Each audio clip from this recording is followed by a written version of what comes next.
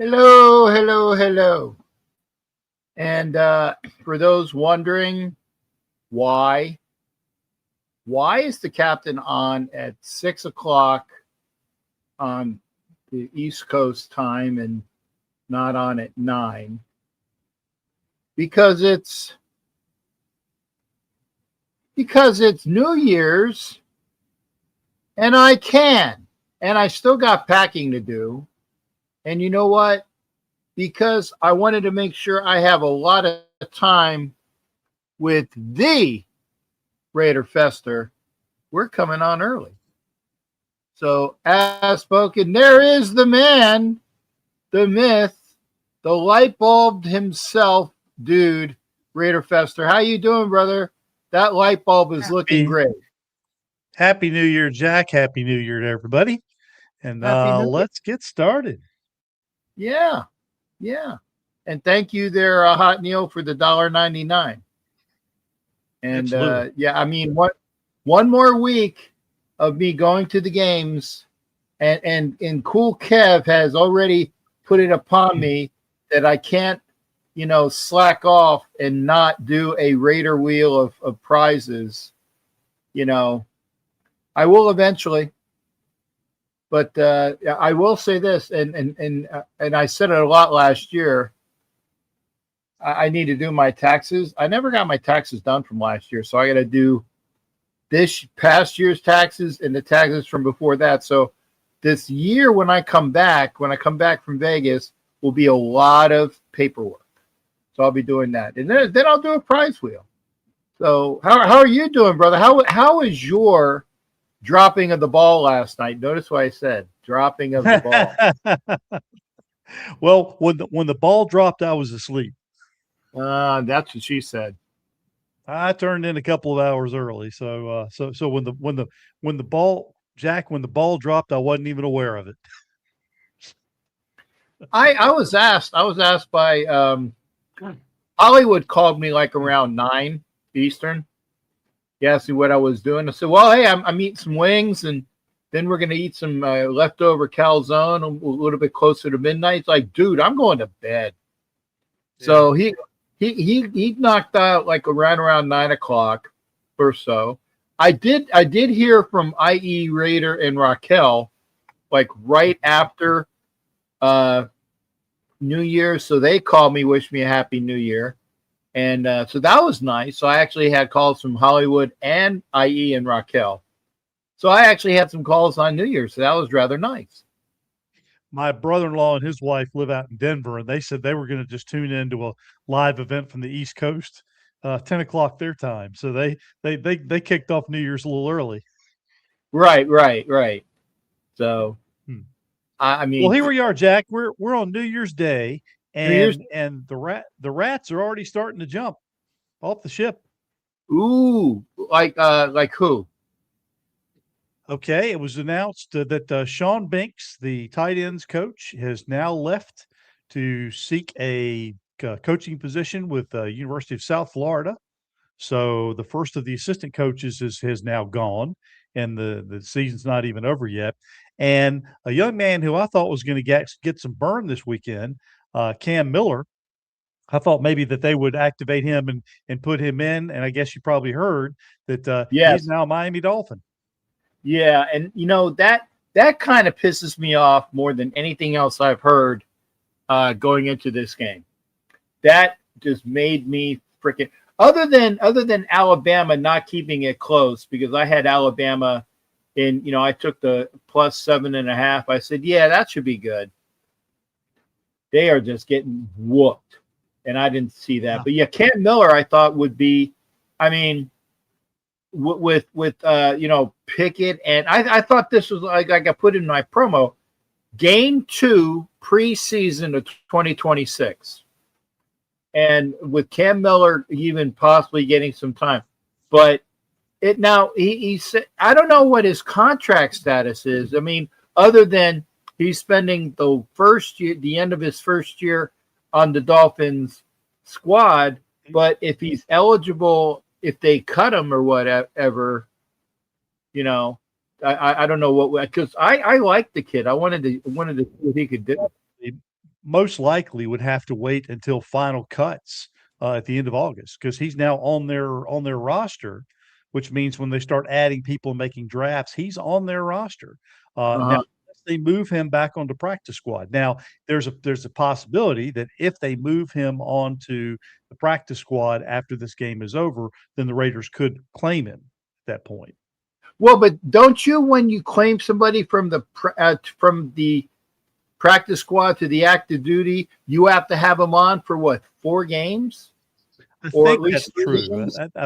I think that's true. So unless the Dolphins drop him Right. in the cuts, I think the only way the Raiders could get him is if they bring him onto practice squad after they announced all the cuts. So again, the Raiders are not going to have a chance to see him at all in the preseason unless they look at tape. Yeah. Now here we go. We talk about what Spytek has done, what he's had the ability to do. He drafted 2 quarterback prospects in the draft. One didn't even make it through to the regular season, and now the other is not even going to make it through his rookie year. Yeah, and the other one that he signed as an unrestricted free agent, the kid out of Vegas, didn't even make it out of the preseason. And you know the funny thing about him was I looked up down one side and down the other, couldn't find anything on him. There was very, very little that was spoken of him at all. I was looking for even press conferences announcing his release or pickup from another team, and there was just nothing. And I thought maybe that there was something that we would see out of this kid either during the preseason or maybe convert him into a wide receiver or something, but there was Right. nothing at all. Absolutely. Yeah. Which is a shame. I mean, because speaking of, who are the Raiders quarterbacks? Now, I mean, okay, first question off the book. Do you think that Geno Smith played his last game as a Raider last week? Absolutely. And I think you take that cap hit and you run away. Okay. And I was told that the cap hit isn't as bad as it can portend to be. You just make him a post June 1st cut, and then it gets split a bit. 8 or 9 million, I think, is what I heard if you do post June 1, but I think that's about right. Otherwise, I think it's like an $18 million cap hit. But again, it's worth taking. It's not going to be that much in the grand scheme of things, particularly if you can get a quarterback on a rookie deal, which looks like we're going to be getting, hopefully. Right. And the other thing is that the cap goes up X amount of dollars from this year to next year. Actually, that might be swallowed up by, hey, if we have a $9 million cap hit on him, but we have an extra 10 million per se, let's say, hey, we get an extra 10 million in the cap, then basically that's a wash. Well, we've got 29 contracts that are going to be up at the end of this season. So the Raiders have some decisions to make on who they're going to bring back and who they're going to get rid of. And I've got the list. I could go down them, but when you look at all those, in addition to the cap going up, the Raiders have right now the second highest amount of cap space of any team in the league. So they've got the goods in terms of signing some good quality people going forward. Now they've got some other decisions to make, and we can go down through these, but Right. this team is going to look a lot different than it did last year. Of course, that's what you would expect for a 2, and I'm just going to project a 2-15 team. I've heard a lot of talk about the Raiders tanking and maintaining that number 1 pick, and there's still a way that they can have the number 1 pick even if they were to beat the Chiefs. But let me tell you, the Chiefs are a much better team top to bottom than the Raiders, even with a third string quarterback. Right. I mean, I don't care. They almost beat Denver with a third stringer. Right. And Denver has a real defense too. Yeah, they do. They do. Mm-hmm. And the Chiefs don't want to lose to the Raiders. They want to come in and maintain that winning streak they have in Allegiant Stadium. They would like nothing better than to come in and end their season on a high note and just pummel the Raiders. So I've heard some talk. I've heard some talk about, oh, well, they should just really come in and lay down and let the Raiders beat them so that they can screw themselves out of a number 1 pick. Kansas City doesn't want to lose. Andy Reid does not want to come in and lose to the Raiders, particularly by the fact that about half of the fans in that stadium are going to be dressed in red and yellow. Mm-hmm.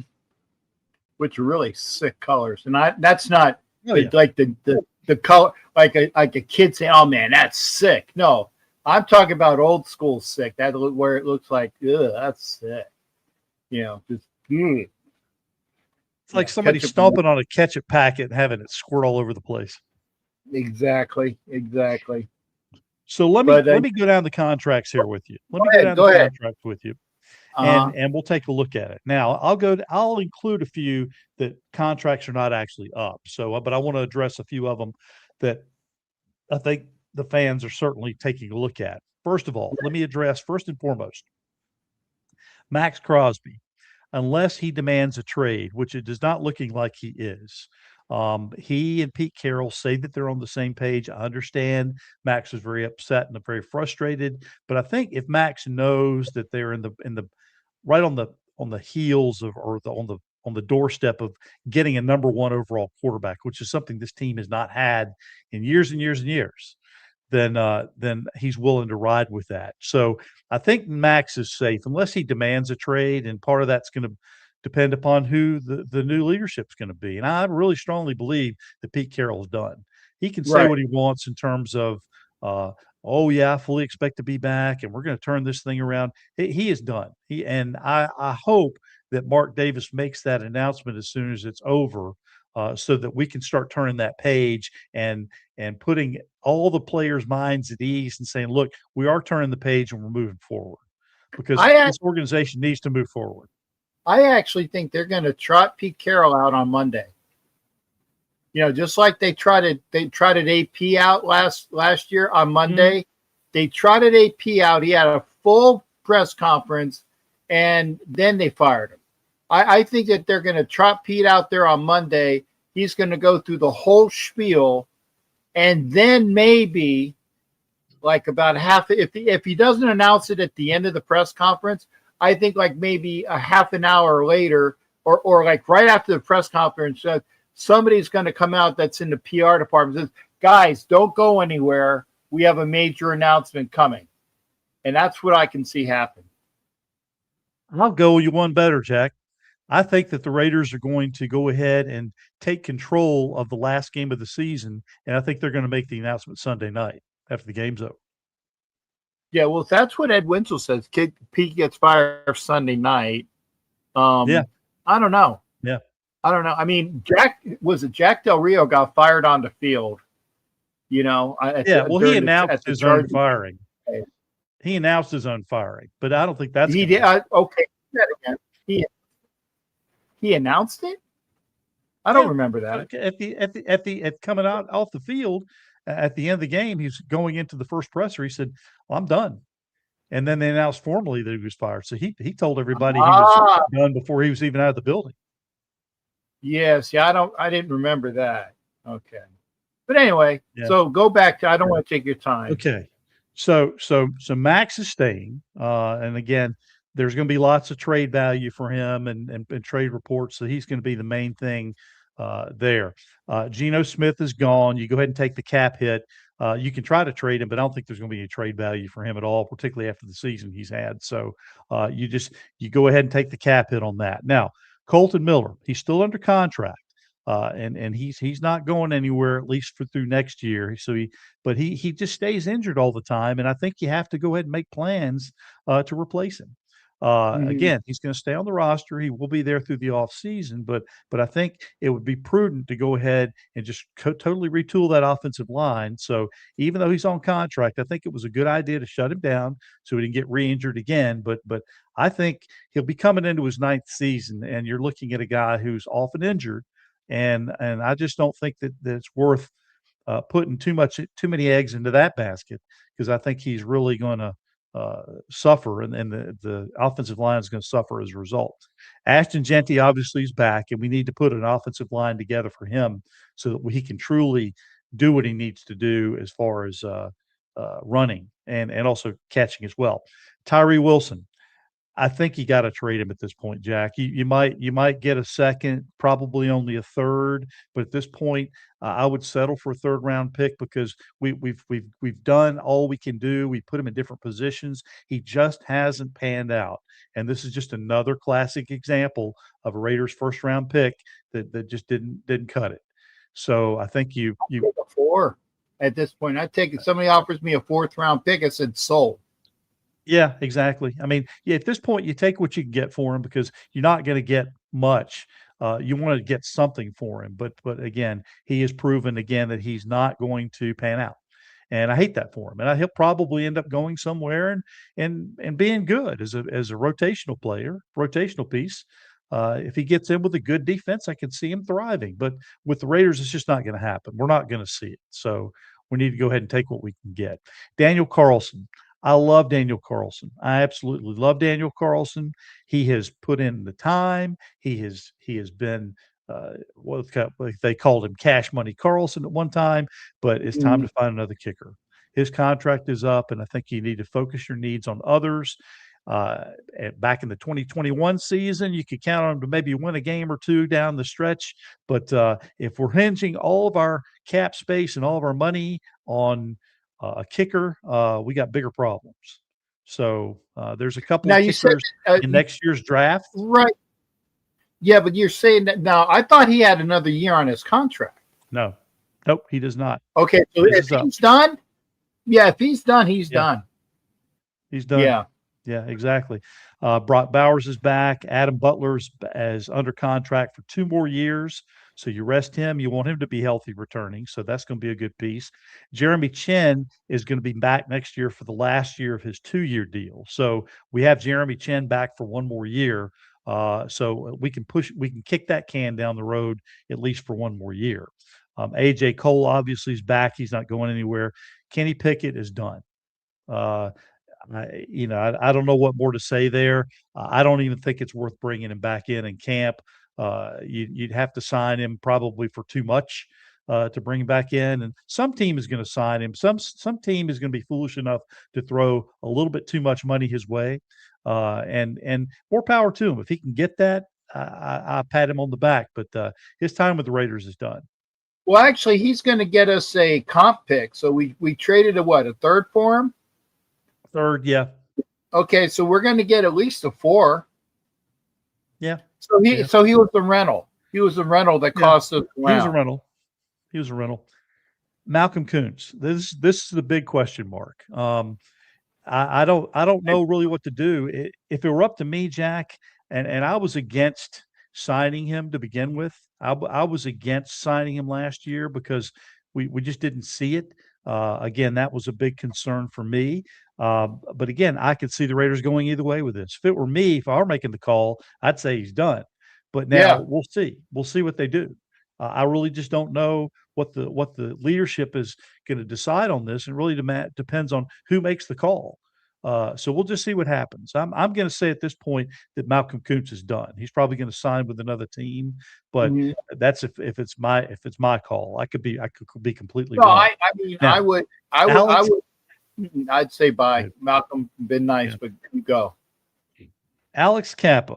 He is under contract through 2026. He's under contract for another year. I think you jettison that contract. You gotta eat that.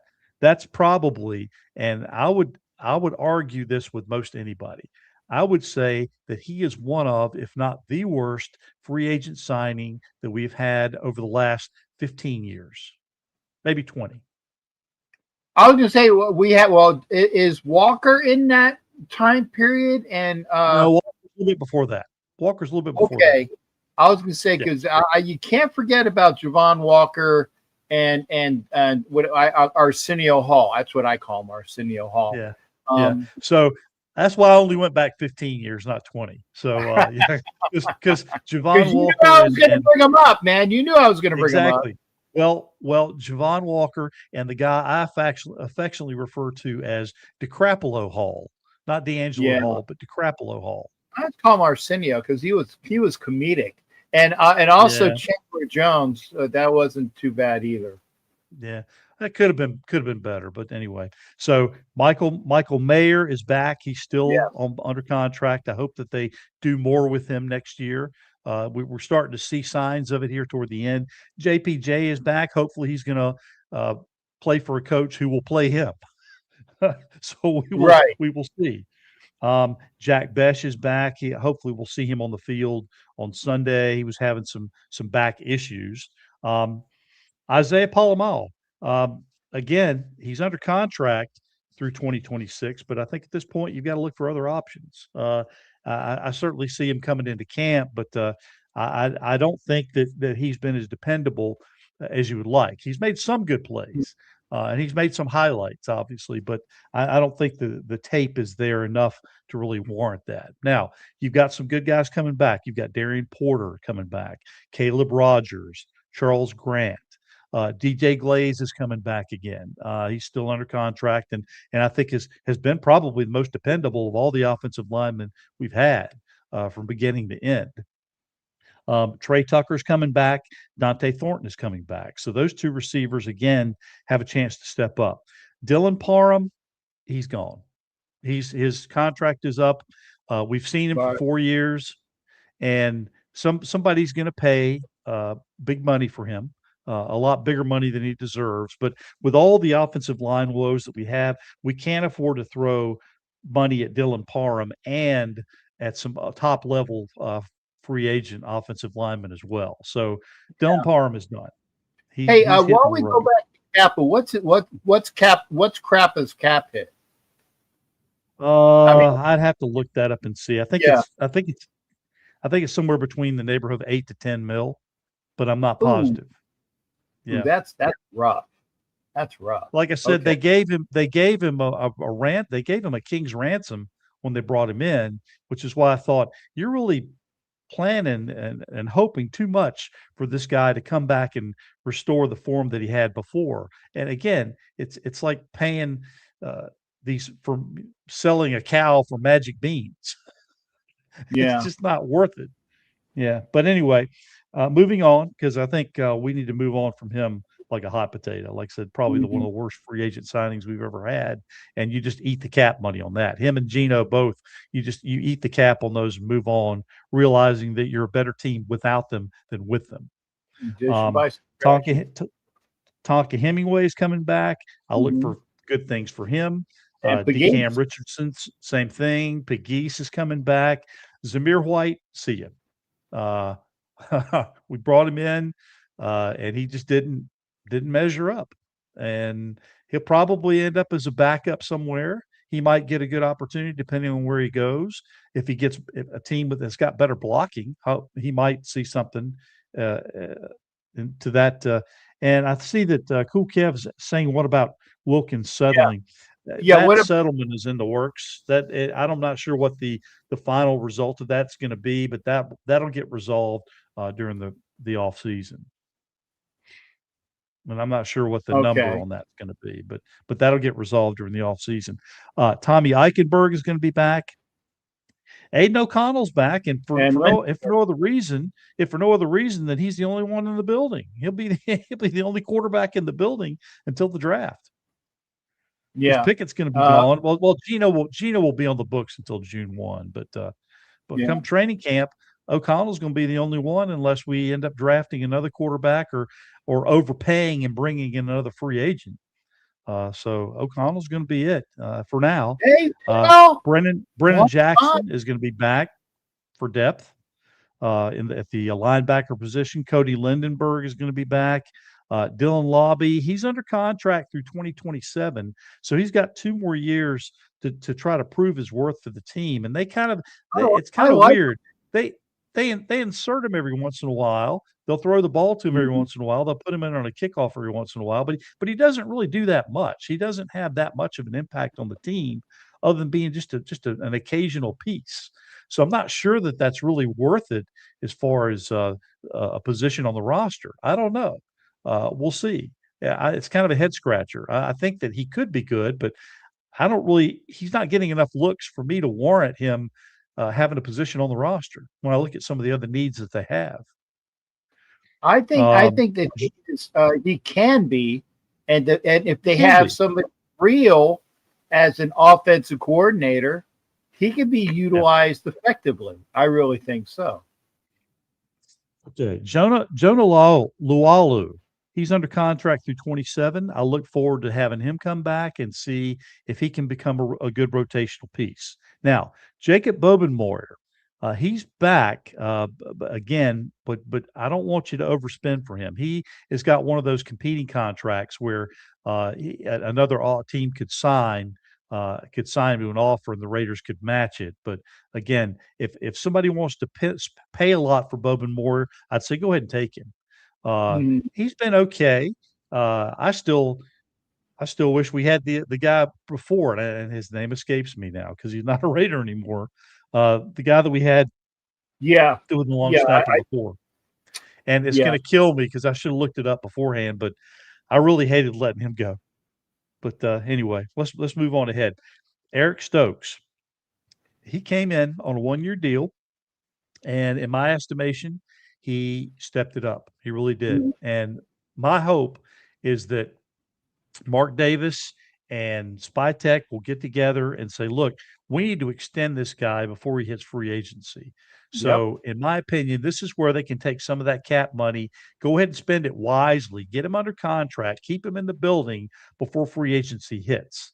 Because he's kind of stepped up and become like the number one corner on this roster. But if you wait, if you drag your feet like they did with Cam Miller, if you wait too long, some team is going to give him a lot more money and he's going to go with a proven winner, which I wouldn't yep. blame him for doing at all. He's already indicated that he would like to stay with the Raiders. So go ahead and reward him for the good season he's had. Go ahead and spend the money, put him under contract now, get that thing done before March, and at least get that stuff. That's what I would do. No, I agree with you. Um, His play has definitely warranted an extension. yeah. Elandon Roberts, his contract is up too. I would try to re-sign him. I would try to resign him Mm, for as little as possible, simply because right now we don't have a lot of established players in that linebacking room. We really don't. Well, We therein got a lies, couple. yeah, therein lies my next question. If you're going to sign one of the guys, I would re-sign Devin White, not Landon Roberts. I disagree, and again, I want to try in there, but I wouldn't want to overspend.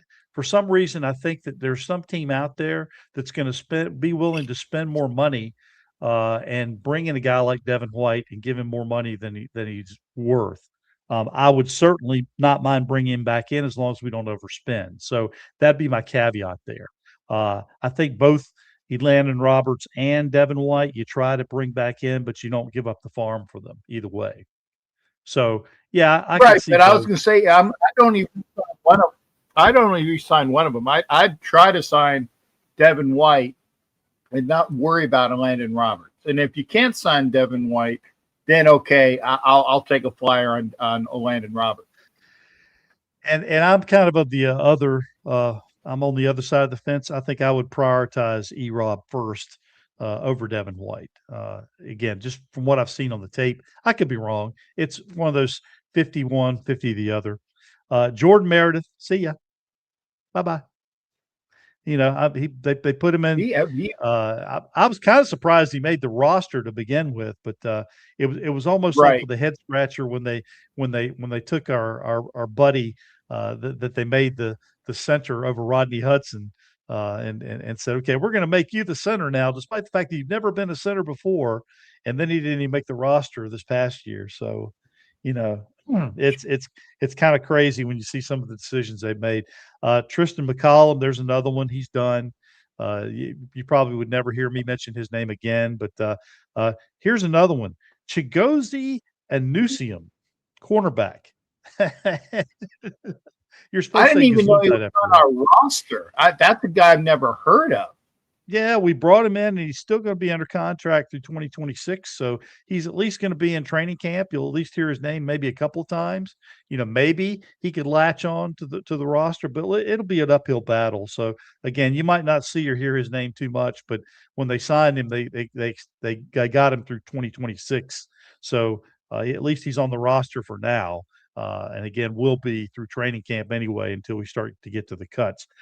Caillou Blue Kelly. Here's a head scratcher. Caillou Blue Kelly was thrown in, and I think he was kind of over his head when he first got in. He got some reps. He had a couple of big plays. He did a couple of good things. He drew attention to himself, but I really don't see him going the Raiders Oh, going forward with him. I think he hits the bricks, and I wish him well. Kind of like a Meek Robertson. I mean, if you're going to let a guy like a Meek Robertson go, you don't keep a guy like Caillou Blue Kelly because they're kind of on the same level in my estimation. Maybe a mhm. Meek's a bit better, but again, I think he did a lot to make a name for himself, but he needs to go. Greedy Vance, he's under contract through 2026, Oh, so yep. at least He made some greedy. I want to see yeah, more greedy. yeah, me too. And we will. We'll see a lot of him during the off season. We'll see a lot of him during the preseason, and maybe he has a chance to make a name for himself and come in on the roster, depending on who they draft and what other free agents that they bring in. Carter Runyon, he's a tight end. He's under contract through 2026. He may end up being the third tight end because he's a lot younger than Ian Thomas. I think like 5 or 6 years younger. So he by virtue of that fact, I think he's going to probably have a little bit more staying power. I'd like to see Ian Thomas stay, but who knows? They might decide to keep 4 tight ends on the roster initially through training camp anyway. If that's the case, if they re-sign Ian Thomas, they probably only sign him to a 1 or 2 year deal at the most. But again, yeah, Carter Runyon is on contract at least through the 2026 year. Lonnie Yeah, Johnson. Try to re-sign Lonnie Johnson. He's had some injury problems. He was coming back toward the end of the year. I'd like to see him stay. You don't want to overpay, certainly on that one. But I think you try to bring him back if you can. Raheem Mostert, see you. He'll probably land with another team as a backup. I've even heard this is kind of amazing. I've even heard that there was some initial interest from Green Bay. Imagine having a backfield with 2 backs in the backfield, Josh Jacobs and Raheem Mostert, both former Raiders. Just imagine that. So we'll see what happens. Now, I already yeah. mentioned Ian Thomas, Jamal Adams. I like Jamal Adams, but the only reason why he was brought in was because of Pete Carroll, and that's it. He came in, he had some flashes. I don't see him staying with his roster, to be honest with you. I don't. It also depends upon who the defensive coordinator is, because I think True, that true. Jamal Adams's play, just like I said, I like Jamal Adams's play. I like Devin White's play. What I've seen out of them, like I said, I've seen, and maybe I've been blind because I'm watching the games from the game and not on TV. But I've seen a lot of good plays from Jamal Adams and Devin White, whereas maybe Rob, you say you would prioritize him, but I haven't seen enough from Rob, and maybe just my vantage point. Yeah. All right, now I'm going to go down the list here. I'm going to rattle off a bunch of names. These are all guys who are on expiring contracts, and there's only 3 of them on this list that I would bring back. Okay. Okay, so I'm going to name off the names, and I'll see if you can guess the 3 that I would say we need to keep. So Okay. here they are. The names are Terrell Edmonds, Tyler Lockett, Darnay Holmes, Stone Forsyth, John Radigan, Alex Bachman, Broderick Martin, Antonio Mafi, Charles Snowden, Shedrick Jackson, Thomas Booker, Will Putnam, and Jafari Harvey. Um, There's only 3 of those names that I would keep. I'd like to see Jackson again. There's one of Mafi them. Mafi can go because he sucks. Yep. Um, uh, Bachman throw on the pile of a maybe right now. I got to see what the other ones that just come to mind are. Uh, Booker, I would put definitely on a on. I'd take him again. Booker's number 2. Yep. Yep. Uh, give me those names again. And I'll go ahead and let you off the hook with the third one. Will Putnam is my third one, simply because he came in and he has proven that he could be a good, at least a decent backup at the center. You have to have somebody who's fairly decent Yeah, to I mean, be your backup there. And again, just through training camp. Now, again, I don't anticipate that he's going to make the roster, but I want to at least give him a good run. he's Give better him a than good look Meredith. and That's see. for sure. Yeah, he was Yeah. better than Meredith. Oh yeah, absolutely. So of all those that I mentioned, Shedrick Jackson, Thomas Booker, and Will Putnam are the only three that I saw on that list that would uh, bring back or keep into camp. And see, again, if you cut all those guys loose, that's going to just up your cap space. You got a ton of guys that have on expiring contracts, so you really have a lot of movement that you're going to see. Now, here's the kicker. You and I talked about the fact that need to go ahead and make that announcement and let Pete Carroll go on Sunday. I hope, but you're saying Monday. But either way, Pete Carroll's got to go. I like Pete Carroll a lot, but I think he sold this team a bill of goods. He sold the fan base a bill of goods where he could come in because I'm a winner. I win. I can turn this thing around, and I'm going to get the team 7, 8, maybe 9 wins this year. And we all kind of fell for it. I know I fell for it. I Yeah, thought, and okay, that's why they pay me the big money, Gino. mhm, Yeah, okay. yeah, That yeah. was another good quote for the year. So that he's done, and see him. Hopefully, he's going to retire. I would like nothing better than to see him go ahead and retire, move off into the sunset. I don't want to see him coach with another NFL team, and that's not me being selfish. That's just me saying that he's done. He's one of these guys, just like Brett Favre, trying to hang on too long and not wanting to go ahead and admit that the game has passed him by. Just like Al Davis, Al would never admit that the game had passed him by, and he just wants to hang on as long as he can. But he's done. He's effectively done. But here's really what I hope that Mark Davis does, and I'm going to tell you the reason why. What Mark needs to do is he needs to sit John Spytek down, and he says, and here's how the conversation should go. Okay, John, I'm Mark Davis speaking now. John, I need to put somebody above you and beneath me as team president because I need to do this for myself because I can't run this team. I'm the owner of the team, but I can't Yeah, run this team. I need to put somebody in who's director, president of football operations who can do this. Now, as much as I like Tom Brady, he's going to have to either shit or get off the pot. If he wants to come in, bingo. if Tom Brady is the guy, if Tom Brady is the guy who's going to be the team president, he needs to go ahead and give everything up and go ahead and move to Henderson, get the office, put his name on the door, and then start making those team Mhm. moves. And he is the guy. If he's not willing to do that, or if they're willing to say, well, he's still part-timing it between here and Fox, here's what No, Mark fuck Davis that. needs to do.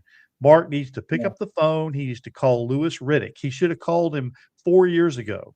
And Yeah, he should give me call some Louis Riddick loot. and say, I want you to be the team president. And then tell Spytek, okay, here's your new boss. You might continue on as the general manager, but that's going to be his call. Because just like he gave the reins to John Gruden for 10 years, and we all knew that when he was the head coach, he was also going to be the de facto general manager. He was the one who was going to make all the decisions. He was the one that had Yeah, all the power in the building. He needs to give that power over to a director of football operations who is going to choose the GM, who in turn will choose the head coach, but somebody who's going to make all the decisions. That's the one thing that has held this Raiders franchise back is that all the decisions have lied with Mark Davis, who's got an itchy trigger finger. When things don't go right, and you and I talked about this before, he's scared. He's scared of failure, and he's scared of, oh, well, this is going wrong, so we'll just fire this guy and bring somebody else in. And this keep happening over and over and over. He needs to put somebody in as team president to save himself because right now he's sinking the organization and it's killing the fan base. Because oh, again, I got, yeah, no, I got you. And it's like two things actually. One's a question, and the other one's a comment. The question is, where is Louis Riddick? Because people were talking about this 2 years ago. 2 years ago, they're saying Louis Riddick, and I was like, yeah.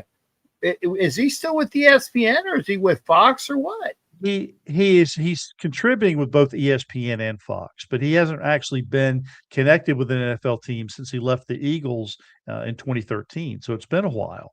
But again, he's got previous scouting experience. He's been assistant scout, a pro scout.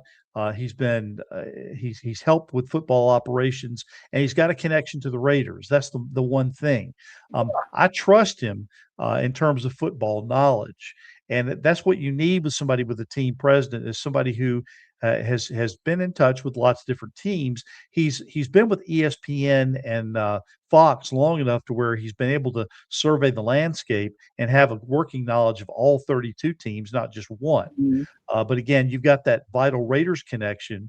This is somebody who I think Mark Davis could put trust in, and that the fan base would eat it up. I mean, I've been hammering, pounding the table for him for a good 4 or 5 years to bring him in. But Mark has to have somebody to come in and be team president. Hey, Bishop, it wasn't just you because I said the same thing as well. I said, that's the guy. And it wasn't that you put it up because I was some of the clickbaiters were saying Louis Riddick, and I said, yes, Louis Riddick I can get behind for all of the reasons that were just cited. He's Raiders loyalty, not royalty per se, but he is loyal and he can do the job and he would do a fine job. And that's why I said, if you might have said it too, notice it's TOO, but it wasn't just YOU. There's been a lot of people that said that. And that, so I he's been a pro scout, but he's also been assistant director of pro personnel and director of pro personnel. So he was and helped put that Eagles team together. He was the director of pro personnel up through 2013 and was instrumental in putting a lot of that team in place that ended up winning the Super Bowl 2 or 3 years after he left. Right. So again, he helped put a lot of that roster together. But regardless of whether it's Riddick or somebody else, Mark Davis has to do that. This is the time to do it. If you're really going to overhaul the entire franchise, go ahead and put your guy in now and say, okay, for the next 10 years, whatever, this is the guy who's going to be pulling the strings and making the calls. If Spytek is the guy, if Mark really believes that Spytek is the guy, go ahead and make him president of football operations. Kick him upstairs. I know. I don't think he is, but I think he just needs to stay in the role that he's in. He's fine as the GM, in my estimation. That's what fits him. But here's the other thing, and this was the comment. I can't wait to do a show with Peggy, and we introduced Louis Riddick as the director of football operations, and she's going to go jumping up and down. Well, when has he been the football operations president? Because that's always give these guys the first time. And I'm like, Peggy, he could do the fucking job. I mean, I got my arguments ready for Peggy already because I think Louis Riddick would be that guy. And I think anybody really is more competent when you say, where does the buck stop? It can't stop with Mark Davis. I think Mark Davis has proven since 2012 that he's got an itchy trigger finger. Mark needs to stop fucking shit up, period. Yeah. And the way we need to do that, and I say we collectively, is we need to put that extra layer in there. That extra layer, somebody where the buck stops before it gets to Mark. I mean, Mark's signing the checks, but he's got too much power in terms of with that itchy trigger finger making the call too quickly. You know, he brought Tom Telesco in too quick, and he was out the door. Brought in McDaniels and Ziegler as a package deal. Let him go as a package deal with nothing to fall back on. I think he was Davis was the main one who kind of balked at putting Stidham and getting him signed up before the end of the 2022 season, because as you recall, he was the starter for the last 2 games of the season, and then they dragged their feet, and all of a sudden they let him go, and then going into 2023, we had nothing. So what we had to do is we had to as you and I talked about, wasted the money and brought Garoppolo in, despite the fact that I told everybody to bring in Yeah, Brissett garbage off. and have Brissett be your bridge guy while you bring in a young guy and have him be your understudy. But they have done everything they can to make horrible decisions, undercut the team. And again, what happened with Cam Miller is just another classic example. It's not thinking ahead. It's not protecting the assets that you've got. And with the director of football operations, the president, you'd have somebody always watching that. Somebody looking at all the contracts and saying, okay, who do we need to take care of now? Who do we need to not let get out of the building? And then let's plan for the future as we go. Yeah, and is Howie Roseman DFP or GM or kind of both? Because Howie Roseman does shit like that, and he is that guy, and that's why we got Howie Roseman's right hand guy to work with Spytech. So we got somebody that can do those things. I'm not saying that we get the right hand guy of Roseman and kick him upstairs. No, but I would say that guy with Spytech can do a good job if given the opportunity, and you let somebody like Louis Riddick, and if not Louis Riddick, there has got to be somebody else, because Peggy's like, and again, only because I know I got to fucking deal with Peggy, and I love Peggy, but I have to try to deal with what she's going to be saying. Somebody that's done that before, and I'd like to have the alternative. According to what I just looked up, Howie Roseman is both the executive vice president and general manager, so he does both. So but again, TFP. that works in Philadelphia. Mark Davis has to have that additional layer, and that's the one thing that's been missing here. He's got to have that layer to protect himself. Somebody who is going to. The buck stops on their desk, and then Mark can just sign the checks. Because when it kicks all the way up to Mark, Mark's gonna panic and make a rash decision, and it's going to set the organization back another couple of years.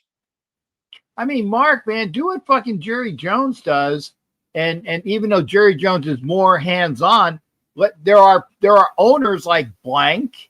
There are owners like the fucking guy who gets massages for the Patriots. There are owners that just sit down and just let other people do the job, and you sit back and you get massages and blowjobs and shit like that. That's what you need to do. Mark can be full time at fucking the Chinese place, PF Chang's and Hooters. That's great for you, Mark. Let somebody do the fucking job. Jerry Jones is a lot like Al Davis. And I'll recall, all the decisions start and stop with Jerry Jones, regardless of what he says. And you remember when the last time that the Cowboys went to the Super Bowl? 1995. I was going to say, it hasn't been in this century. 30 years. 30 years. So Mark Davis he's creeping in on that territory. So it's been a long time, but he's been 23 years, but he's creeping in on that territory. And we need to avoid that. And the way to avoid that is to put that extra layer in for the Raiders organization. They've already got a team president, and our team president is doing a fantastic job. Sandra Douglas Morgan. She's doing an excellent job from the business side. She's doing the business side. Therein lies the thing. She's not DFO. Okay. Right. She is team president because she handles the stuff that is good for Vegas and good for the team and for all of the things that go with it that without putting players on the field, she takes care of the team stuff, and she's fucking great at it. But she needs somebody that is more football ops oriented to do it. I'm hoping that there's enough people talking to Mark Davis and talking in his ear that they're telling him two things. Number one is you've got to make a decision about Tom Brady and what role does he have on the team. This part-time shit's got to stop. I mean, he can't continue to do what he's doing. And I think too many people are listening to what Tom Brady has to say from the booth. Oh, we should do this. We should bring this guy in or bring this guy in. Look, if you're all in, that's great. But if you're just saying that from the booth, anybody could do that. It might as well be Troy Aikman or Chris Collinsworth for that matter. two guys who Oh I God, hate. God forbid. God It'd forbid, be the Chris. same thing. It'd be the same thing. I mean, I have about as much respect for somebody trying to be a director of football operations from a part-time chair in the press box. I have as much respect for them as I have for Chris Collinsworth, which is zero. Yeah, I was gonna say. Oh well, that's more respect than I have negative. I have negative numbers on Collinsworth, but it just so happens that they need. My God, they are getting their ass whooped.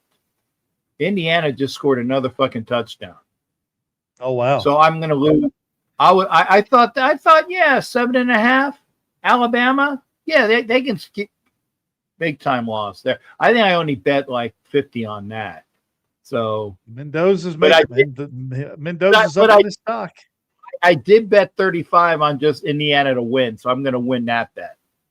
So that was yeah, but the parlay I lost. So anyway.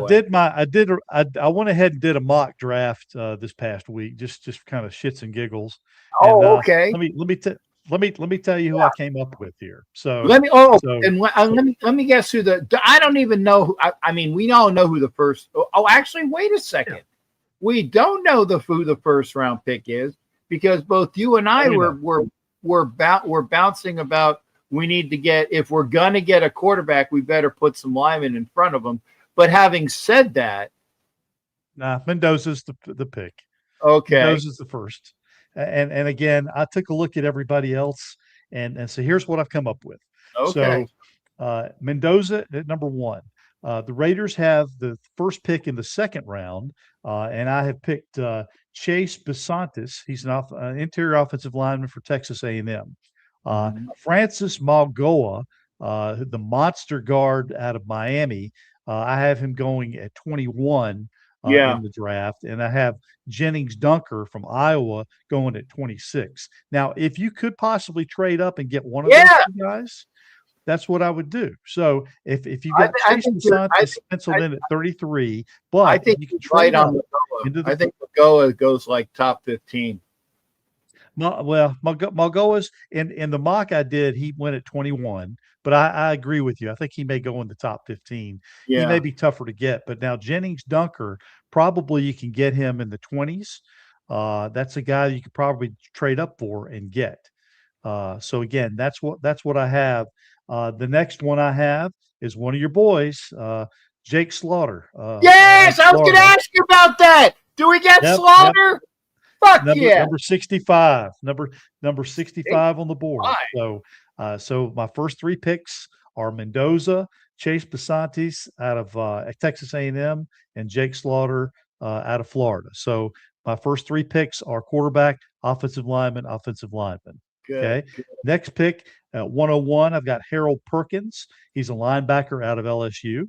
The next draft is also a linebacker at number 118, Lander Barton out of Iowa.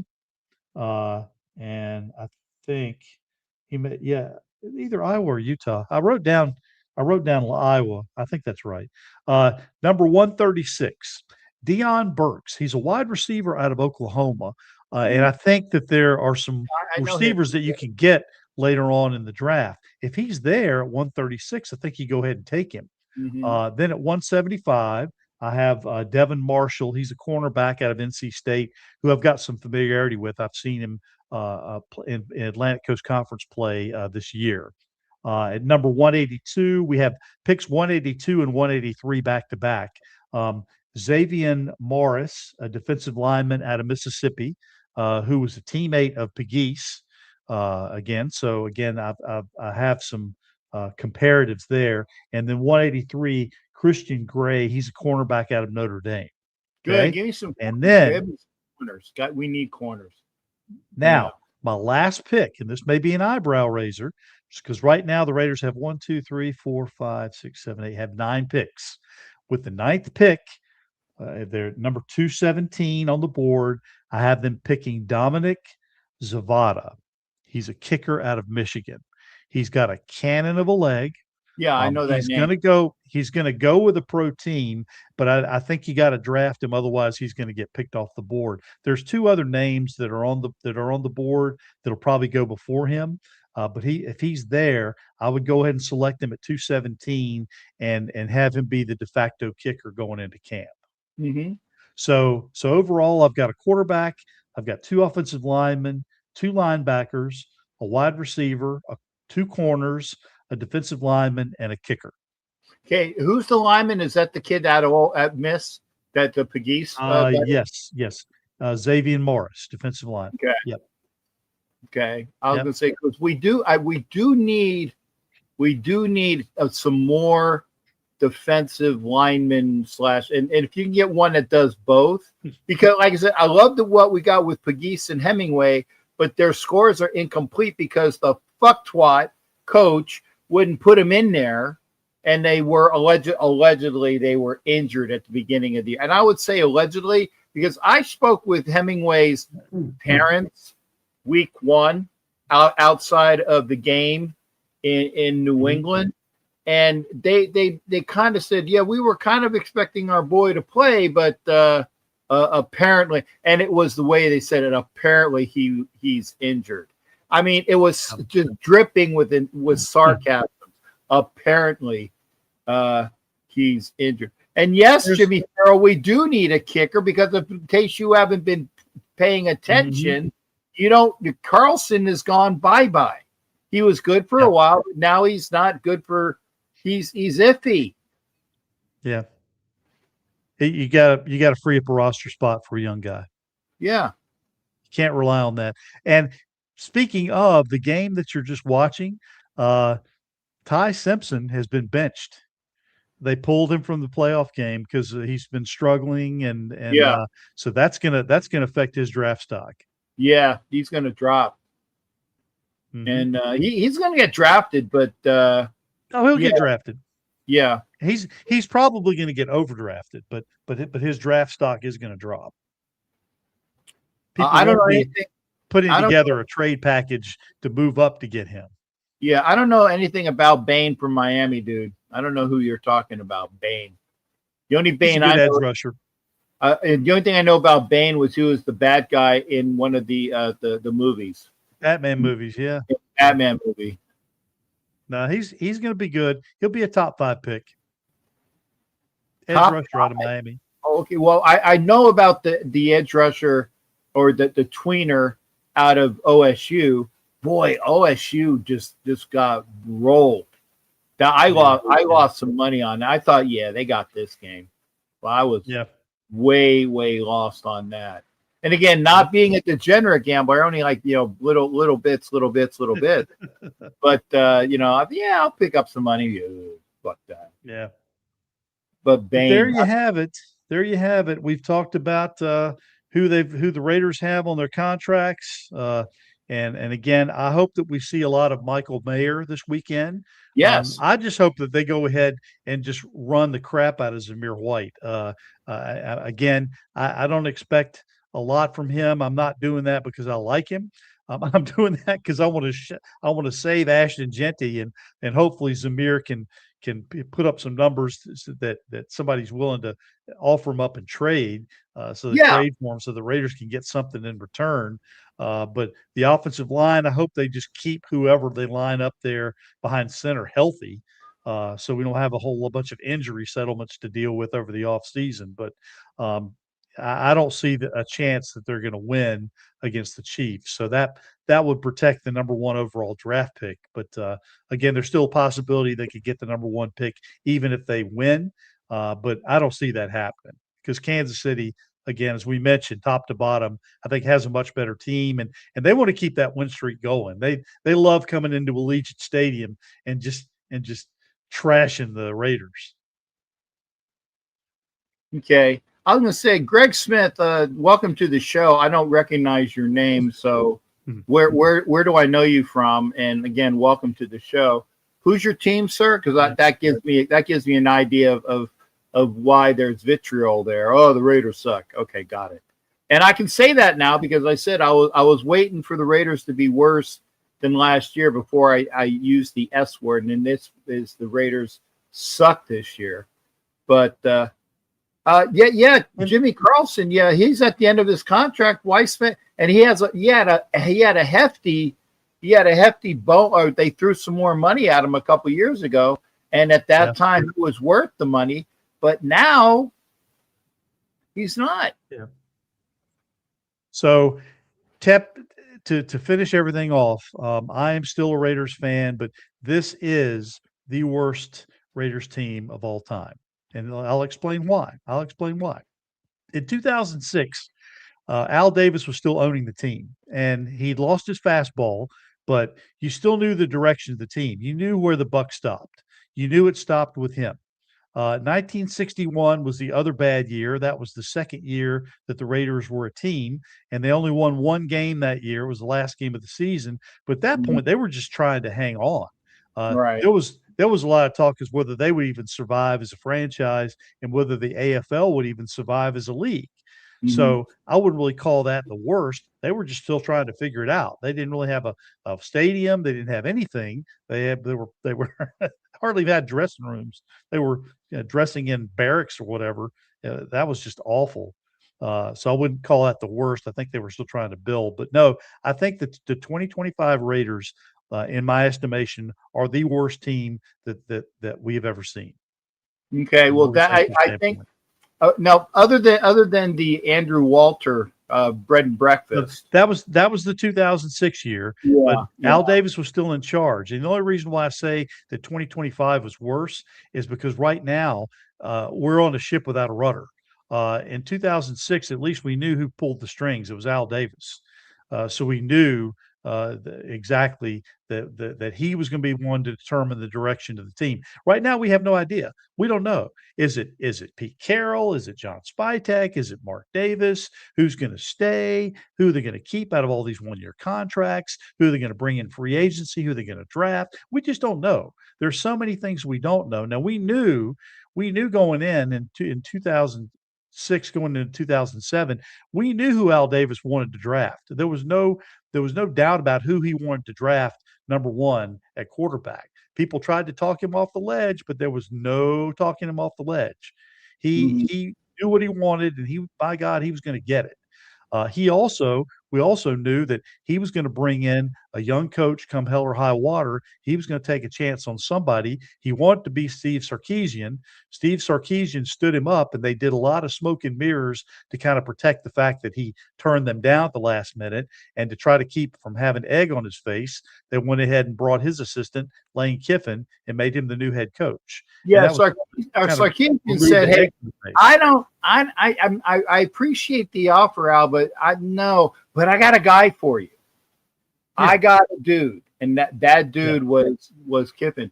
And Kiffin nowadays has turned up to be after 20 years later, has turned up to be a better. I'm not calling him a great coach yet, but he's definitely a coach that is now worth the salt, going from what he is up. And Greg Smith, I don't go away yet. Don't go away yet, Greg, because we're going to talk about the Niners. When was the last time the Niners won the Super Bowl? 1995. Yeah. 94. It was the year after the year before the Cowboys won their last one. Yeah, I was going to say, so because I always say, the Niners can get to a Super Bowl. They can get to a Super Bowl, but they don't win any. Yeah. So the Cowboys won in 92 and 93, the 49ers in 94, and then the Cowboys again in 95. So that's the last time either of those two teams have won Super Bowls. So thanks for the input, Greg. But they might own the Bay now because the Raiders aren't there. Right, exactly.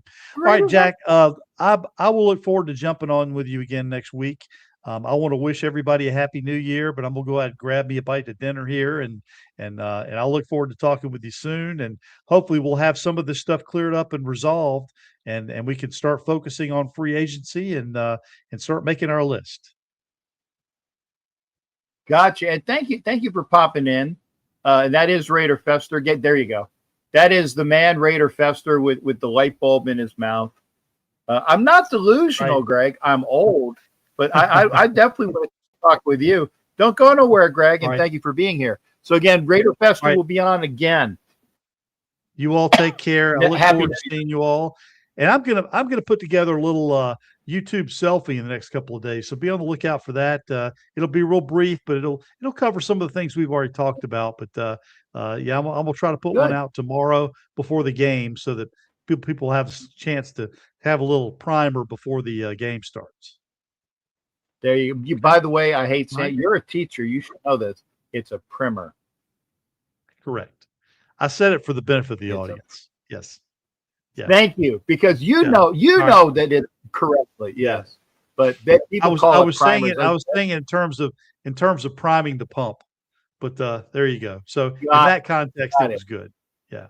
Anyway, you well, are listen, you all correct. take care, and we will talk to you soon. Happy New Year, everybody, and we will be in touch. All right, thanks, brother. And that was Raider Fester. And boy, Greg, where did you find out about the show? Was it from Philman, or is this Philman? Because I had a awesome Uber driver on, was it Sunday? Delusional. Okay. We definitely, I'm not delusional because my mom had me checked. Oh, you troll losers. Okay. Well, fine. If you're just a troll, I'll get rid of you. But if you're going to bring something to the table, I'll bring you on. Because I actually talk about folks. Oh, I'm extremely delusional. Okay. Greg, this is it.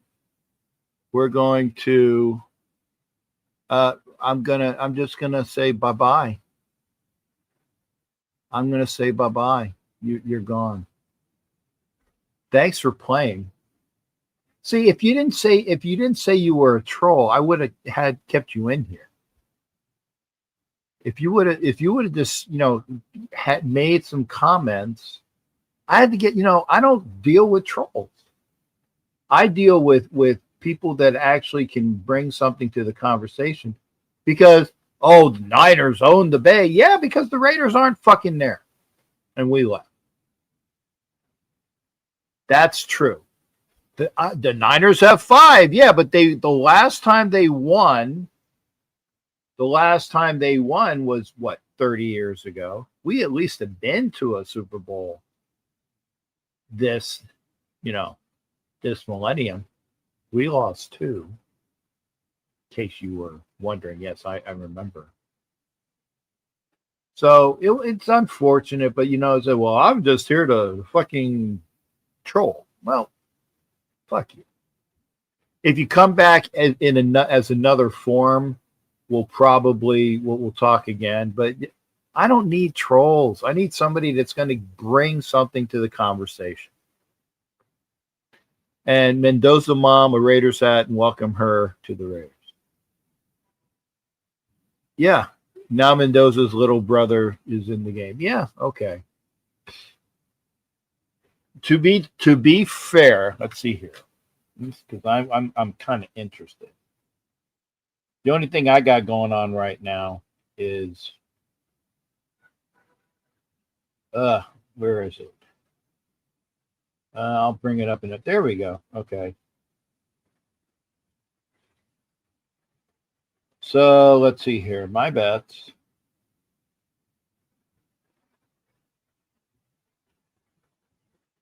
I bet Indiana to win on one bet. So I made $10 there. I bet I only bet $25 on that. So that's not too bad. I bet that the Bama would be a lot better than the 7.5. So I don't feel bad about that. So I lost 25, but I gained 10 the other way. So that was good. So, and I won what? 35, 45, 55. I won 25 on the Oregon. And I will agree. I didn't, more. I wasn't real impressed with. Niners don't have a Captain Jack, so they come here out of boredom. That's fine. I mean, there are Niner fans that are cool, but if I just don't like people that are here just to let's talk, and let's talk online. Let's talk face to face. I would have given them the link to come in. Pardon me. Ugh. Dinner's coming back up. Ty Simpson overrated. I just think he had a bad game today. I think he's a decent quarterback. You know whose draft stock is going up immensely? Is the kid that played at Georgia last year and played at Miami this year. How did you see John Sims, Arizona State? Was that Jesus? I don't know all of the people. I really don't have time to look at the draft stocks of everybody. I've seen Mendoza before. The Penn State game comes to mind. I saw him today where he was wonderful. I hadn't seen more this before today. I don't watch. I don't do tape. I travel, right? So I saw that Oregon won, but it was basically Oregon's defense that won that game. Okay. So I don't know too much about John Sims, but there are, like I said, there are plenty of quarterbacks out there that if the Raiders got the number one pick, and if they don't want to, and I think it would be a mistake at this point because everybody has already said, Mendoza, you're going to be a Raider. But what if the Raiders win tomorrow? Wow, what if the Raiders win tomorrow? What does that do? So I don't Jesus, you can tell me about John Sim. You can tell me about John Sim, and I would appreciate it because I don't know enough about him.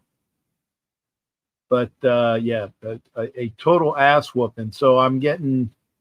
So who does Indiana play next? Alabama got boat race today.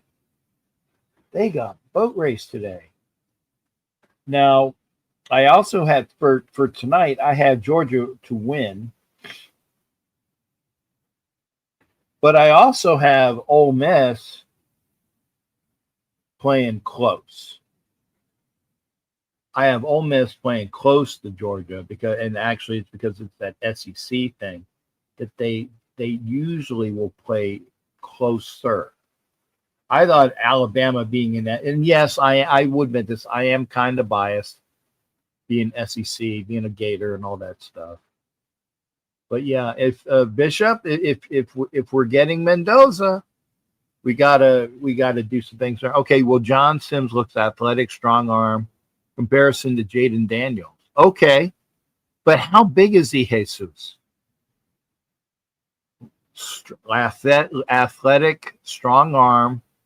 Jaden Daniel, but you said to you, okay.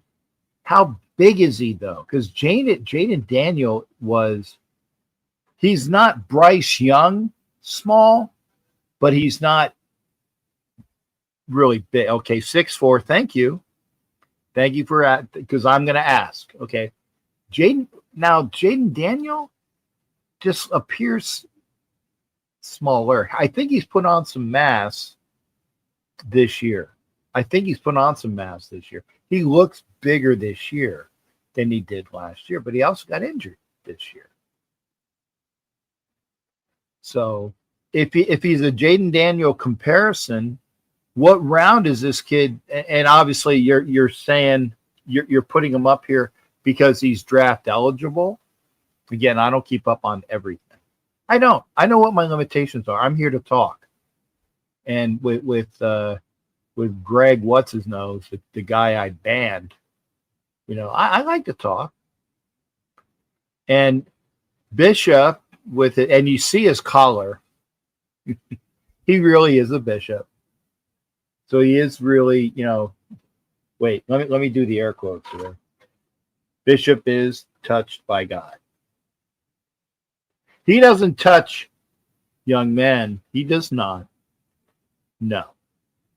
But Bishop is touched by God. So I will say that.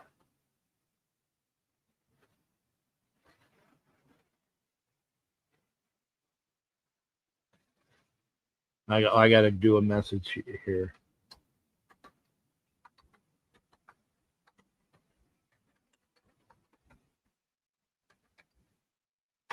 Got some messages. So I had to send it. But thanks for playing there, Jesus. You can't reason with a mule. Is that wait a cool? Is that Bishop or is that the Greg guy that I expelled? Jesus is new. Jesus, are you a Raiders fan? Who do you follow? Because you're not talking shit. You're not talking shit. So,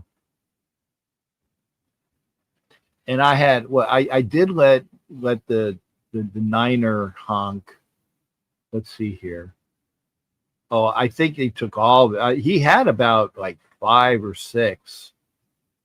I think he had like 5 or 6 messages before I fucking banned his ass. Oh, Greg. Yeah. I'm allowed to call him a fuck twat because, again, I wanted to talk. You know, I like to talk and have some conversation with people. If you're a fuck twat, and there's a few of them, I'm not going to spend a lot of time with you. Hell, even Emac, who considers himself a troll, he's trollish. He's a semi-troll, like being semi-null. Trollish, but you know, he gives conversation, right? He talks some good shit. So having Tom leave, and thanks, cool for and Jesus, thank you for coming in. I don't know enough about John Sims, but 6'4", athletic, strong arm. I want to see, you know, and when we have the draft stuff, when we have and by the way, welcome to the show. Welcome to the show, Jesus. Bishop is a high-ranking member of the club. Yes, he is. Yes, he is. But Bishop even gets me upset at times. I'm trying not to swear because it's not a good look. It's not a good look. But anyway, back on the board, trying to see where my am I still there? Okay, no live bets. So let's see here. I won 10. I lost 25. That was because I thought Alabama was going to give me a game. So that is a net loss of 15, which was also covered by the wager of the Oregon win. I lost my ass. I lost 120 on Ohio State. Oh, and I lost 100. Oh, I forgot about that. Yeah, I lost 100 on Michigan. I won $5 bonus bet. I won 83 cents with Utah. Yeah. Oh, I didn't even realize that. I won $20 on Cleveland beating Phoenix. Basketball bets are just whatever.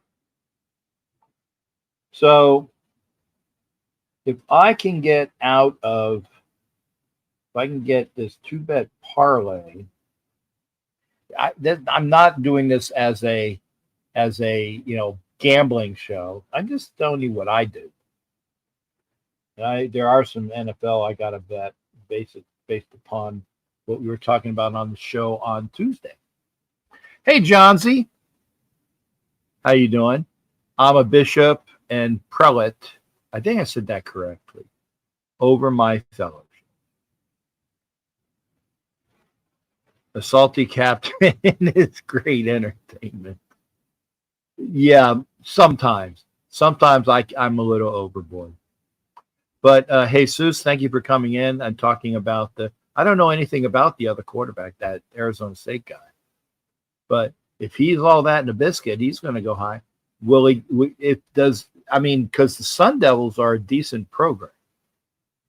Remember, that's where Scatterboot came out of last year. Who are the Raiders drafting? John Z.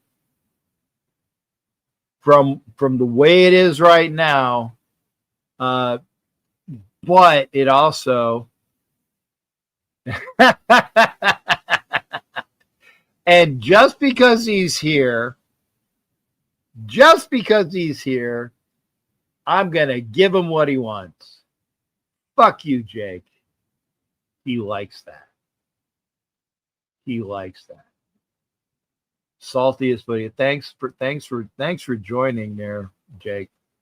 I'll see you tomorrow night, sir. Who are the Raiders drafting? If they lose tomorrow, it's going to be Mendoza. I wouldn't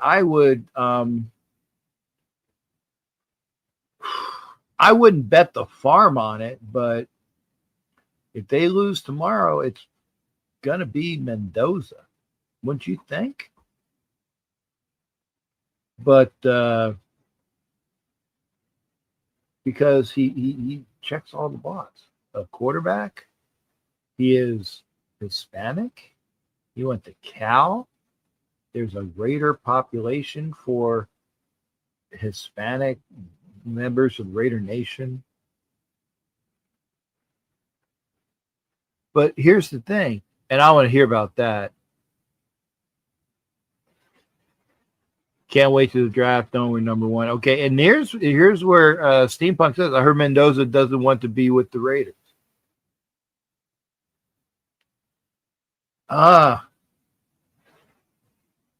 It doesn't matter what he wants, really. Mendoza will look great in Jets green, and we will look even better with all the picks we will have to build a better foundation for this. And that I don't disagree with that. And welcome to the show, Jeff. Thank you for being here. I had a yeah, okay, and thank you for saying that could have been a fake post. What's the source? I always say that. What's the source? Hollywood's here. Yeah, you guys, and I've been on for an hour and a half already. I went on early because, Tom asked me, he's like, you want to do something earlier? I said, yes. So I said, sure, let's go on at 6. So I do thank again T3, Tom Jones, Raider Fester for coming in today, giving a lot of he did all the great analysis of our contracts, who's expiring, what we should do in his estimation. And I agreed with pretty much every one of them. So we do have some, again, wonderful people. God, burps. Ugh. Wonderful people in here. We got Steampunk in here. And, of course, the Hollywood Raider, who says thanks because Jeff of Black Hole, New England says, what up? And happy birthday. Thanks, Ed. I appreciate that. Ed's my number one cheerleader. And go to bed. Wait, it's only 7:30, dude. It's only 7:30. Hollywood was up until 9 o'clock last night. I know this because he called me to wish me a happy New Year. Mendoza's from Miami, so his vision might be the Dolphin. That's possible. But what does? Oh yeah, that's right. You do gotta get up at 3. And and you need to go to bed.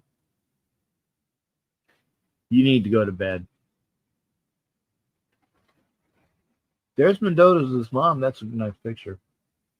I was on the show till 5 a.m. Good for you, man.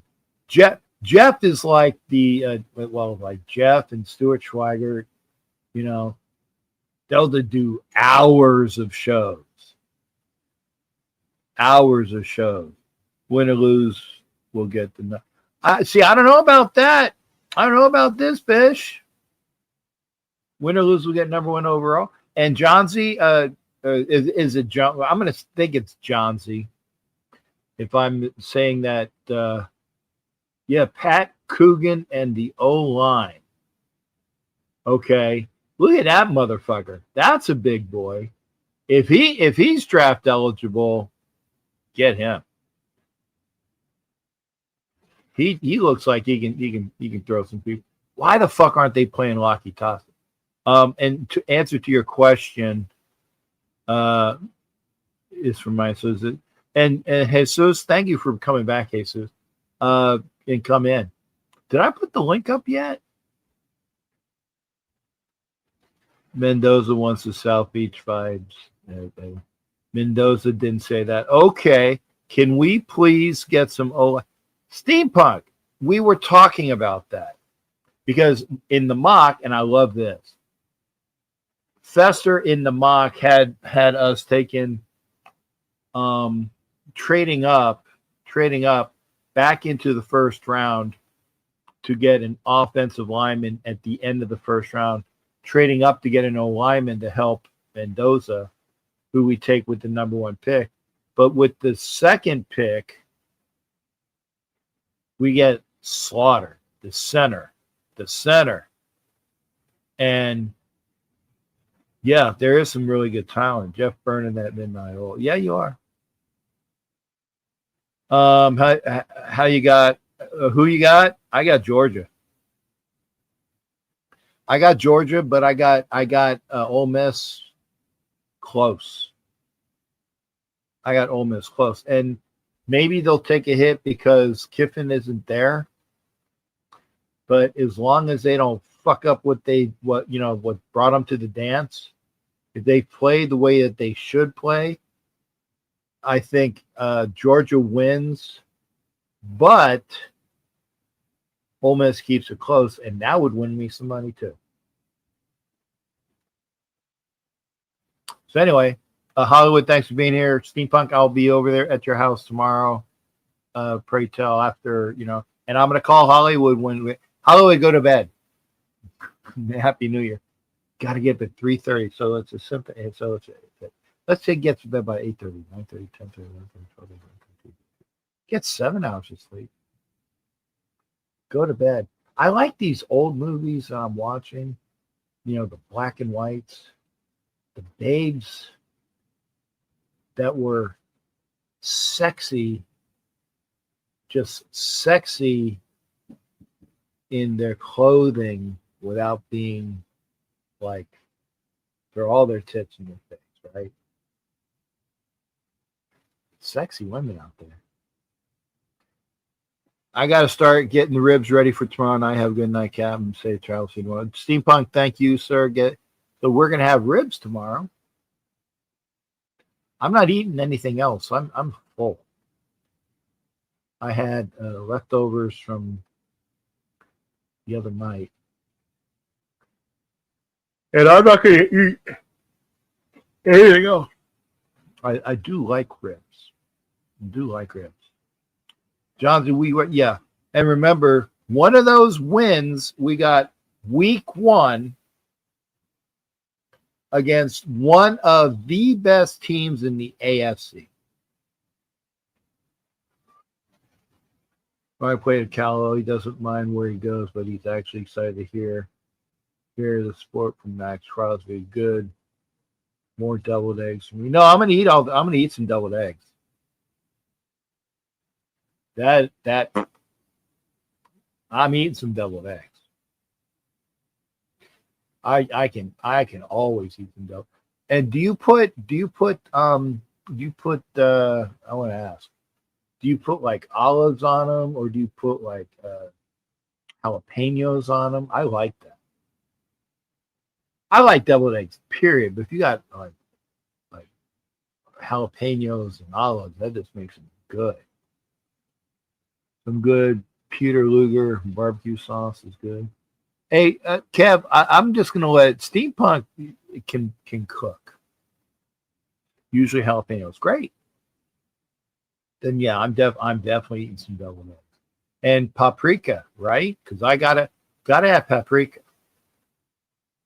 Gotta have paprika. See, we're not talking we're not talking football anymore. We're gonna see pretty soon. Yeah, Willie Wayne gives it. Yeah, deviled eggs. Absolutely. There you go. Paprika, jalapenos, and the spicy brown mustard. And obviously, I gotta ask. Vinegar, white vinegar. Not a lot, but some white vinegar. John said, "Do you see Pete Carroll coming back? Only to get his shit out of the fucking locker room to be what fucking fired." I say Monday, but there are people here that says he gets fired on Sunday night. I don't care. I don't care. Green Tabasco sauce. Okay. Throw some of them eggs in homemade. Yeah, see, macaroni salad, I don't know. I don't like, and when I was a kid, this is me. And Punk knows this because he knows I don't do onions. Don't fuck up the eggs and throw onions on them, please. Don't. Oh man, don't fuck up the egg. Throw onions on. Ugh. But in the macaroni salad, because John Z, or I'm sorry, someone would say Willie Wayne.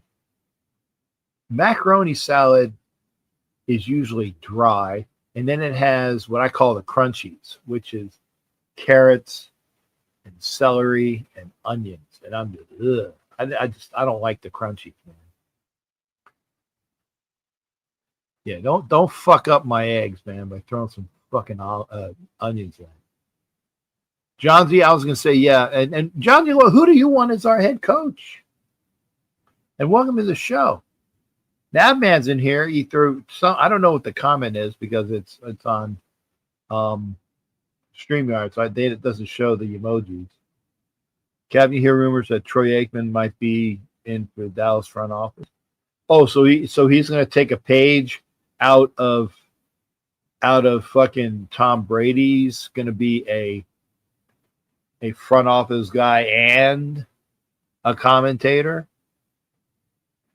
I put a call in to Davis. Pete getting fired tonight. Hey, Steampunk, if that's good, just make sure we got was it front row for the draft. Just saying. If you're gonna call Mark for that, I would at least like to get front row for the draft this time. Oh no. Onions, no, fuck, no. Cool Kev. Ugh, we're voting. Minter, Shula, okay, not bad. We've got to, but you need an offensive guy, man. Got to get the offense up. No firing, new coach, no matter what. Clint Kubiak, possibly. I'm coaching on Sunday.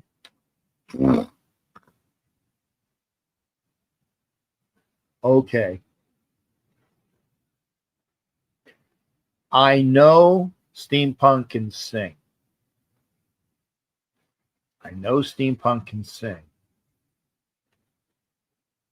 And I would say I probably have more coaching experience than Steampunk. I don't know for a fact, but I would say that I think I have more coaching experience than Steampunk because I actually have coached in high school. We'd have won a few more games with Gary Kubiak. Gary Kubiak. We'd have won a few more games. Oh, I get a few more. One being okay, gotcha. Won a few more games. If Gary Kubiak was rough, yeah, Gary Kubiak. He would have taken us out of the top pick though. But Clint Kubiak, I have no problem with Clint. Like I said, I like the LaFleur that is the OC with the Rams. I think he'd be a good pick. Lou Oak. Who the fuck is Lou Oak? Jimmy Farrell, I have no clue who that is. I'm just making sure that my deviled eggs don't have fucking onions in them. Good night there, Steampunk. And yeah, work on that. I'll see you, coach. And I will coach online. If you become the coach, I will coach online. Well, I will advise. I will be a consultant. I'll get somebody who actually knows how to coach the O-line a lot better than I am, but I will consult. Kubiak would be a good hire. Navman, there we go. Something I can actually put in. If you didn't know much about Mendoza, you certainly know more after the dude is getting better every game and can get even better. Need to see Georgia get put out by not negative Navman. Not on my scorecard. Not on my scorecard. No onions, and let me be a consultant for the offensive line and front row for the draft. That's all I ask. No onions. No onions. Consultant for the offensive line and front row for the draft. I ask for so little things from you. I'm going to quantify that. I do ask some things from some other people. Go to bed, Steampunk. I'm going to be up for a little while. I gotta get my gotta get packed. I gotta leave early tomorrow, which for me, I think I gotta leave at like 8:30. Let me see. Wait a sec. Since we're talking about this. 1 second, please, folks. This is important.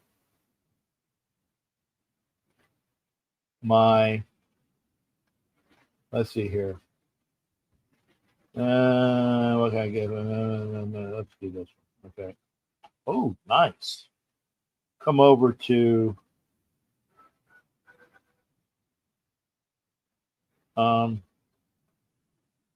anyway, wow. Nice tits on this chick. I come over to X. Get a nice picture of that. Nice. Anyway. Thick, but doable. What was I doing? Oh, I was trying to get rid of this. Oh man, all this other stuff.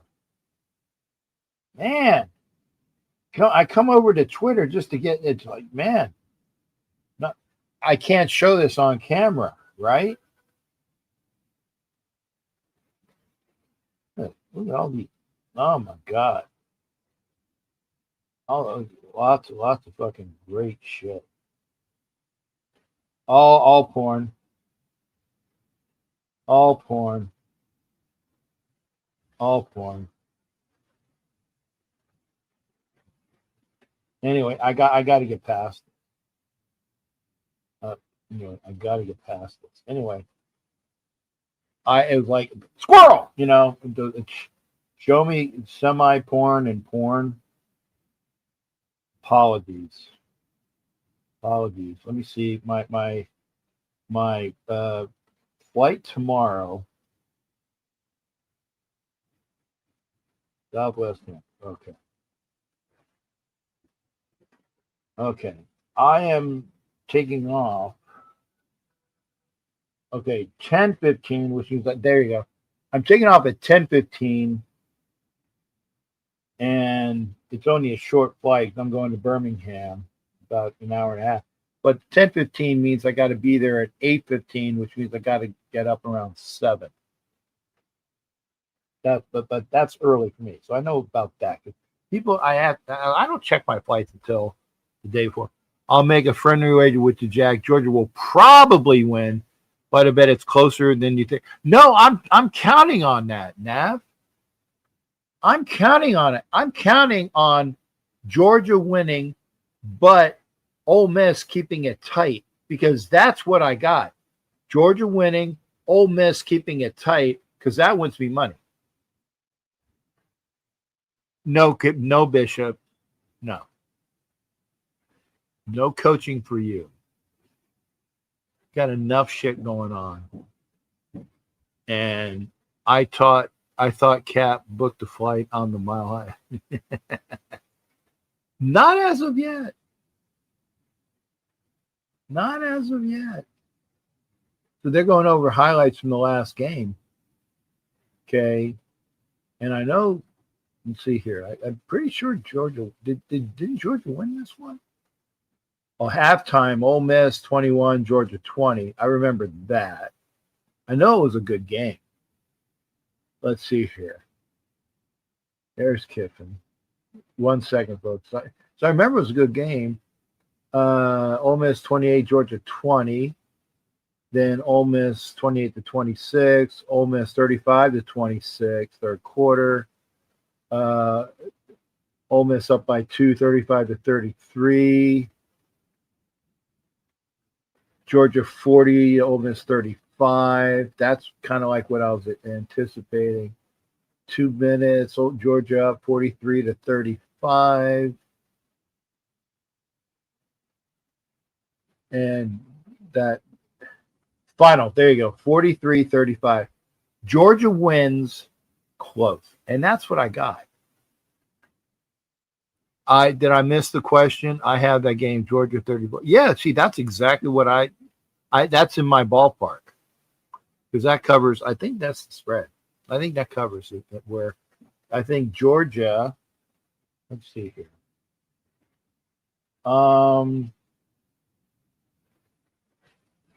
Yeah, 6.5. So is that 6.5? Okay, 27, 28 to 9, 30 to 1, 32, 33. Just outside of the 6.5. See, I think Ole Miss is gonna. I got Ole Miss in the 6.5. You have it at 7. I think it can be. I think I can get that 6.5. That would pay me out. That's what I'm hoping. Anyway, welcome back to the show. What question, Jimmy Farrell? Last time the Raiders were decent was when we had Jack Del Rio. I think we would have done good in the playoffs if Carr didn't get. John Z, yeah, you are correct. And if Carr, remember, Carr was playing on Christmas Eve, and it was a garbage game.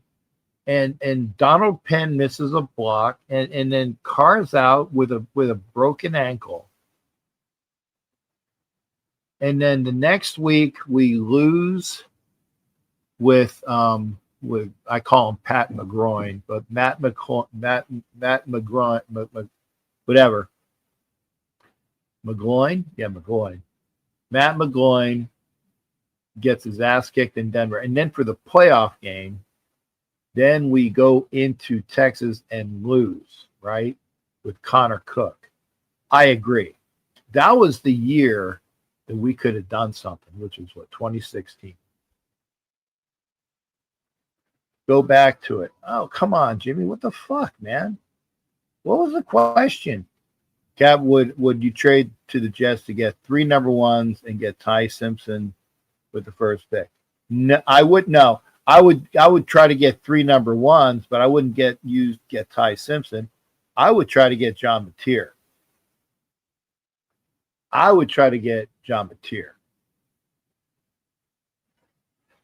That's who I would get. And again, I don't know anything about that kid that with the Arizona State 6'4" has the arm, and they were talking about what about this guy? I don't know anything about him. I'm sorry. I'm very sorry.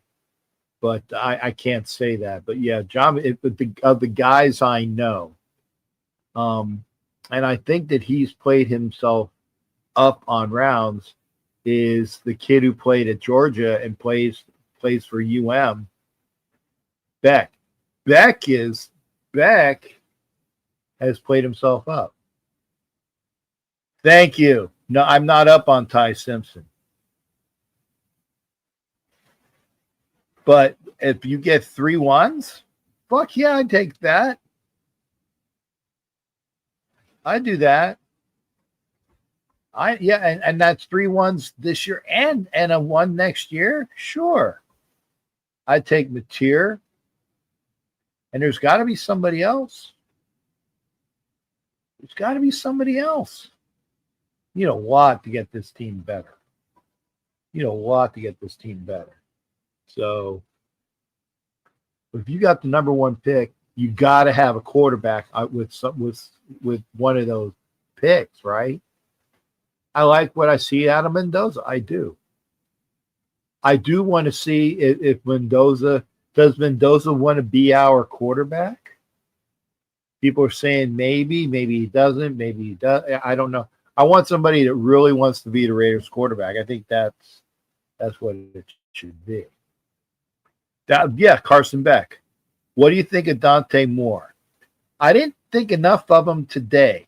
People are pushing Dante Moore. I know he's only 20 years old. I wasn't impressed with him today. Carson Beck plays well. Ty Simpson, no. Carson Beck plays well. Glad I did not bet that game. I would have seen that closer, but still. Yeah, dude, Miami kicked. I thought that the fucking I bet Ohio State all day. I said that's an easy one. I hear Moore might go back to school. He needs to go back to school. He needs more seasoning. So, but if it's only, but if the Jets give me 3 ones and a 1 next year, yeah, I'm doing that. Because that's me, though. One of those ones is going to be a quarterback, or I'm getting Malagua, this big tackle.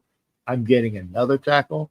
I'm getting Slaughter, the center, and I'm getting some things in free agency. I would even go and get, Walker at tackle. I would get the kid that out of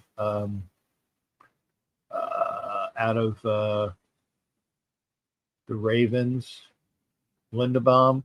Yeah, you get some linemen in here, you could have me at quarterback, and we'd be a good team. Those that speak, we need trenches. I got it, but you got to get the new head coaches, quarterback, use all our other picks. I can understand that. I understand that. And it's not our decision. But who is our coach? If it's one of the offensive guys, sure. If it's LaFleur, if it's Kubiak, yeah, he's going to get Mendoza. But let's say it's Minner, or let's say it's Salah, right? Let's say it's those guys, these defensive guys. If it's those guys, and then we say, how are you going to do this, coach? We got the first pick. Do you want the quarterback? And it's like, well, it'd be nice, but I would do this, and this. So it depends upon if it's the offensive guys. Yeah, it's going to be Mendoza. Would you trade for Lamar Jackson?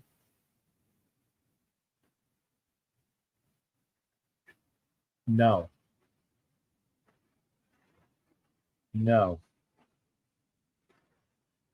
Because now Lamar is starting to get those hurtsies. No.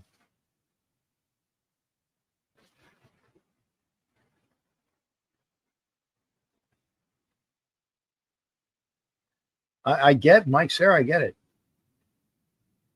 Mendoza. I like Mendoza. I like Mendoza. No, but I wouldn't trade for Jackson.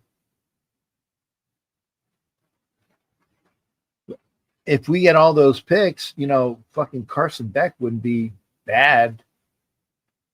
I don't know about that kid that the gentleman was talking about that plays for the Sun Devils.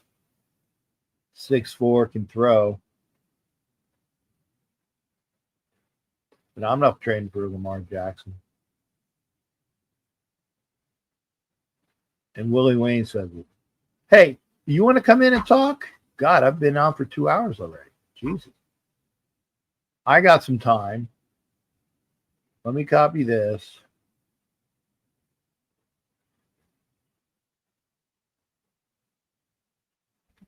There's your link. There's your link.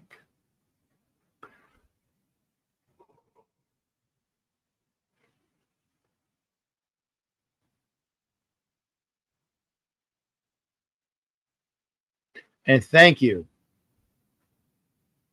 Two things. Mike Sarah says they're not going to trade him. And then even if they were trade him, like I said, he's starting to get all the bad injuries. Flores and Minner would bring Josh McCown. Josh McCown's not bad as an OC. Then quarterbacks have got to think about who the head coach will bring with. Yeah, I mean, and okay, Josh McCown as the OC.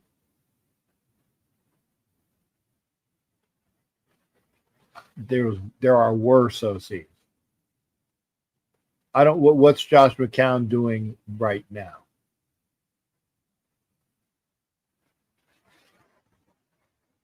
I don't know. I haven't been keeping up because I even asked when Fester was saying, "Hey," and for those that missed it, and I agree with this, director of football operations, right? Somebody over the GM, between the GM and Mark Davis, director of football operations, none other than ex-Raider. Now I'm brain farting his name. Guy from ESPN. I'm brain farting his name. He was said to be a couple years ago. I said that would be the guy. Riddick. Louis Riddick. Can't give up a puck on Mendoza. You have to try him out on the a pick. Quarterback coach and offensive assistant. Okay. So we get okay. Yeah, I can see that though. But Louis Riddick, John Spytek, coach. The way it fucking should be. We can do worse than Josh McCown. I'm telling you that. And by the way, hit the link. If you want to come in, and again, thanks for Jeff's here. Jeff, you're not doing your show yet? Come on in. How the hell Ole Miss going to win this game? They're not. They're going to keep it close. McCown was hired to be the quarterback's coach of Minnesota Vikings under head coach Kevin O'Connell. Is there any kicker free agents? I'm sure there are. Just don't get Duck Koo Kim. Good. No show tonight. Come on in. Navman, come on in. And then I got something because otherwise, and it is early yet, I will pack eventually and do my bills, which is important. Oh yeah, well if you don't feel good, Jeff, then I get it. Half the family is sick. Wow. I'm just stuffed up. And no, I don't want the fucking flu. Yeah, I know he was a Raider. And hit the link. Come on in. Somebody talk. I put the link up. I'll find it again. There it is. Come on in. Come on in. Come on in. Because we're gonna talk. And by the way, if you were not here for the earlier show, Raider Fester went through the contract statuses of all the guys that are on contract through next year. Got rid of some, and kept others. But it was good analysis. See my pick on New Year's Day? No, I did not. But what do you think of bringing in Daboll? Yes, I bring in Brian Daboll. But here's the thing. Brian Daboll is going to, and Navman, we're going to have Navman join us in a second. Brian Daboll is going to want a head coach job. So people are going, Brian Daboll is going to be holding out to be a head coach again, right? But if Brian Daboll says, well, I'll come in as your OC, fuck yes. Head coach X with Brian Daboll as OC, as long as the head coach ain't Pete Carroll, that's a winning combination. And now we are joined, and the old grizzled fucking vet himself, although I look more grizzled than he does. I look more grizzled than he does. There are any players on Georgia or Ole Miss in the first round? I don't know.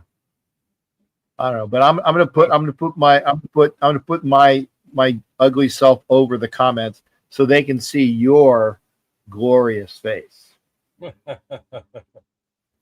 How you guys doing? I'm good. So now that we first off, let me ask: are we winning Sunday? God, I hope not. And I think that's the general consensus. I have to tell you what, even Violator said no winning on Sunday. And Right. if Violator says it, and I'm glad I said I didn't say anything until, and I'm like, good. If Violator says it, then I don't feel bad saying it. Yeah, so in Violator's mind, it's like, if I say tank one game, I never said tank. Just one. I just want one. Yeah. That's it. Don't win this one. Yeah. Well, see, he didn't say tank. He just said don't win. No, that's what I'm saying. Maybe because there's a difference. Because fucking Bishop is tank. No, Bishop. We've been in the Navy. We don't have tanks. No. We don't have tanks in the Navy. Just ships. Ships and jets.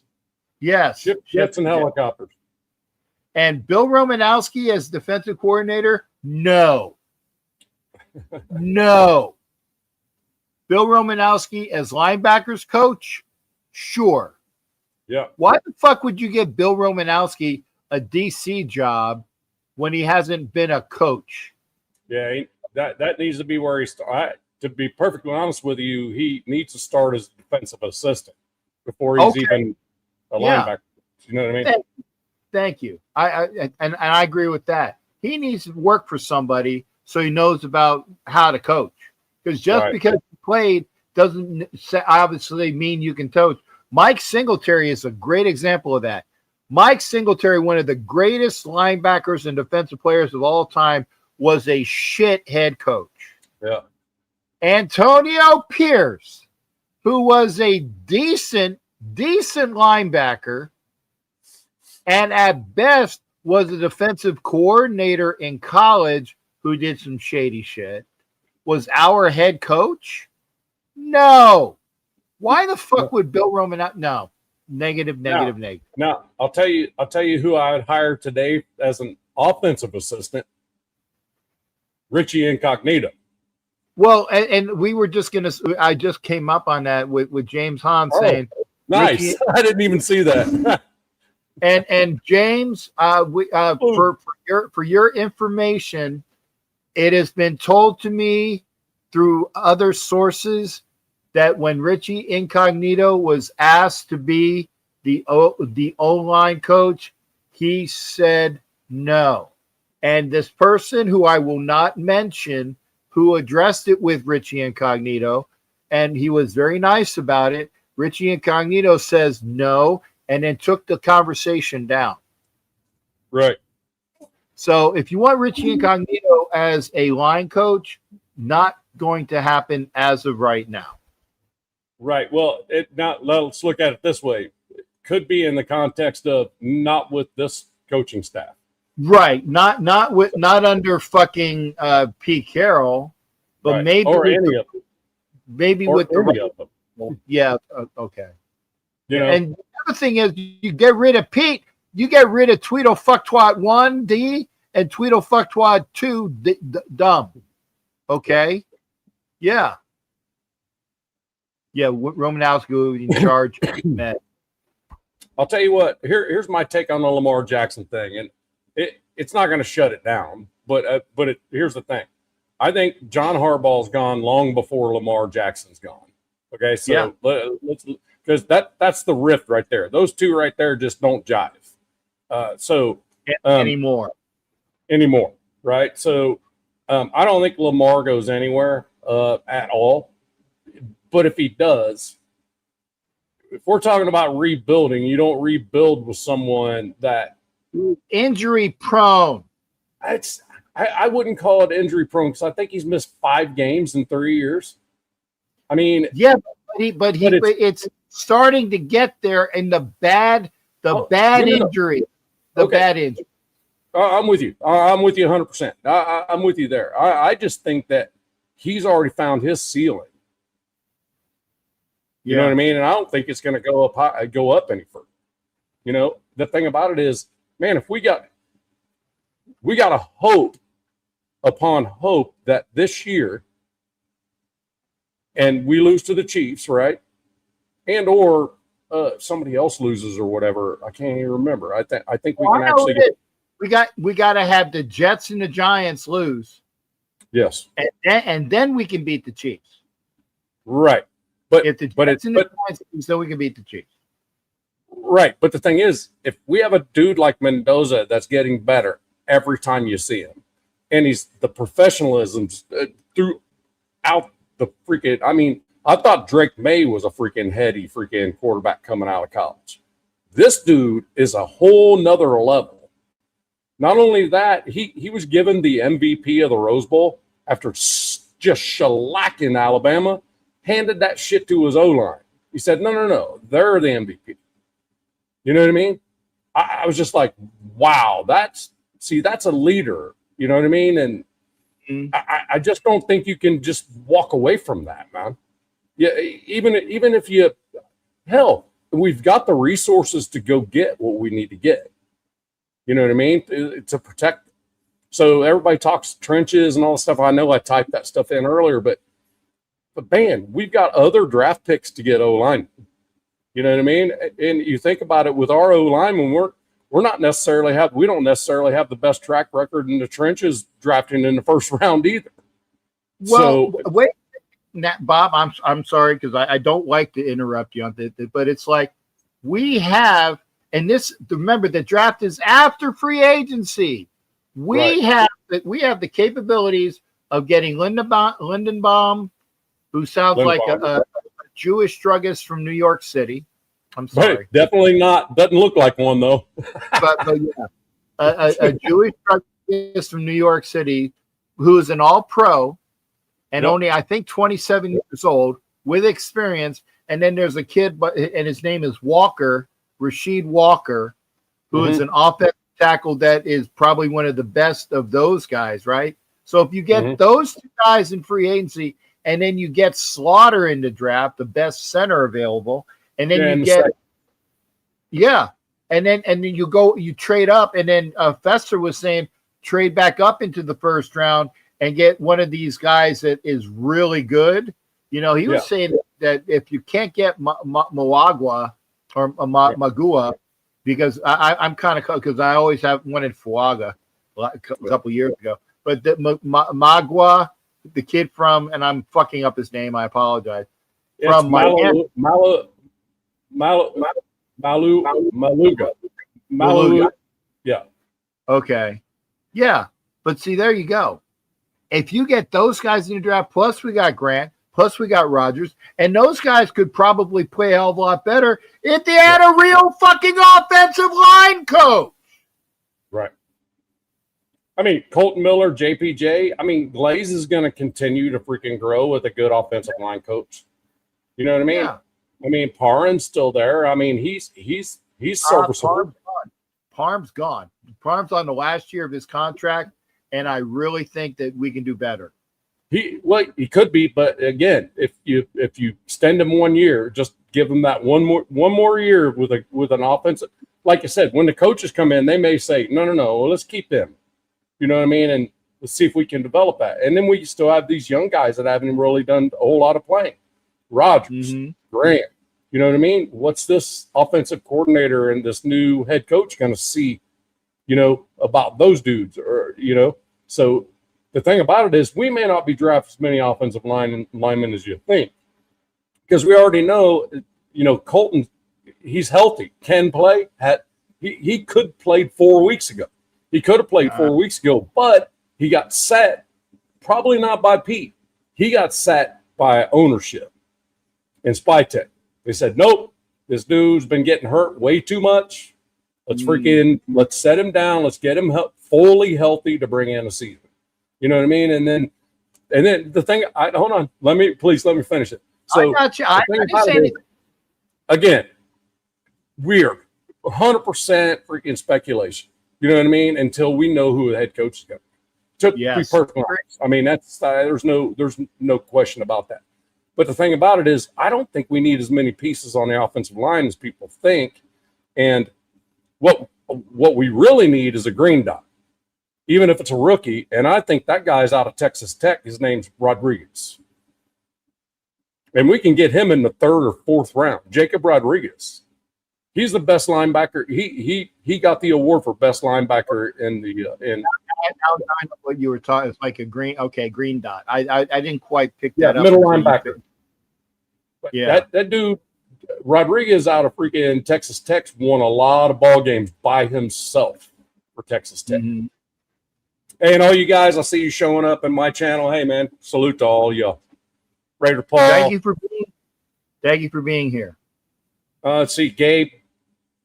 Gabe says, I really hope you're right.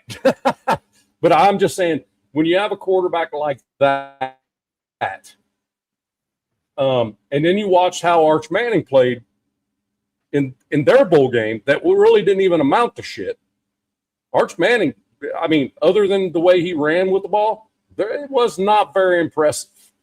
You know, so, yeah, I picked, what is it? I thought that Texas was going to, I either picked against them or I think I picked against Texas. I said the fucking Gators beat Texas. I'm like, if the Gators can beat Texas, then whoever they're playing definitely should have beaten Texas. And then I turned it on just in time to watch Arch Manning get another touchdown in the 4th quarter. I'm like, are you fucking kidding me? Well, they were playing Michigan 9-3 that didn't even have a head coach at the time, right? And it struggled that hard with them. You know, so it's like, God dang, man. I'll tell you, the college football team, the sleeper that got in just barely, that was highly impressive was Miami. I mean, they look good. I mean, they really look good. I mean, they beat Ohio State, right? Yeah, it's Ohio State. Yeah, and they kind of beat them convincingly. Handily beat Ohio State. So it was, I mean, they beat them better than they beat them way better than IU beat them. So I was kind of like, ooh, somebody needs to beat them before IU sees them. So, because they just don't match up well to what IU does. So, obviously, because OSU and IU were really closely in every facet of everything. Numbers were pretty much exactly the same when they played each other for the conference championship. So I'm from Indiana, so I'm pretty proud that Indiana squad is fighting for a natty, and IU hasn't even come close in football with that crap. So they haven't come close to much of any natties in any sport for a very long time at IU. So it's pretty cool to watch. No, Gabe, no, I remember you can't spell scum without you. You cannot spell scum without U-M. Just saying. I don't Indiana like Bears. Oh, the Indiana Bears. Yeah, that is something. Did you hear that? So no. So okay, go look James Farrell, the one he just put Yeah, up no, there. I saw it. What's Indiana Bears? I don't get it. Okay, so Chicago is like a gnat's ass to Indiana's border anyway, right? Right. So yeah. And I think James, correct me if I'm wrong, but aren't they building a new state? Aren't they building a new stadium like on the Indiana side? Isn't there? I don't know. I know. Yeah, that the Kansas City Chiefs are really going to be in Kansas. James. Yeah, Jimmy Farrell says yes. Yeah. Is it Gary, South Bend, something like that? It's like, right? I think it is. Yeah, and that's just crazy to think that, because there's a lot of northern Indiana folks that are huge Bears fans. I mean, right? It's ridiculous. Yeah. So, yeah. I mean, because we didn't get the Colts until I was a freshman in high school. They showed up overnight. Mm-hmm. So nobody would, it took a while to get a Colts following, because it was either the Bears or the Bengals for an Indiana, for a Hoosier. You know what I mean? As far as the NFL is concerned. And Kansas City's moving to Kansas, right? Which, I mean, it's still going to be Kansas City, because they're going to be in Kansas City, Kansas. Right. Yeah. Freaking hilarious. Well, actually, man. Bears moving to, Indy, if they go to, remember, folks, okay, I'm the old guy here. They were the Decatur Staleys, okay? Yeah. Decatur Staleys. Then they became the Bears. Yep. Right? So they've moved. The Cardinals were the Chicago Cardinals before they went to St. Louis, before they went to Arizona. People move, right? Yep. I don't even want to fucking talk about our Raiders, because you know about our Raiders moving. But the thing is that it's because of money, it's because of opportunity, it's because of better equipment and things. It's because of, with the Kansas City Chiefs, of not having to pay all that shit in misery, and I said that correctly, in misery, when Kansas gives you a better deal. Yeah, for sure. I mean, they're going to, So let's see, Jansen. Do you see Jansen's comment down there? Two fairly sober Raider guys that have absolutely no clue. Who are you talking about? You talking about us, Jansen? Yeah, talking about us. Yeah.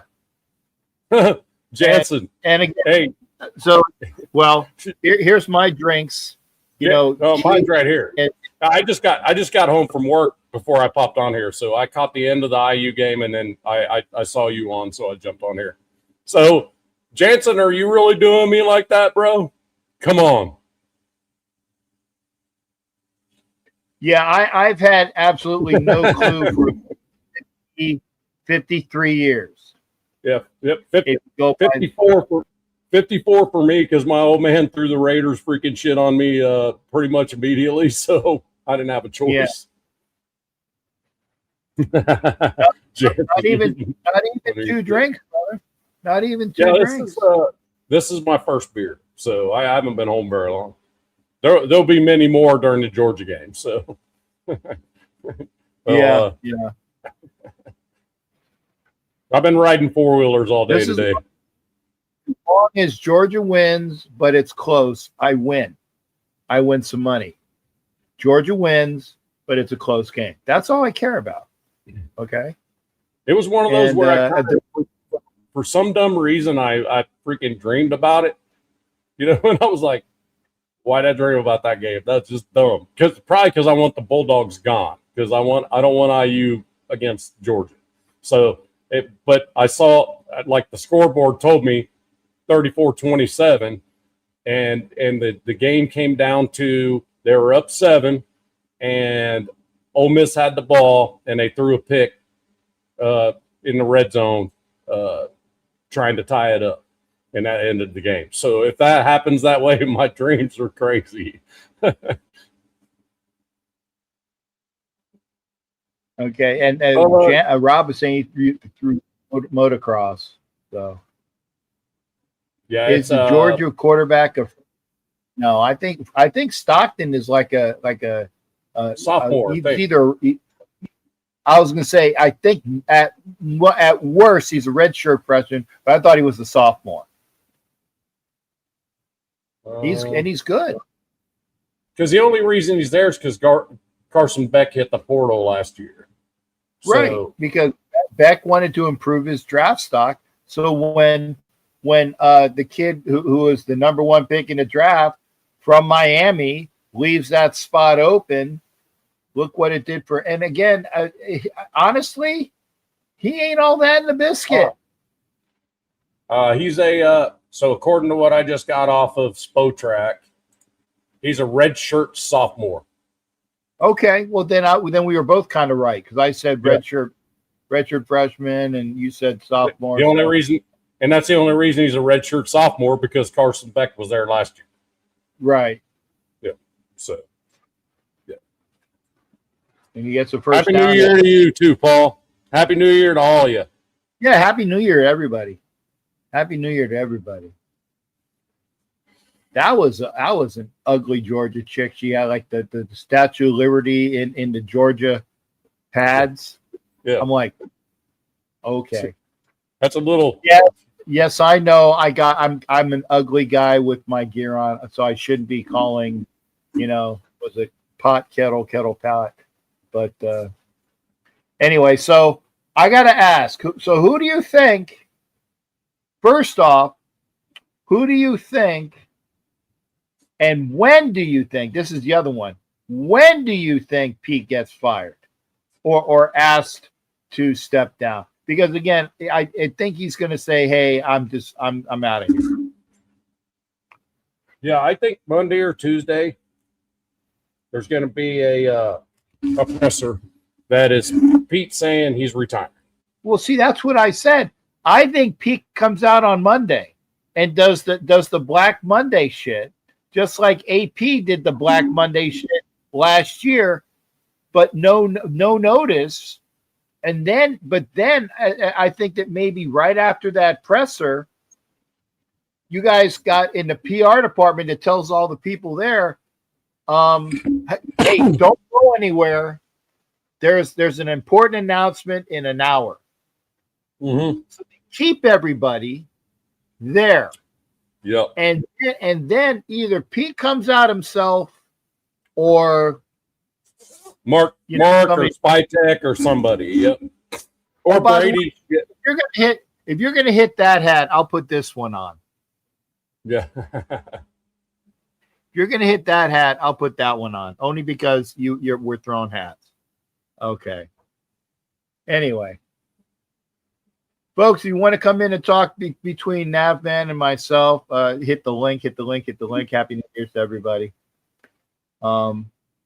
Yeah, Willie Wayne, I was saying, and I said this, I was the guy who was pounding.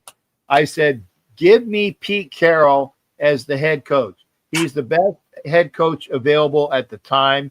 I don't want Johnson there because I don't think Johnson will do much with this team. He did a lot with I was wrong that he actually did well with the Bears, but I didn't think he would have done much with us because we were a leverage, just like we were a leverage for Matt Stafford, right? The link. Kingsbury before that. Yep. Okay, Paul. I'm gonna put it up again.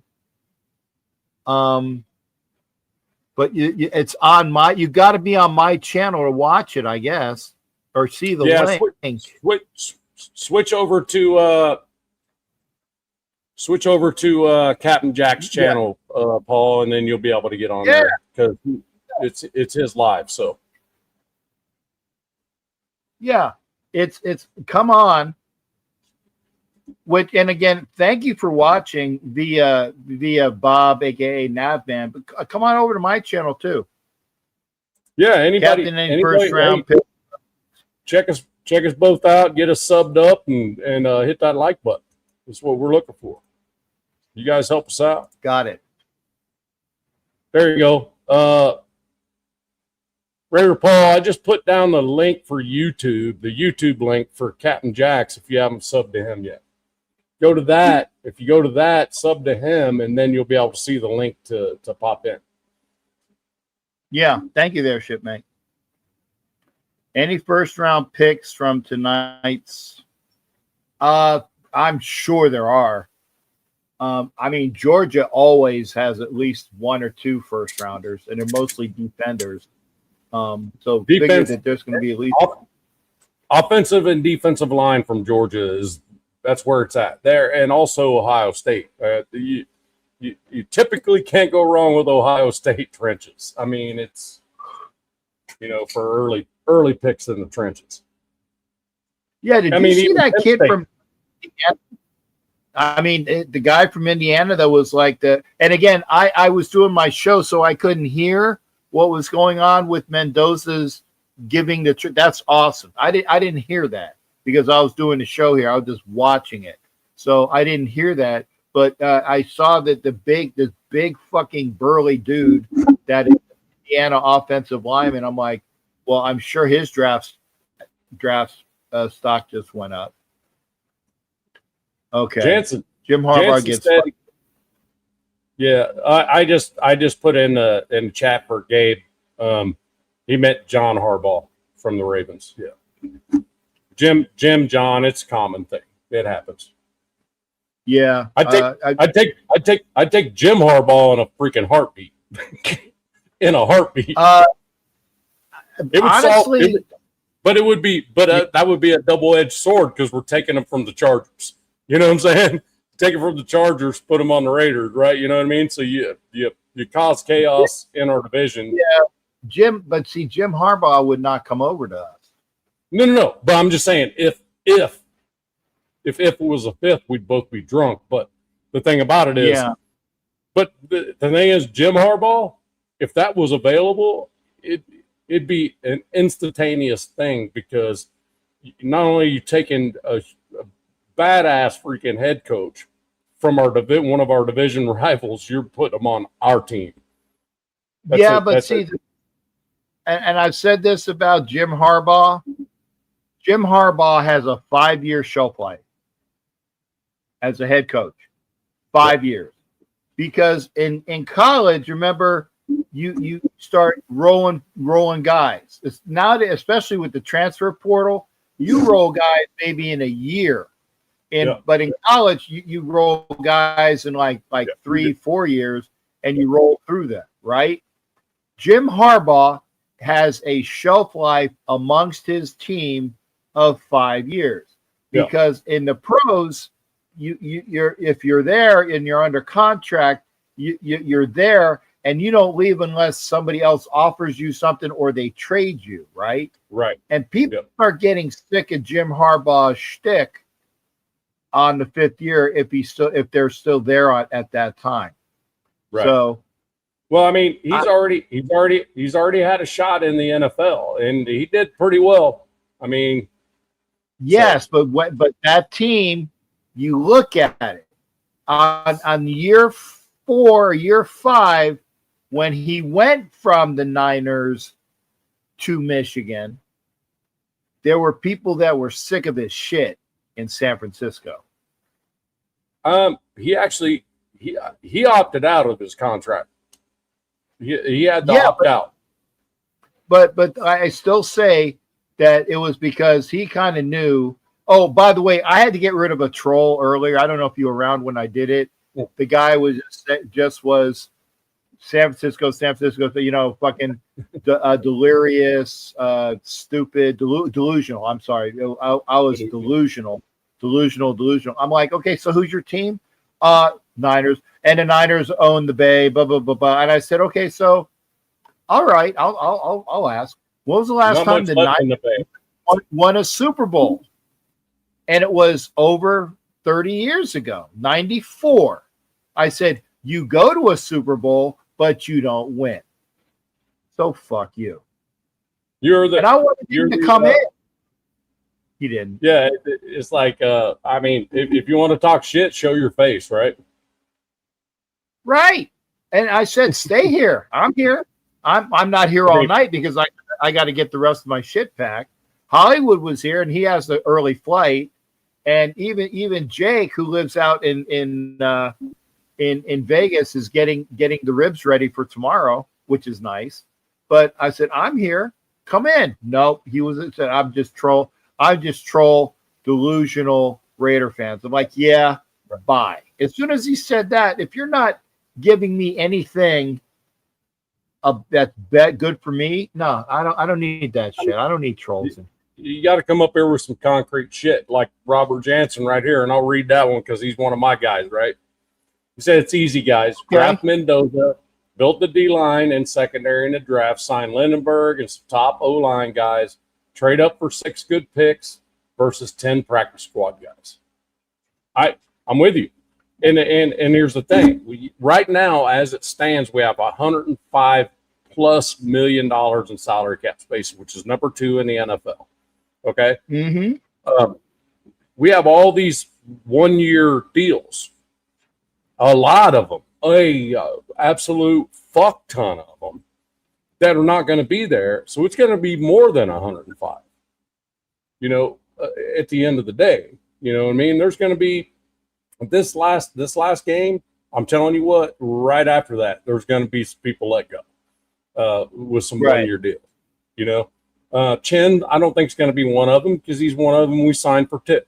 You know what I mean? With the team. Well, according to Tom, he's signed through next year, and he thinks he's going to be here. Yeah, that's per Tom. Anytime you give someone, even if it's a 2-year deal, you guarantee them money, you're going to keep them. Pretty much, unless he just absolutely sucked. And Chin didn't suck. He just had to play out a position a lot. He's not a one-on-one wide receiver 1 coverage guy, which we had to do a few times. Mm-hmm. He's not that guy. He's a thumper. He's a strong safety. That's what he does. So, and you guys have seen it. He does not miss tackles. Just like that's what we hired him to do, was tackle. And he doesn't miss them. So, and Stokes has gotten better. So we're going to be pretty good. Right. And they said give Stokes another year. Yep. Chin does miss tackles. I'm gonna say But they're one-on-one with a receiver that's like twice as fast as him. He misses the ones that he gets juked on. And for a dude his size, that's gonna happen. But come over the middle across him when he's playing in position and see what happens to you. You get freaking blown up. Mm-hmm. That's the difference. I just think he had to play out of position far too much. I think that's what it came down to. Well, that's because we're playing with two strong safeties when we need a strong and a free. Yep. We're both of those guys are strong safeties. We need somebody who is a free safety. Right, exactly. We need a nickel. We need a nickel corner, no question. So, Jansen said if we were in a true total rebuild, we trade one of the Jets and that type of stuff. But that's not necessarily true. Most times when you're in a rebuild, you've kind of like screwed up, and you don't have no money either. We have money. That's the difference. The difference is you can actually rebuild without tearing the whole building down. Keep your pillars, and then just build the rest of it. we're in a position where we can do that, I think. So if we do it right, but I think when you have a quarterback that has shown me, I mean, not just because I'm an Indiana guy, but I mean, he's shown me all year. He's gotten better every game. And we're talking about he's in a school, IU, that has not won anything as a football school.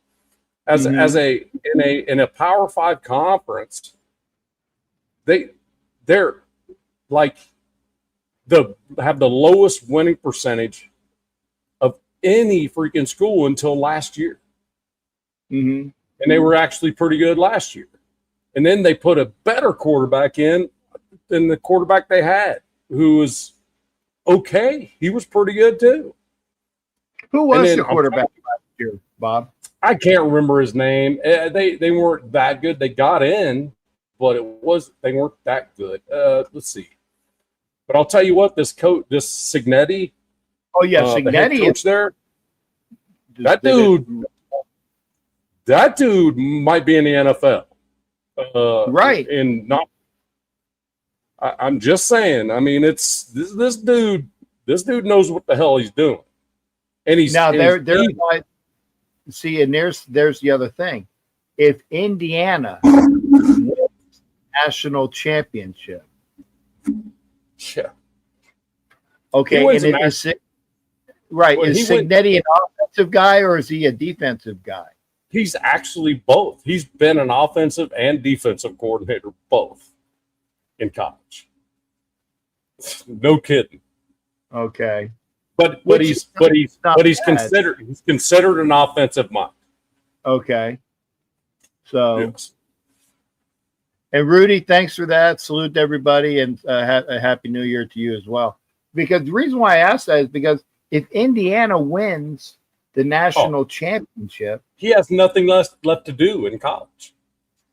And we have the number 1 pick in the draft. You connect the dots. You connect the dots. Connect the dots.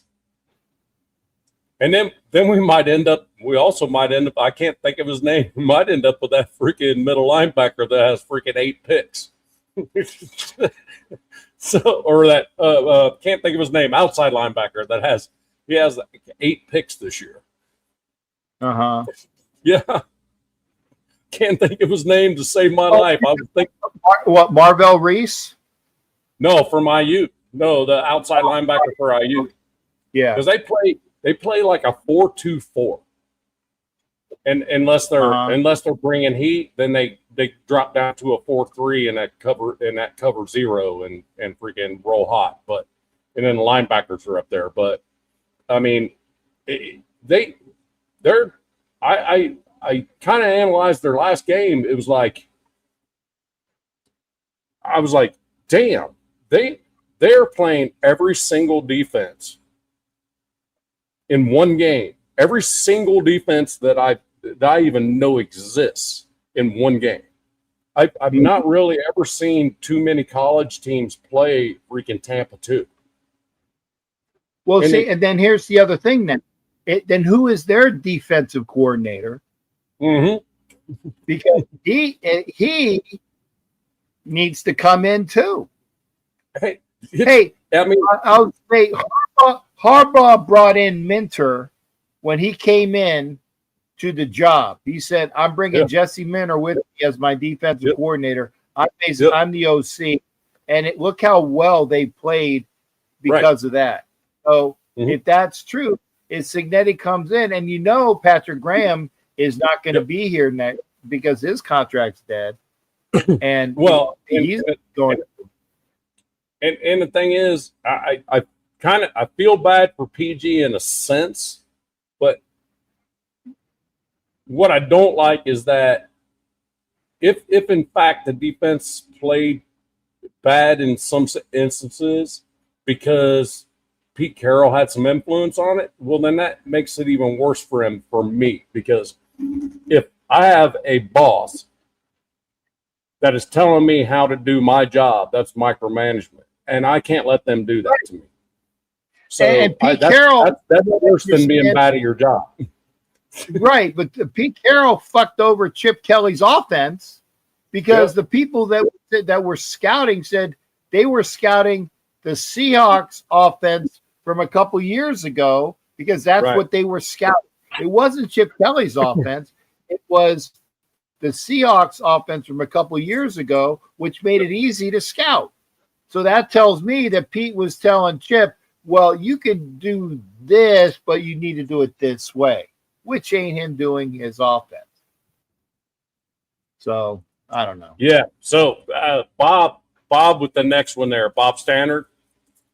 Yeah. If you say that if I'm retiring and you have a buyout that's agreed upon, that's what the agreed upon thing is. Because here's the other thing. And I wanted to ask, because Chip Kelly is the OC at Northwestern, but we're still paying him. Unless, and this is the unless they had something in the contract that we don't know about, and you could probably look it up on Spot Track, that if he gets hired for the same position, then the Raiders are that other team has to pick up a portion of that. I don't know, but it was something I wanted to ask about. What this says right here is virtually nothing except for the fact that if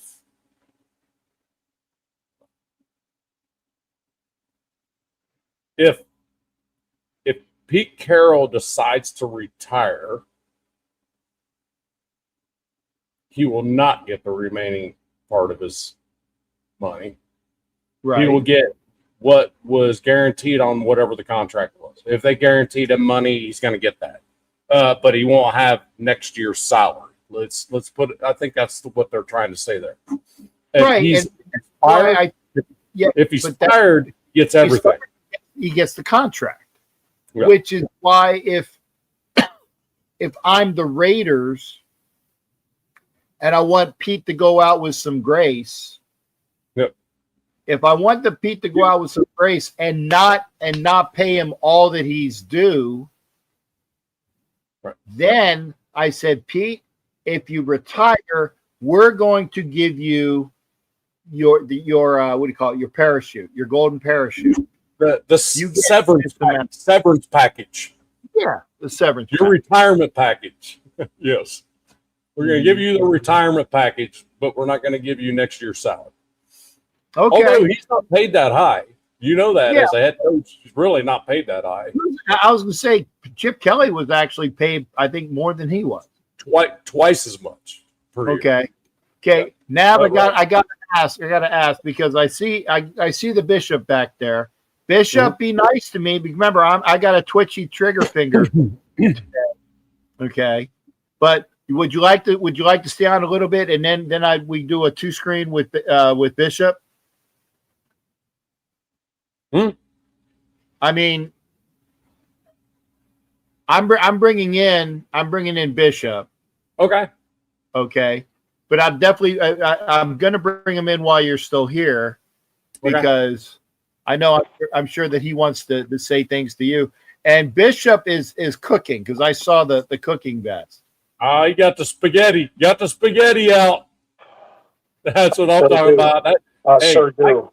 I can eat spaghetti every single day. Hey man, that'll work. Oh, I'm all about it, bro. I'm all about the Italian food, man. Give me some veal parmesan, whatever, bro. I'm all over that. Yeah. I'm a cook as well. Those some of the things I did in the Navy, and right on. I picked up a few things being French as well from my mom and from my dad. Yeah, and yeah, man. Well, the thing of it is here, and I'm just saying that if we don't get Mendoza, my heart will be broke. Because because we're in a unique situation, Bishop, right? We're in a unique situation where we have the money to build around him. We don't, you know what I mean? So if he's there, we got to get. Yeah, right? and that's the thing is is when you watch him play, he's got poise and he's got the calmness. He knows the rush is coming, but his mind is fixated on the play. He knows it. And when I heard him speak like you did, you've got a lot of tape on him, a lot of memories that you've seen more than everyone else. But when I've seen this and I've seen the tape, then I find out his little brother is at the school too. I started to learn something there. And when I hear him talk about his family and how connected and tied in they are, well, you know, why not? It's all about football, bro. The last time I saw this, I mean, come on now. We got an opportunity to really pick up and never look back. Yep. And in the AFC West, while Mahomes is on the limp, and while Herbert is not going to be Herbert for the next 10 years, right? Another hit in the ankle or two, he going to be out. Okay? Bo Nix ain't shit to me. Nah, he's yeah. I ain't scared of him. And if we get our quarterback, and get marching down the field, there'll be nobody. Right. There'll be nobody. Remember, I said this, nation. There will be nobody to catch us on offense.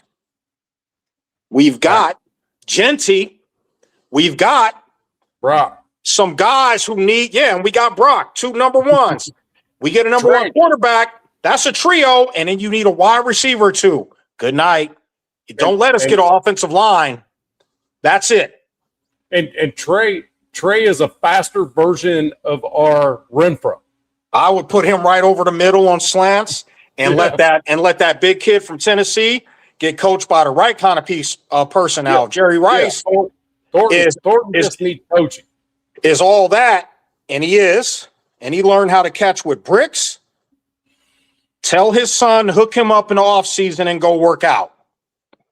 I bet you he'd come back and kick somebody's butt. Look at the comment. Look at the comment.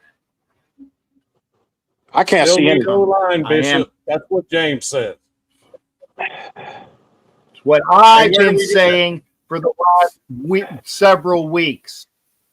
The last several weeks. Okay. However, where do you get? Oh, there ain't no however. There ain't no however. If you don't get an O line via free agency or the draft, it doesn't matter. It doesn't matter how you get it. Unless you get a fucking O line, he ain't gonna be shit. Right. But because we saw what the offense.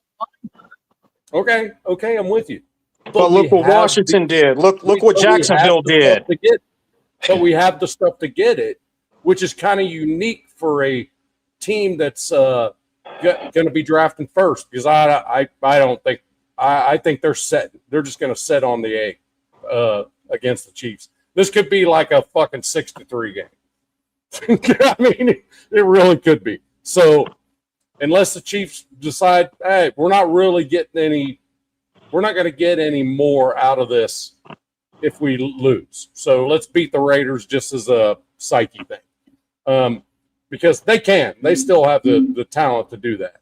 I mean, but the thing about it is, it's like we have the capital to do it.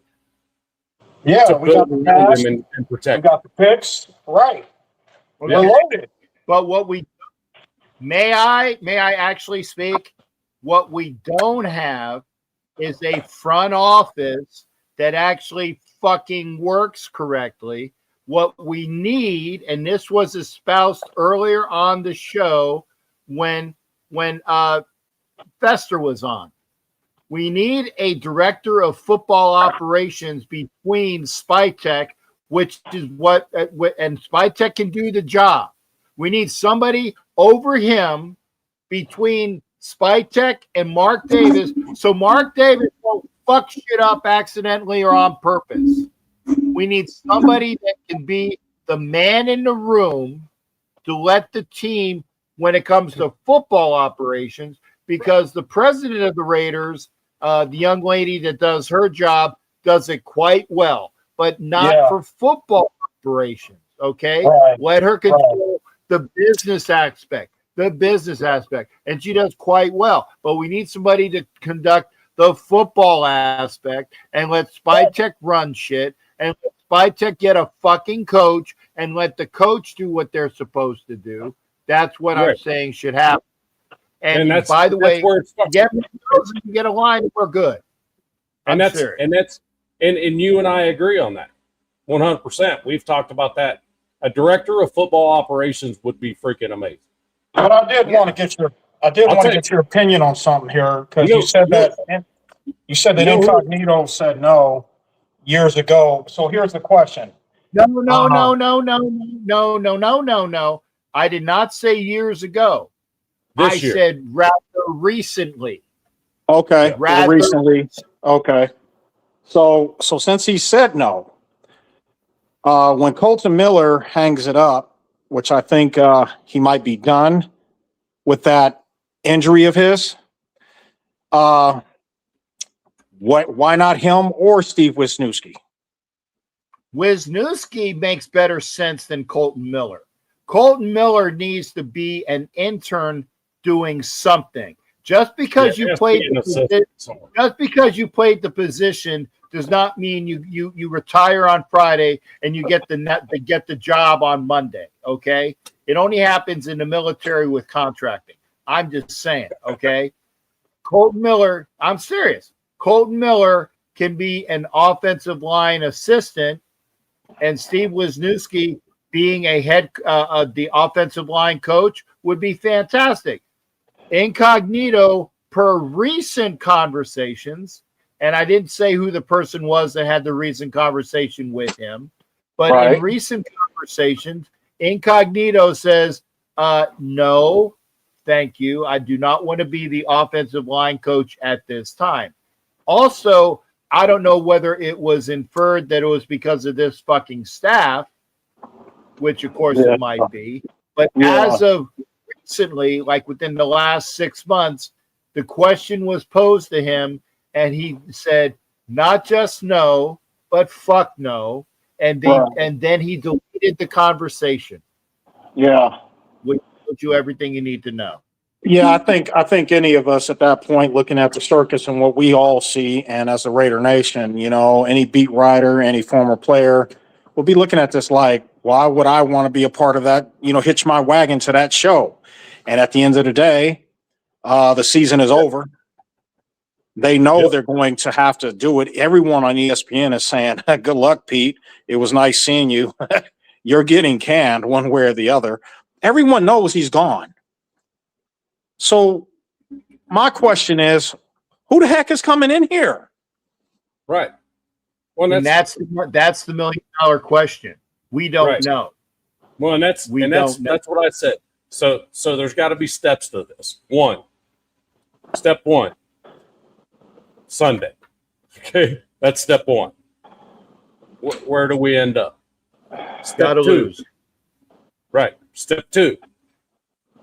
Step two is who's going to be our head coach? Who are going to be our coordinators?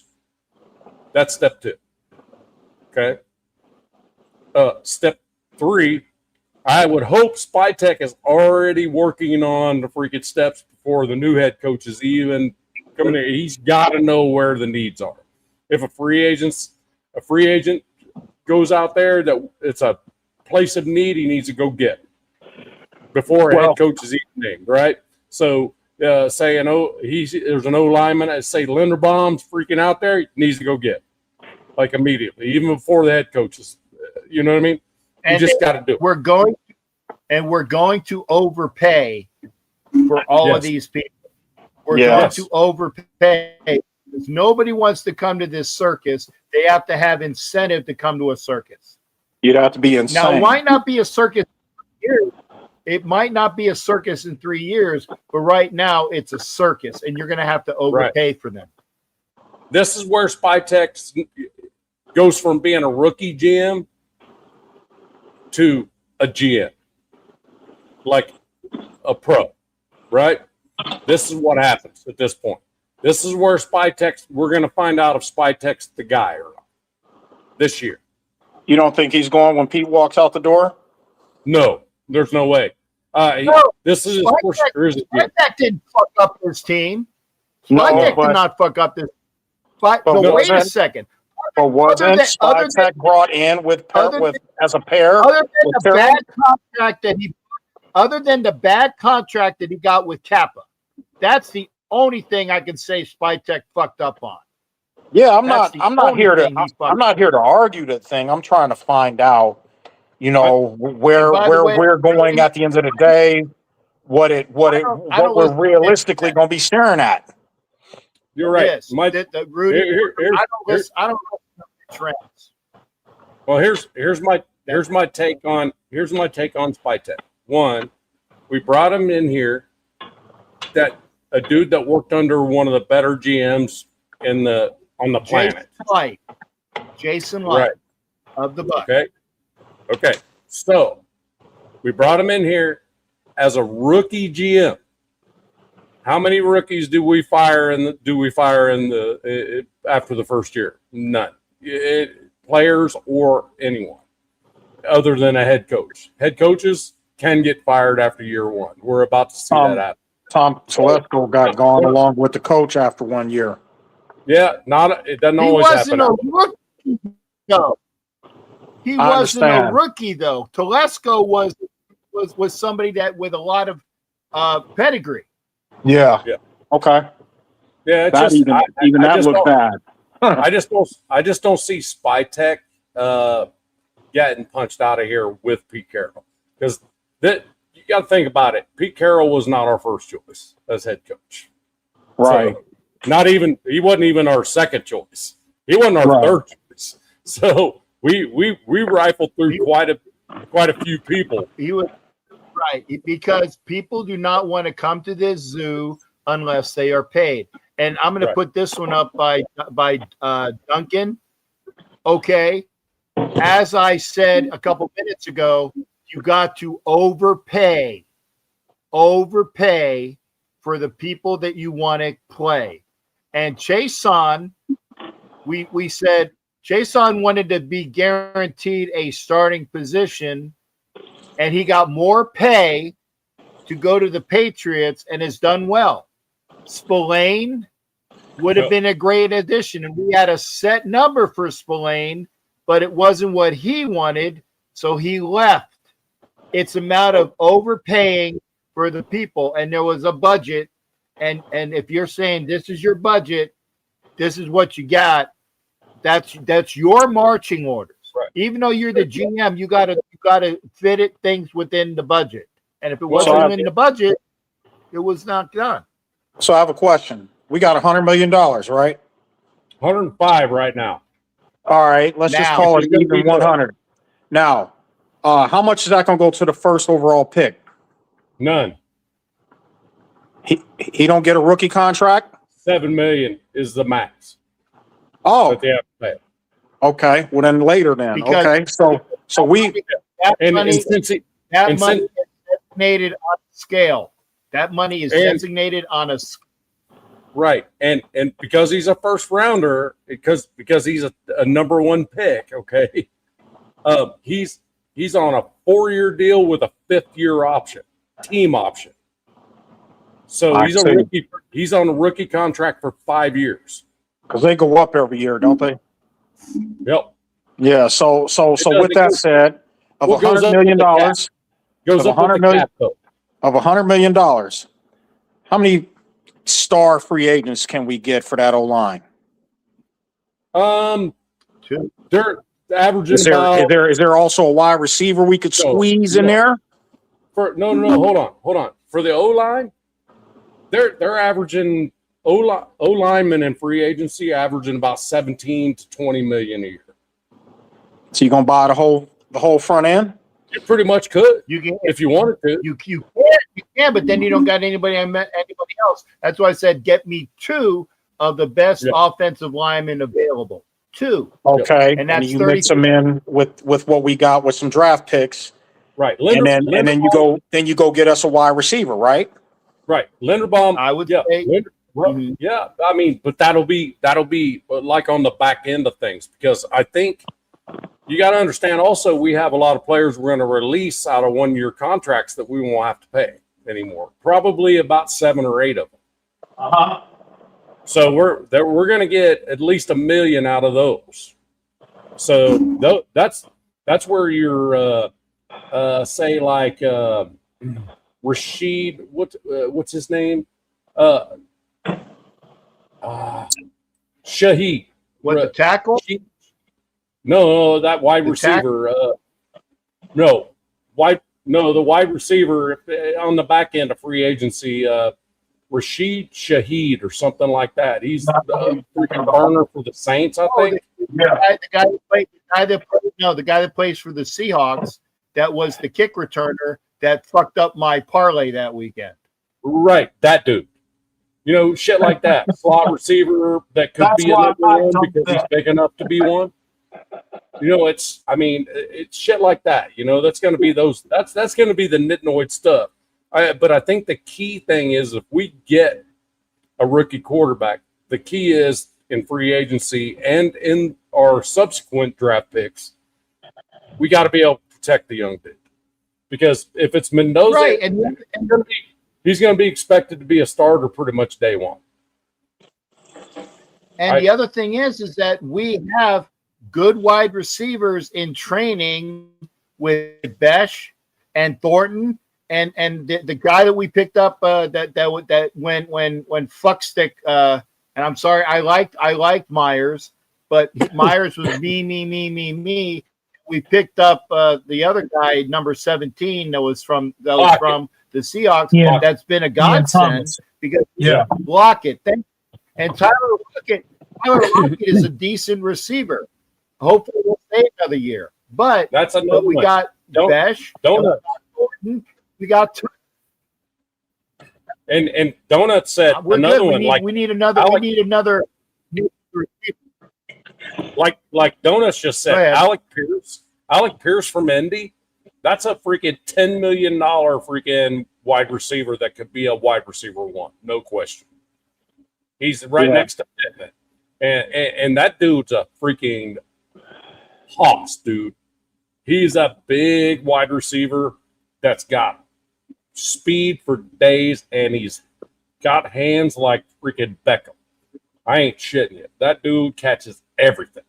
Well, I'm kind of disappointed in Michael Mayer because I remember when we drafted him, I was hugely excited because I saw the athleticism in him, and I thought right away that he would make a big impact. And ever since he came to us, it just never seemed to pan out. I never heard of him at Notre Dame having these kind of injuries, freak injuries, if you will, and it's kind of weird that. Again, I'm going to say it again. Guys come to this team, whether by draft or especially by free agency, and I just don't see the reciprocation of they're getting paid. If you and I get paid to go out and do a job like we did in the United States Navy, we didn't have a choice. Because if we didn't show up and do our job, but why do these guys get to play a game and get to take off and kick it? I'm not sure where the injury thing's coming from. Again, and that's why I wanted to say, first off, you're full of shit about the injury thing. Okay. Michael Mayer had legitimate issues off the field, things that were up top. And he had to get his mind right. He had to get his mind right. Okay. His family issues. And the other thing is that there's only one football. And if you employ Bowers and you have Mayer, who is a better blocker doing his job, then you employ 2 tight ends. Most of the time, it's going to go to Bowers first, and then Mayer doing the underneath stuff or the seam stuff. And you saw how well Michael Mayer can play when given the opportunity last game. So it's up to the offensive coordinator to employ a 12 set best. Okay. And by the way, if you got 2 tight ends and an offensive line, you're going to run a lot better, and you're going to employ those 2 tight ends a hell of a lot better. And you're not going to be able to use those wide receivers that everybody says, well, we need wide receivers. Well, if you're running a 12 scheme with a good offensive lineman, it's going to be run, throw to the tight end. Oh, by the way, we got a wide receiver that's running a 9 pattern over the top. That's a touchdown. So it's all in the scheme. There's one football. And that is why if you employ Michael Mayer correctly, and I think things are a lot better for him, and he's a great standout dude that works well with Bowers. It's up to the offensive coordinator and the quarterback, by the way, and an offensive lineman that doesn't, where the quarterback's not up in a bug position like Derek Carr was all these years, rolled up like this, okay? All those things working together, offensive line with a quarterback with the 2 tight end set and the guys who can do plays, Michael Mayer will work quite fine with Brock Bowers and Ashton Jeffy on this team next year. I'm looking forward to it. I think next year is going to be a way different atmosphere. It's been a really sad one last year, to say the least. For 3 years, there was no hope. For 3 years, there's been no hope. Yeah, but But who would have thought that Pete Carroll of all guys is going to come out here and just wet the bed? I didn't. I thought I wasn't like we're going to a Super Bowl, but I was like, we'll be all right. Right, I thought we would be in the mix. I didn't see first round. And pick. by the way, I said, God damn it, because I'd like to fucking say something. Pete Carroll brought his 2 fucked up sons in, Bishop, and that's one of the main reasons why his team is fucked up as it is. And Pete Carroll told Chip Kelly, "Oh, you're going to run an offense, run it my way," and that fucked things up. And Pete Carroll, in his infinite fucking wisdom, told Patrick Graham, "Yeah, you're kind of doing it like the way I want it, but I want you. It's fingerprint, thumbprint. You're under the thumb. You're going to do it my way, and you're going to have my fucking fucked up kids do it as well." And that is why we are as fucked up as we are. Thank you. Yeah. Well, and it's like what Pete added to that. It's like PG was actually a pretty aggressive DC. You know what I mean? Before Pete got there, and he turned into a freaking. Let me go into freaking cover 3 all fucking day. You know what I mean? It's like that just tells you that it isn't PG. I mean, but the last couple of games, we've been playing a lot of man-to-man, and the defense looked a lot better. So, yeah. I mean, granted, we don't have that dude out there. Stokes played his ass off, and that dude deserves freaking some more time. Another contract.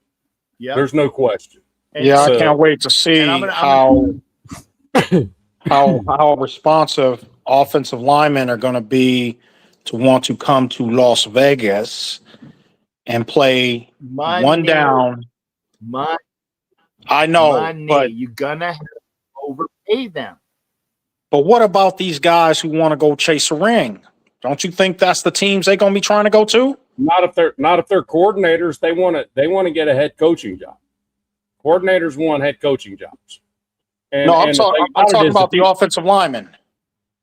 Oh, no. Yeah. But the thing about it is, you dangle the freaking head coach in front of them, just like you dangle the freaking first pick to the freaking head coach when you get him.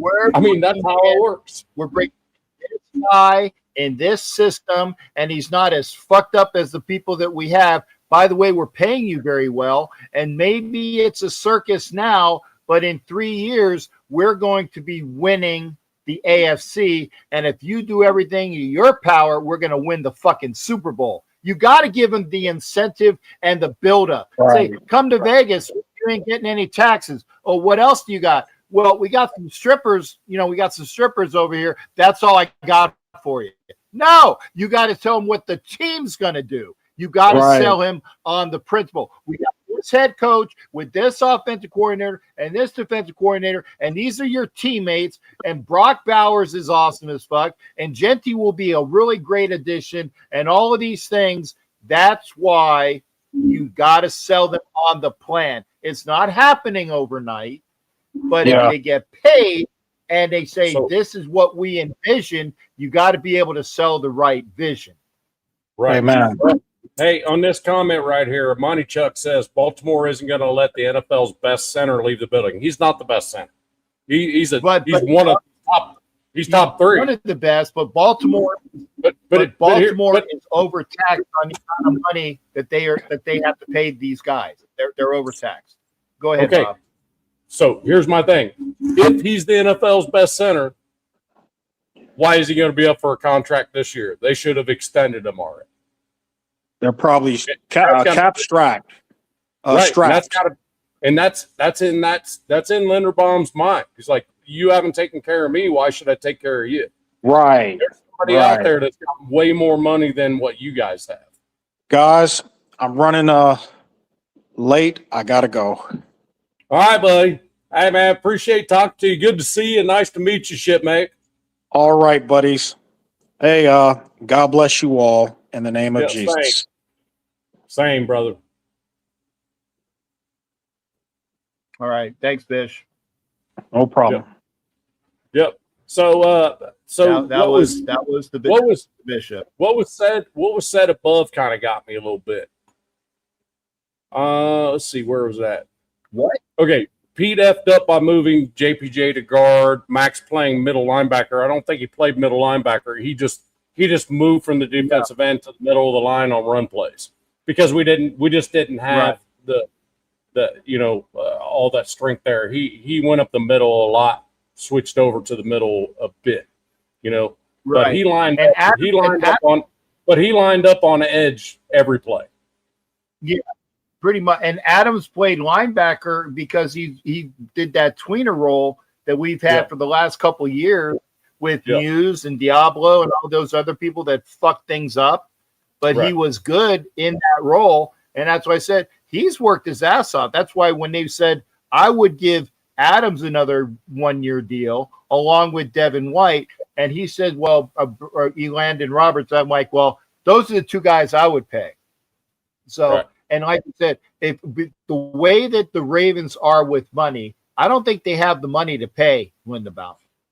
Yeah, they denied it. Give me a second on Spotrac real quick. And I was going to say, I think that JPJ is a better guard than a center. Now, granted, I have my deal. I am an offensive lineman, but JPJ who goes out and clears out people and can go in and do traps and draws and all those things like that. You don't do it as much as center. You don't do it as much as a center, but as a guard, you do it a lot. Okay. So he's in that position to do that. What, Bob? Fucking Ravens. You know what they have left salary cap? Oh, they're over. They have zero. No. They have about 10.5 million to spend. That's it. They can't sign Linderbaum. They just can't if they even try. And that's what I said. They don't have the money to pay him. Yep. 10.5 million is what's remaining. That's for this year but it goes up in 2026. Right. But I was going to say, Chuck, if we sign Linderbaum at center, and I also said if we draft Slaughter, who is a center, the best center in the draft from Florida. I don't want to appear like I'm biased in that respect, but he is the best center in the draft. So Linderbaum and Slaughter and JPJ, and then whoever else comes in to play the guard position or two, you're good in the interior offensive line. Now you have to figure out what you got to tackle. And is Glaze and Grant there? And then Miller is probably on his way out. I really don't think that Miller is going to be around too much longer. You got to start weaning him anyway. You got to figure out who's going to be your left tackle next year. Not this next year like 26. I'm talking about 27. And Miller has been in 9 years already with a lot of injuries. So he's nice to have around, but I don't see him as the tackle of 2027. Maybe not even in 2026. Well, Chuck said something there. Pete effed up by moving JPJ to guard, Max playing middle linebacker, Adams a linebacker, not safety. But moving JPJ to guard. Let me just throw this out here real quick. I watched a lot of tape on it, and the thing is, he's far too freaking athletic to be stuck at center. He pulls like a freaking Mack truck. And he's upfield smashing people. You're at center, it's not as easy to freaking take on others after you destroy the guy in front of you. You have to go backwards to do it. So as a guard, when you're pulling, if you have that kind of athletic ability and that kind of nastiness, you're really using your strengths way more. You know what I mean? And that's just my opinion. But I'll tell you what, right now he's the best center we have. You know what I mean? To be honest with you, he's the best center we have, but that doesn't matter at this point. You know, so if you would, can you move down to Jeff's comment real quick? They denied fifth-year option. Who? No, it was the one that says all this is empty words till Pete Carroll's gone. Yeah, I put that up for a while. Yeah, but the thing about it is nobody's heated. That's the way Jack operates. He operates in a heated mode, bro. Because I don't get a fucking word in when I have it. That's why, and that is why I hate having a 3-screen up. Because when I have a 3-screen up, I'm doing this shit. Because the other two guys on either side are talking, and I try to get some words in, and nobody fucking hears me. And then I do get heated because I would like to participate in my own show. Right. I'm with you. I'm just saying. Nobody's heated at each other. That's not a thing. It's really not a thing. Yeah. So Robert Pena, good to see you, sir. But yeah, I hate 3 screens. I do. I fucking despise it. And that's why I said, hey Bob, I'm gonna put you in for a little bit. And we're on for what, about a half an hour, 45 minutes already on the 3 what it was. So somebody else can come in. Because I've been on for 3 hours and 15 minutes, and it is not. Yeah, it's only 9 o'clock. So I don't think I'm gonna go beyond. Run, motherfucker, go. George is right. Yeah, well, because I'm watching the game too. Right, I am too. I got it in the corner. And somebody could come in. I get it on camera. Or we can cut, we can suspend, but if somebody wants to come in, fine. Who was asking for the link before? It wasn't Raider Paul. Raider Paul. Paul could come in. Yeah. Come in. Or Chuck can come in. You know, I get heated because again, I like to try to get a word in if it's something that I feel strongly about. Yeah. Okay, so Jansen says, how do we not have enough money to sign Lindenberg? Like, it's Lindenbaum. Remember Jack said that was a Jewish banker. Name. Right. No, a Jewish pharmacist. Jewish pharmacist name. It's Lindenbaum, but I get what you're saying. He goes, the only reason we won't is unless we get stupid and trade for Lamar. I think that is a terrible idea for Lamar. I would not trade for Lamar Jackson. Why are you trading for damaged goods? No, I don't know necessarily damaged goods, but I think he's hit his ceiling. If we're going to go young, let's go young. Yeah. You know what I mean? That's the whole. I mean, you know what I mean? That's my whole aspect on it. That's why I go get the number. Right. If we got the number 1 pick, go get our quarterback, but make sure you get some shit around him.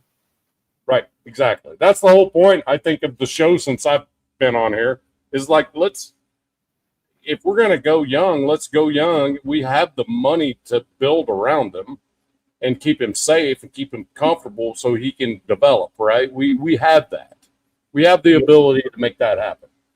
And we have enough draft picks to make that happen too, to put more in front of him.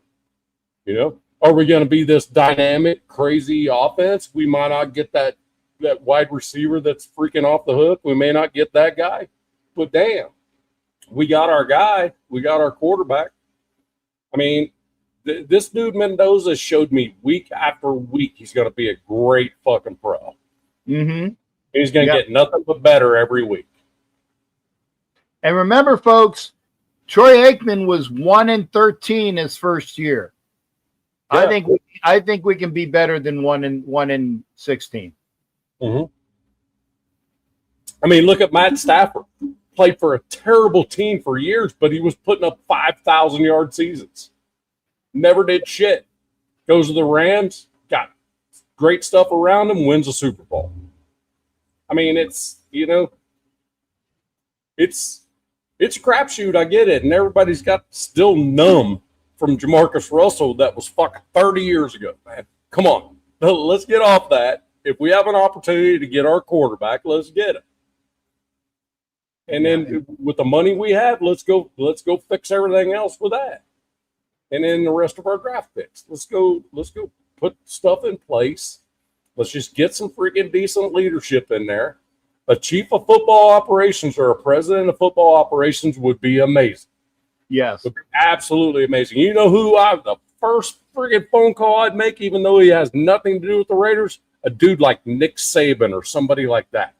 You know what I mean? Somebody that just knows so much dang football that you can't freaking ask him a question without him knowing what it is.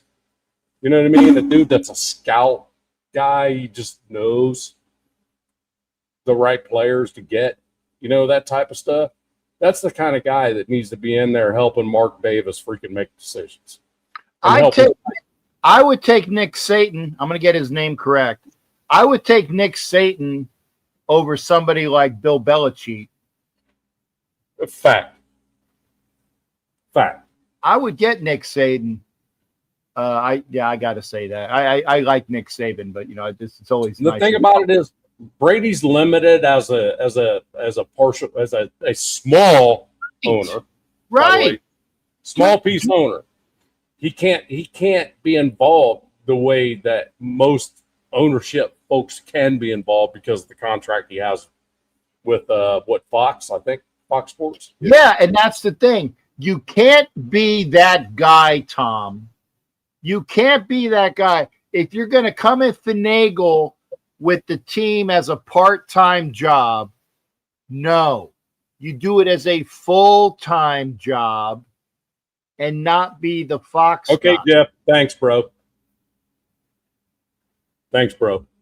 I'm pretty sure he was close to 5,000 yards a couple times.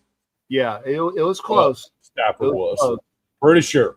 When I say 5,000, I'm just saying it was pretty damn close. He rounded up, Jeff. I'm just saying when he had Calvin Johnson there, it was when he had Megatron, they freaking scorched everyone. Their defense just couldn't do shit. I mean, they were putting up 34, 35 every week and just couldn't win. Yeah, because their defense were giving up 38, 39. Yeah, pretty much it. Yeah. Yeah, once he hit 48, 88, that's kind of close. Yeah, I'm just throwing it out there. I mean, when I say 5,000, I mean Drew Brees is like the king of 5,000 years. You know what I mean? So, he's the guy. I think Jeff helped me out. I think Drew Brees is a 5,000-yard guy. Maybe Peyton Manning. Maybe he did once. I don't know. But there are only maybe a handful of quarterbacks that have thrown for over 5,000 yards in a season. So I'm just saying that's how just damn good that Stafford's been since the day he walked in the door. And for a Georgia quarterback, that's saying a lot. Mm-hmm. Because they just don't tend to have those kind of numbers, you know. And Jimmy Farrell did ask me this, and because I know the answer, and I got actually, Jimmy, did you say 4 with me, and then there was 5, or did we figure out that it's actually 6? But the question is, the 5 quarterbacks drafted in the first round in Raiders history. I know 2 right off the top of my head: Jamarcus Russell, Marinovich. Yeah, I had those 2 easy. See, in the first round. First round. DC wasn't. Let's see. No, DC was round 2. Yeah. No, Connor Cook wasn't, right? No. Connor no Cook was round 4. Okay.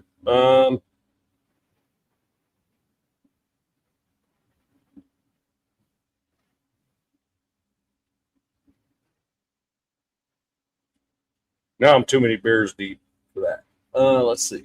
I'm not trying to type. I'm trying to do this just off here. Yeah, I had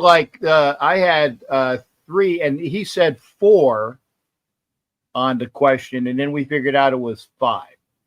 Okay. So they were in the first round. First round. Oh, wait, there's one. I'm trying to think of the name. And yeah, Frank, I got that one. Because I had that. That was the 68. Oh, dude, that's back in the day. Right. The 68 draft. Dickey was first round, and Stabler was round 2. Because I got Eldridge Dickey. Yeah. I got Marinovich. I got Jamarcus Russell. I got those 3 right off the bat without any hesitation. Okay. The fourth one was yes, that was the other one that took me a while, and I forgot about Wilson. Damn it, that's the one I was trying to think of. But there's one more that it was the very first quarterback that the Raiders drafted in the first round, and that was the one that I forgot about. Oh, and Georgia's going to get a touchdown on a scoop and score.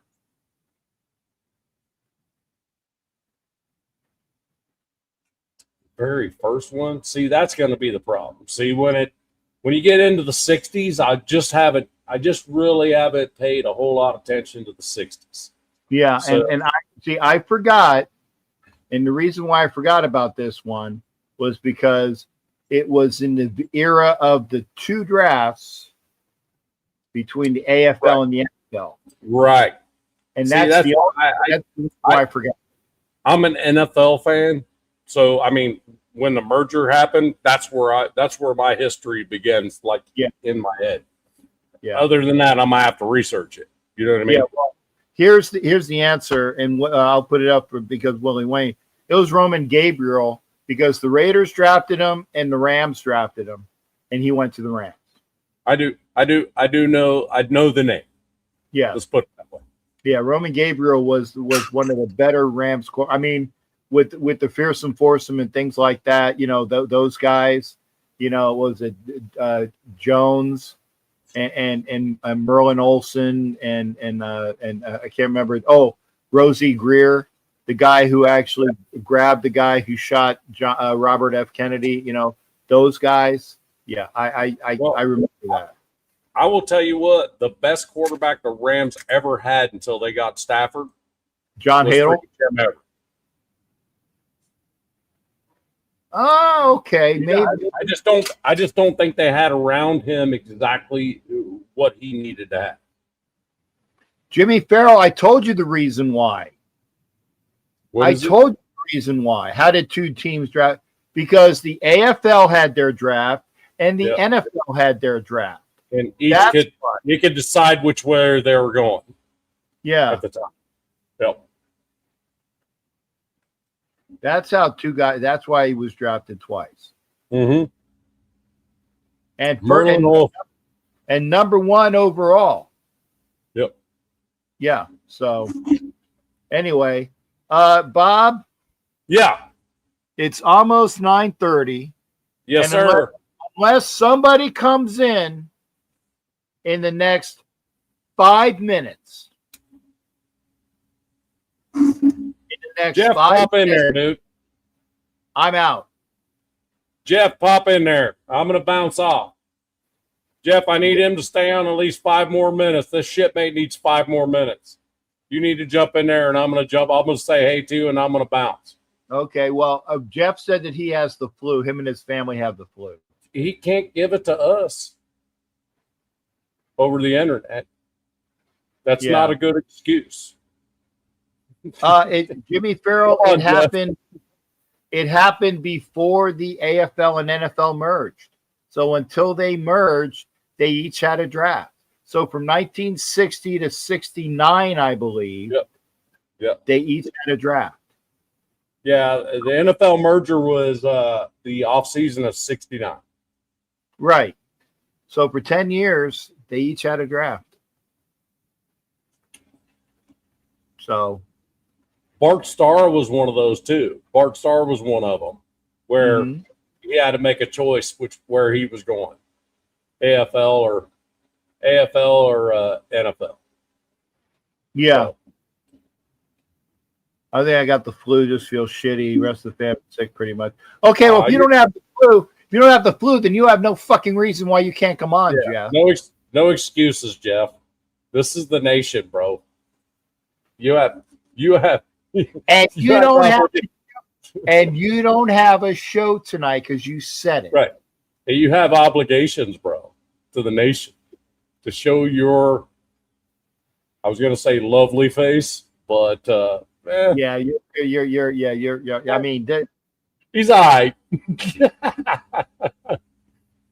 I was gonna say I know I'm not something to look at, but but I counter it. I'm old and nothing to look at. Right. I'm not a youngster either, so I'm with you.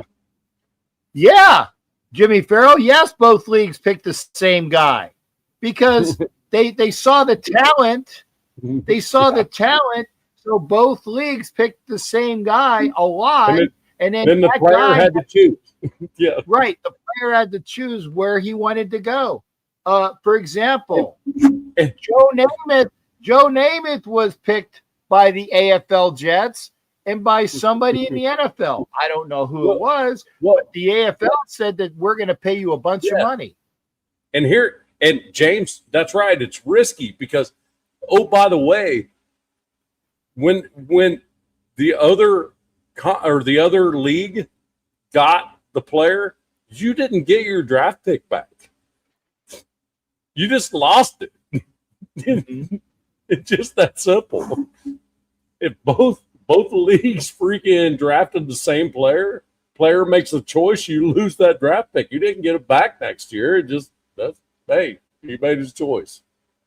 This wasn't a Eli Manning, Phillip Rivers situation, So it was risky. That's a great, and to be honest with you, I don't think that'd be a bad damn idea between the AFC and NFC. It's like, hey, you got a choice. You know what I mean? What are you gonna do? I think that would be must see TV in a draft. Which teams are you gonna go to? The Giants or the Raiders? Which one is he going to? Or whatever at the same draft. I think that's must see TV. Let's not do it this year. Okay. Yeah, no, not this year. Yeah. Oh yeah, James, exactly. Can you imagine that happening today? Yeah, there'd be millions wasted because people would be already printing jerseys and shit. Damn newspapers would already be freaking printed, all this other shit, and then player goes to the other team. It'd be, I like that idea too, but not this year, James. Let's keep it the way it is for this year. Oh, you don't know who Jimmy Farrell is? That's Raider Eeyore or Raider County. Yeah. Oh yeah, we're gonna suck again. Yeah, we're gonna suck. God damn it. Oh shit. NFC versus no, AFC. Yeah. that's not good, man. And by the way, we were talking about this, and I will say this, and since nobody's coming on, it's going to be the last thing I say. When we were talking about the Pro Bowl and All Pro. Yeah. Yeah. When the Pro Bowl stopped going to Hawaii, and when they said that we were losing all of these people on these stupid, games in the sand and stuff, who was the running back for the Patriots that had an ACL on this because he was playing sand football? Curtis Martin? No, I don't think it was Martin, because Martin played for the Jets and then went to the Patriots. Yeah, but I think somebody tore their ACL on the Pro Bowl. Edwards. See, of course, Jeff knows that because he's up in New England. Because he's up in New England. Edwards. Yep. Edwards had the ACL injury, and when they had all of that stupid stuff, and then they stopped going. And I said one of the other reasons why they didn't go to Hawaii was because it was costing the NFL too much, because people were going to Hawaii, so that they said, well, we'll have Orlando be the Pro Bowl site, or we'll have Vegas be the Pro Bowl site. But here's where the whole Pro Bowl freaking thing got fucked.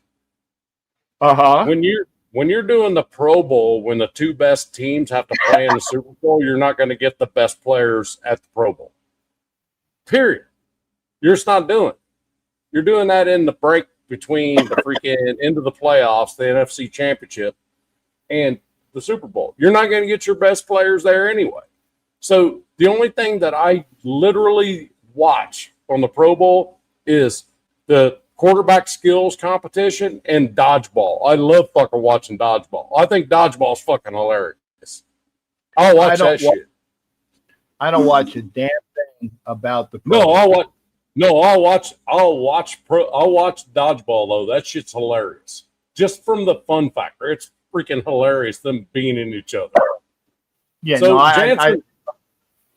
Jansen, why would I do something like that? I don't call Zahn. Why would I call Zahn? David Zahn. Oh. He's a dude I know. Why would I call him, dude? He's just gonna waste my time. Okay, well, one thing that is happening. One thing that is happening is that we got Jeff here now. Aye. Okay. And I will have a little bit of a show with Jeff, and I hopefully Jeff will be. He says he looks like shit, so at least we are spared. We are spared the look. I didn't say I look like shit. I said I feel like shit. Oh, I was gonna say you look worse than normal. You look worse than normal. That's terrible. Yeah, tough to eat. Yeah, it sucks, man. When the whole family's sick, man, that's rough. Yeah. Yeah. I'm with you, brother. It's all good, man. How you doing, brother? Tired. I mean, other than that part.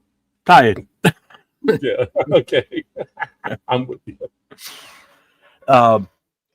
Just to go back to what you said about Edwards, that was a rookie volleyball match is what that was. And do you know who's the one that landed on his knee that damaged his knee? Charles Woodson. No. Oh shit. I'll bet he freaking hate that shit. Yep. It was Charles Woodson. And from that point on, that's when they stopped doing some of those there we go. Stop doing some of those games, like those special events. Going to bed. Good night.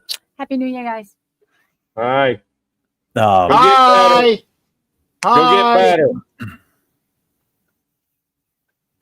Yeah, it's so I get it, but the thing about it is when you do that in a period of time where the Super Bowl's still upcoming, right? You're not going to get the stars out there. Well, that was back when they used to do that. That was when they did the Pro Bowl and everything after the Super Bowl. Oh yeah. So the teams that played in the Super Bowl would still technically, unless they got hurt in the Super Bowl, would still play. or if they weren't playing, they'd still show up. So Right. it still attracted a crowd. You know, Right. now it's the Pro Bowl is so diluted. So if they were still physically playing a football game, it would be such a shit product on the field. Right. Because think about it. So let's just throw the quarterbacks out there. Say it's Drake May, it's Bo Nix, and it's Hurts, guys like that. Well, two of those guys are going to probably play in the Super Bowl. There's a good chance of that. So you take Right. them out of the equation. So now the guy that finished number 3, he moves up now and is now slated to be on the Pro Bowl. So this guy by default makes the Pro Bowl because he's next in Right. line, not Right. because he was voted high enough to be called a Pro Bowler. Like Okay. Gardner mentioned. So you get exactly. So you get diluted players being allowed into Gardner being called a made Pro Bowler. Mhm. Yeah, when he was with the Colts that Are year, you the year before we serious? got him. Right before we got him. He was in the Pro Oh, Bowl. okay. Yeah, no, not Okay. our season. no, When he was still with Indy. I was Yeah, thinking, right. The year before we got him, he was in the Pro Okay. Bowl. So it's a Right, that's I- probably part of the I- reason why they switched from playing an actual football game. They touted it as injuries. They touted it as a diluted product because now dodgeball or whatever they play, anybody can have a good day, bad day, whatever. You're playing dodgeball. It's a luck of the draw type shit. Right. You know, it's the skill challenge. Look at Carr. His last year with us, he went in there in the skill position, the skill challenge, and just cleaned house. You know, What with the skill everybody's stuff. at. Yeah, Yeah. he crushed them. Well, I You mean, and nobody's ever said that DC didn't have a freak accurate arm. The dude No. and a lace. I mean, nobody's ever said he didn't. Well, and again, that was the year that the Pro Bowl was at Vegas, and that was he was already gone from the team at that point. So that was Right. kind of like his final, like, F you, this is what you're missing out on. Right. Boom, No. boom, boom. Here you go. Here's Yeah. the top score that's ever happened in skills challenge. Yeah. Yeah. So, but yeah, it's one of those where, and the thing about it is they go to these non-contact sports, essentially, Mhm. right? Like flag football. But if you look at all the injuries that happen in the NFL, most of them are non-contact. Why are you worried about contact?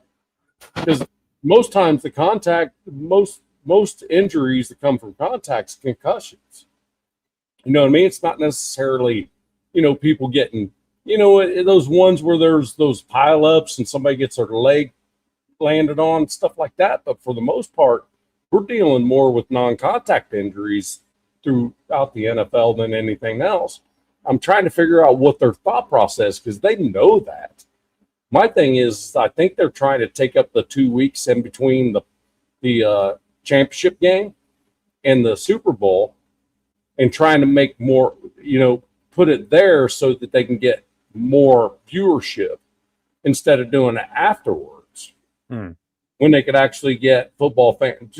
To me, I'd be starving for football a week after the Super Bowl to see Well, a real game. they also do it to fill that void between the championship games and the Super Yes. Bowl. That's why they moved it to that point too. That's exactly what I'm saying. Shit. The last That's- true Pro Bowl I remember watching that was any good was the one where Jonathan Taylor laid that punter out.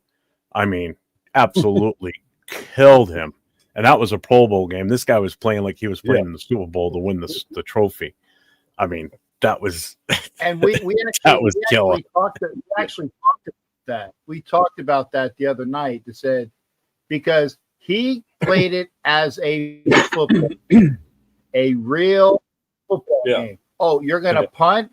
Watch this shit. Hold my beer. Watch this. And Yeah. he fucked up. I don't remember. I don't even remember who the punter was. I just remember the play, and Yeah. he got fucked up. And there was There- like, and then people were like, dude, this is an exhibition game. Well, you know Yeah. what?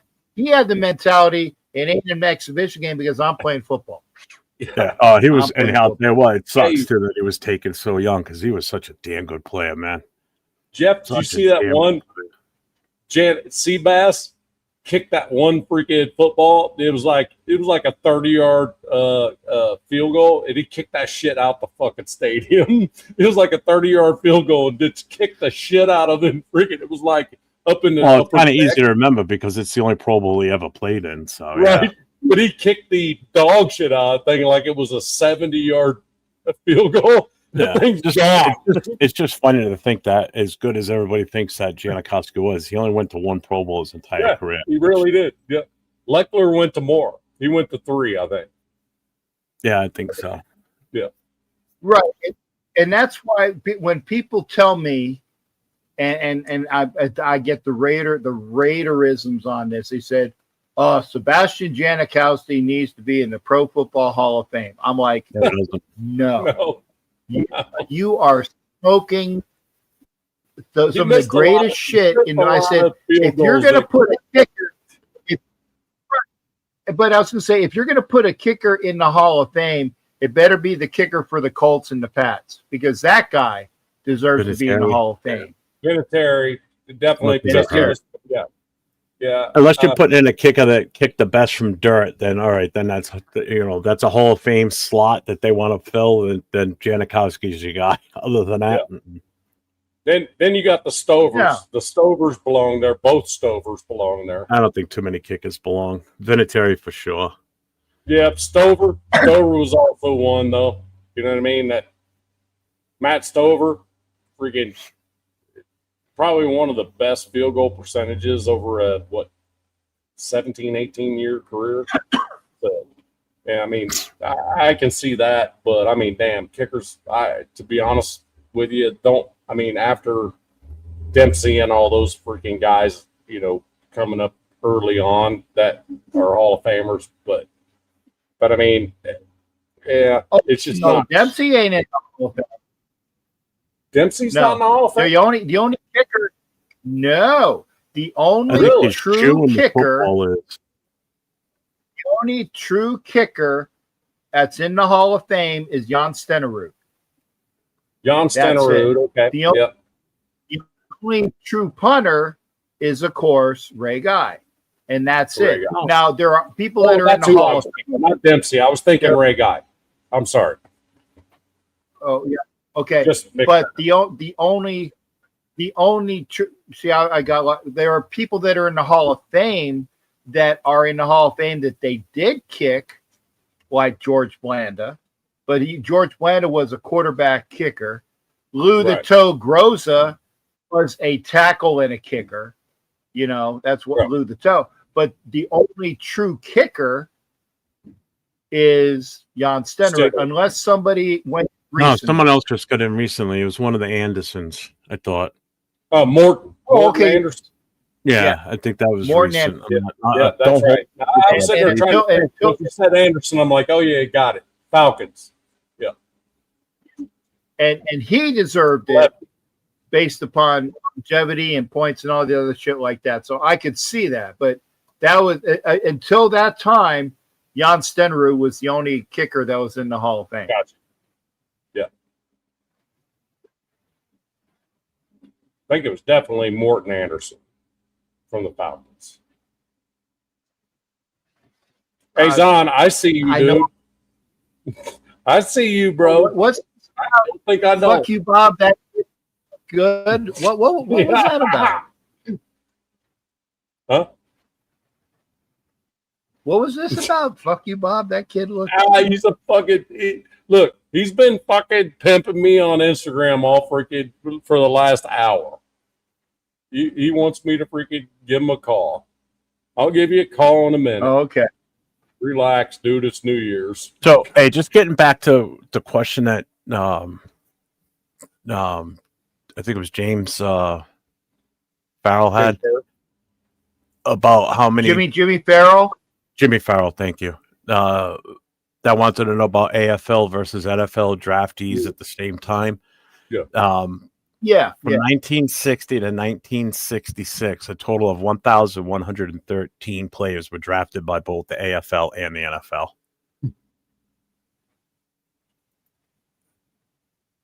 I've got a list. So they finally when it was announced that they were going to merge is when they finally had the one draft, is what you're saying? Yeah. Mm-hmm. Even though they didn't merge for a couple years, when it was 69 when they announced merged, right? that they. Yeah, but I think you're saying a couple couple years prior to that, when they announced that they were going to merge, Yeah. which was like 66, 67, they said, okay, one draft. Which I'm Okay. pretty sure our godfather Al Davis was a big reason why that merger happened. Oh, he's the main reason. And Yeah. he's the main reason. And who do they call? What is the name of the trophy for the AFC champions? The Lamar Hunt Trophy. What Yeah, a crock exactly. of shit. Right. I know it's a bunch of bullshit. I said that the other night. We're Well, he was live one on- of the contributing Yeah. owners at the time. Yeah.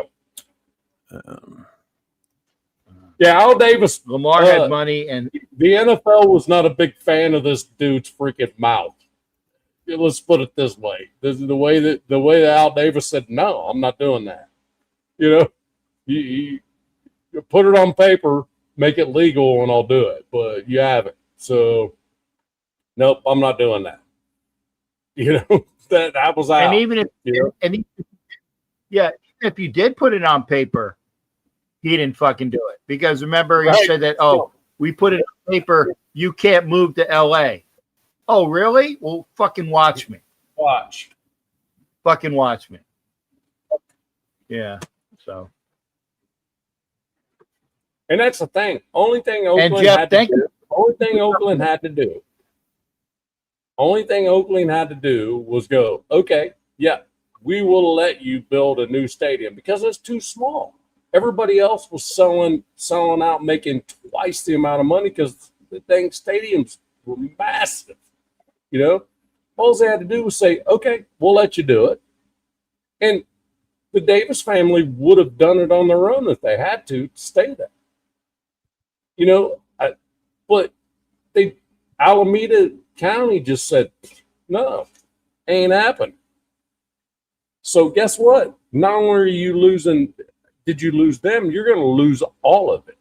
Right? Because the only thing you have left in Oakland right now is the A's, which are about to be gone too, and Golden State. no. In the back. Nay. The A's left for Sacramento this past year. I know. I'm with you. I just want to tell you, they're But gone. you said the only thing they had left. Yeah, but the only thing they had left, no, they're gone already. Right. No, I said had left. When the Raiders I left. apologize. I heard. So Right. but Okay. now all they got is Golden State Warriors. That's it. No, they're in San Francisco too. yeah, they don't even have them. They got nothing. No, There's but no what I'm saying sports is team in, in the Oakland. Bay. That's it. That's it. And they're leaving. So it's like, come on. Well, technically, in the Bay, there's the Warriors and that team that plays down at the very bottom of the Bay. The very bottom of the Bay that doesn't play in the city that they say that they're playing in. Right. But That's it. we see that with the Bears. The Bears are going to Indiana. The freaking, Kansas City Chiefs are going to Kansas. I mean, it's like, come on, man, this is crazy. I mean, it's now granted, Kansas City Chiefs be moving all of like 30 miles to the left. Because Yeah, but Kansas City, to a Kansas, different Kansas state City. too. And What's to that? a city that it's actually listed for, Kansas City. Yeah, exactly. No. That's That's that was in a way that's a Right. big move. When you move from state to state Yeah, like that, huge. just over the All line, about the money. you just said it. It's all about the money in a new stadium. fact. The money. Yeah. It is. Yeah. Gotta Now get my bigger. question is if it's going to be in a. Did they already say if they were going to dome or no, or open air stadium? I don't know that. I just know that the That'll be plan interesting. is the building is going Yeah. to be in Yeah. Kansas. In Tw- Kansas. 2030. 2028, right? In 2031. So 2030 is I heard. no I heard 31. break ground 2028. That's what I heard. Yeah, they're breaking Uh, ground, but they're moving. They're moving in 31. They played their last game in 2030. So that's what I heard. I wanted to clarify. Makes, yeah, breaking ground. Yes, sir. You are correct. Makes sense because that's kind of the same time frame of Raiders coming to Vegas. Pretty much the same. Break ground, 2 seasons, and then move that next season, that 3rd season. Yeah, makes sense. Yeah, and John Leon, the reason why was because the owner of the Rams knew better. He knew that if the Raiders were sharing the stadium with him, it's the Raiders stadium. And he didn't want any part of the Raiders out, and I'm going to say trumping, it's not a political thing, out trumping the Rams as far as I'm the owner of the Rams and I'm a multi-billionaire. I don't want to put out a great stadium for the Raiders to take over. And he knew that as cheap as the Chargers owners are, that he could get them to knuckle under any way they could. And he'd have no worries about them dominating the state. Exactly. Yeah. Exactly. Agreed. Makes sense. I get it. If I was the owner of the Rams, I'd have done the same damn thing. Because if you bring those Raiders down to Los Angeles, it's going to be blacked out every single week. No question. Yeah. So that's the problem. That was the reason why. That's the problem we have in Vegas when it comes I've got some expanded info on the AFL, NFL drafts. Okay. With some actual names. Okay. So in 1961, these are guys from 61 to 66. These are the players that were drafted by both the Raiders and an NFL team. Okay. So Joe Rutkins in 1961, defensive tackle from Illinois, was drafted by the Raiders, round 1, pick number 5, but was also drafted by Washington, round 1, pick 3. George Fleming, running back / kicker from Washington, Raiders drafted him round 2, pick 13. Chicago Bears took him in round 6, pick 76.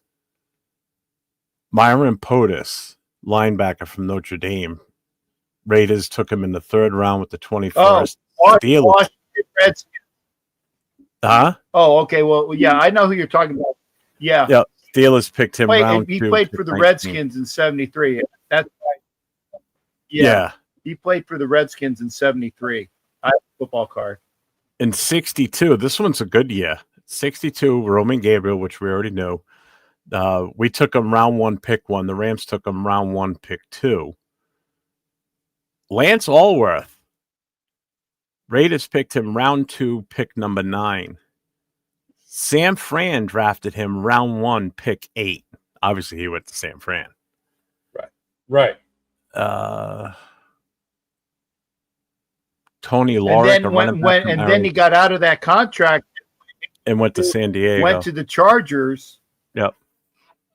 Yeah. No, Pittsburgh.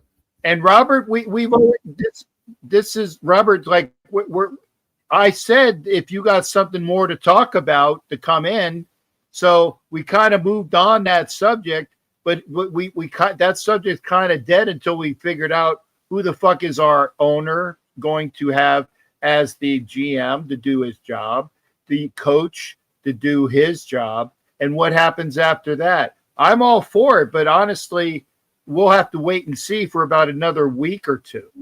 Seriously. I think we need a president of football operations for Mark Davis freaking have a. And that was right. I think that's important. I think that was put forward. Al didn't need that. Was put forward. Just one more name I want to throw out. This one's very interesting. Yes, sir. Fred Biletnikoff. Go ahead. Obviously, we took him round 2, pick 11. Detroit Lions also drafted him round 3, pick number 39. No shit. Yep. Wow. I didn't know that till just now. I didn't know that. I didn't either. Thank God. Damn. Thank God we got that one. Damn. See, I don't think there's anybody else of any. But back then, everybody. Oh, Jim Otto. Back then, though, everybody wanted to go to the Raiders. You know what I mean? It was like that was where you wanted to be. The You know what I final mean? draft before the common draft era, Jim Otto was drafted by us in round 5 and by the Minnesota Vikings in round 5. In No 66. shit. That was the final draft before they made the common draft era that we see now. No kidding. Well, the other thing is that the same team that is the reason why the Raiders came into existence, the Minnesota Vikings, because the Minnesota Vikings were going to be in the NFL, and the NFL says, "Nah, you don't want to do that. You want to come over to the NFL." So when they bolted to the NFL, and the AFL needed a team, and Conrad Hilton says, "Well, I need a geographic rival. I need a geographic rival." I'm sitting here in LA because they were the LA Chargers at the time. I need something that is good for me geographically, and of course, LA and the Bay. That's been going on for years. So the Oakland Senators came in for 3 days. You know, for sure. Under the managing all partners. Yeah, for 3 days, the Oakland Senators was that geographic rival until they figured out that the Senators was a fucked up name, and the Oakland Raiders took it over. So in total, from 1960 to 1966, before the common era draft that we have now, 17 total Raider players were drafted both by an AFL and an NFL team. That list includes Hall of Famers, players who never signed, red-shirted future picks, and then obviously some of our cornerstones with this team. So that's a pretty good list.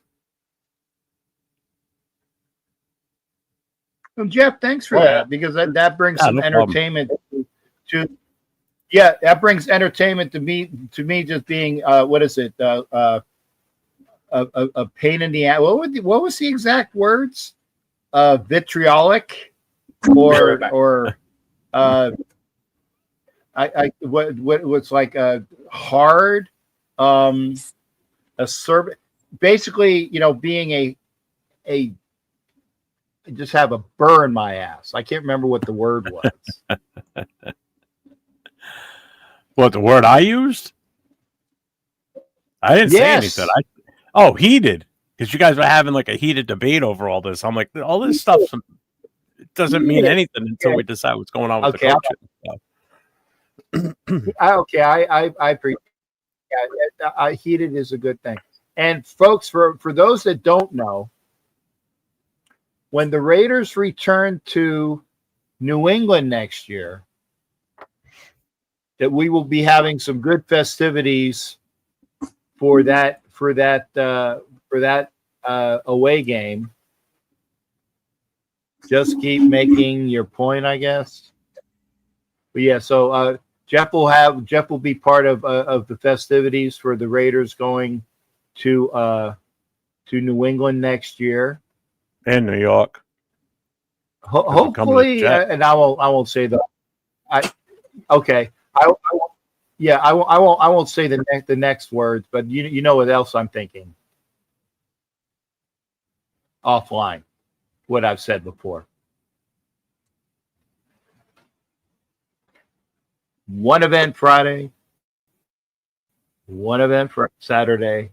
Oh, definitely. And then I'll tell you right now that because I've got so many different connections in the New York area, that New York one, we're going to do our best to have everything like one big, massive central group party type of thing. Like where we're talking hundreds of people, not just all spread out in New York City, New Jersey, wherever. We're going to try and work our best. So, because there's going to be a lot of clubs involved in that one. A lot. I know I could tell you right now, the one for the New England game, pretty much everything's going to be done in Boston this time. Not going to do anything in Rhode Island. Okay. Going to keep everything up there. That's where most of the people stayed when they came here, was up in Boston. You know, and it just became a logistics. Yeah, well, I coordinate everything. Yeah, I mean, I will next time because again, I found out about the hardships of trying to catch the train Yeah, back it to trains a pain in Providence the ass. I mean, it from works, but it's a pain. Yeah, it worked, but it was it was a clusterfuck. But yeah, and Boston, like I said, I had an enjoyable night. The one day when I was in Boston hanging out with the folks at the seafood place down at it was good, and I wanted to see more. I wanted to see old Ironsides. I wanted to see things in and around Boston, but I'm hoping that will be something that we can do, or at least put a thought balloon. I'm not telling you, but I'm sure I know what you mean. would be a more amenable. Yeah, because Well, and you know what? I'm saying it right now, folks. If you don't, and I'm putting my foot down on this one. I go to a lot of these places, and I very rarely see a bunch of the things that everybody else gets to see because I get involved, and I'll be involved. But you know what? Fuck it. I'm old, and I want to see shit before I fucking croak. I want to see X, Y, and Z, and I don't get a chance to do that. So I'm gonna say it's been nice. I'll say I'll make an appearance and wave, and I'm gonna go do other shit because I don't get a chance to do stuff. And I hate sounding like an asshole, but it's true. I've been to all these different places and things like that, and I don't get a chance to see shit. Oh, we saw this. Oh, that's nice. What'd you do? I went to a Raider party. Well, that's like when everybody was up here for the Patriots game. It's like I didn't get a chance to be involved the way I wanted to. Like I wanted to grab a lot of content and be involved in it, but because I was the focal point for everything and had to, pretty much running the whole thing going on that weekend, it made it more difficult. When we went to Philly, I had more fun in Philly because I was not the one that planned everything. I brought our chapter stuff down for the Philly crew to use, like our banners, our grill and everything. So we got to have fun with that. So, but I still got to do other things this time when we went to Philly. So it was a little bit better experience. Like I was able to do more stuff, So, but yeah, New York City is going to be a good trip too. That's that right there. And Jansen just said he got himself a JBL Charge 6. This is a 4. This thing is amazing. This speaker, I mean, you can charge shit from it. It's a speaker. It's freaking amazing. I'm with him. That's freaking awesome.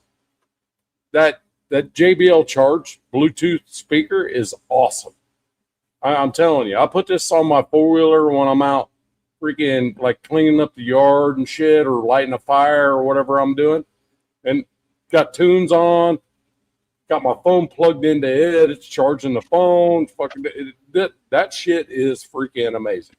I have to admit, Jansen's right. This is the coolest shit ever. I know it's not a football thing, but I just have to agree with him. It's freaking amazing. Like I said, Rob was saying that we got away from the conversation. Hey, on my channel. And thank you for Jeff putting stuff in, and thank you, Bob, for putting things in. We talk about whatever the fuck comes up. Right. Well, and I'll tell you what. So, and I'm gonna bounce. I'm gonna bounce after this, but this is some funny shit that happened today while I was at the ranch. You know what I mean? And there's a youngster there that works there. Said he's a Browns fan. I said, okay, I bet you $20 on something. And you have to, you can't open your phone. You can't do anything. I said, how many Super Bowls? He's a Browns fan. I said, how many Super Bowls for $20? And he shook on it. How many Super Bowls do the Browns have? And how many Super Bowl appearances do they have for another 20? And he goes, well, they have 8 Super Bowls. I go, well, that's 20 right there. Right? And then And then he goes, "You mean the Browns now or the Browns that we had before?" I'm like, no. You can't. Look, hold on. You can't include what the Ravens have done because they're the Ravens. Because they're the Ravens. Oh, okay. They're not He the goes, Browns. "Oh, okay. Well, I need to change that to 6 then." I'm like, "You're still wrong. Give me the 20." And I said, "No. So how many have they appeared in?" He goes, "Well, 6, apparently." And I go, "No, they have not. They have 8 championships before the Super Bowl existed." Right. So I said, "That's In both. the AR. AFL." And I can't remember So, the All American, the Right. AAFC, the All American so- Football Conference. So this guy works on tips. Basically, he's a tour guide, right? For 4-wheelers. You know, it's a 4-wheeler. You just took his tip money from him. He hands me $40.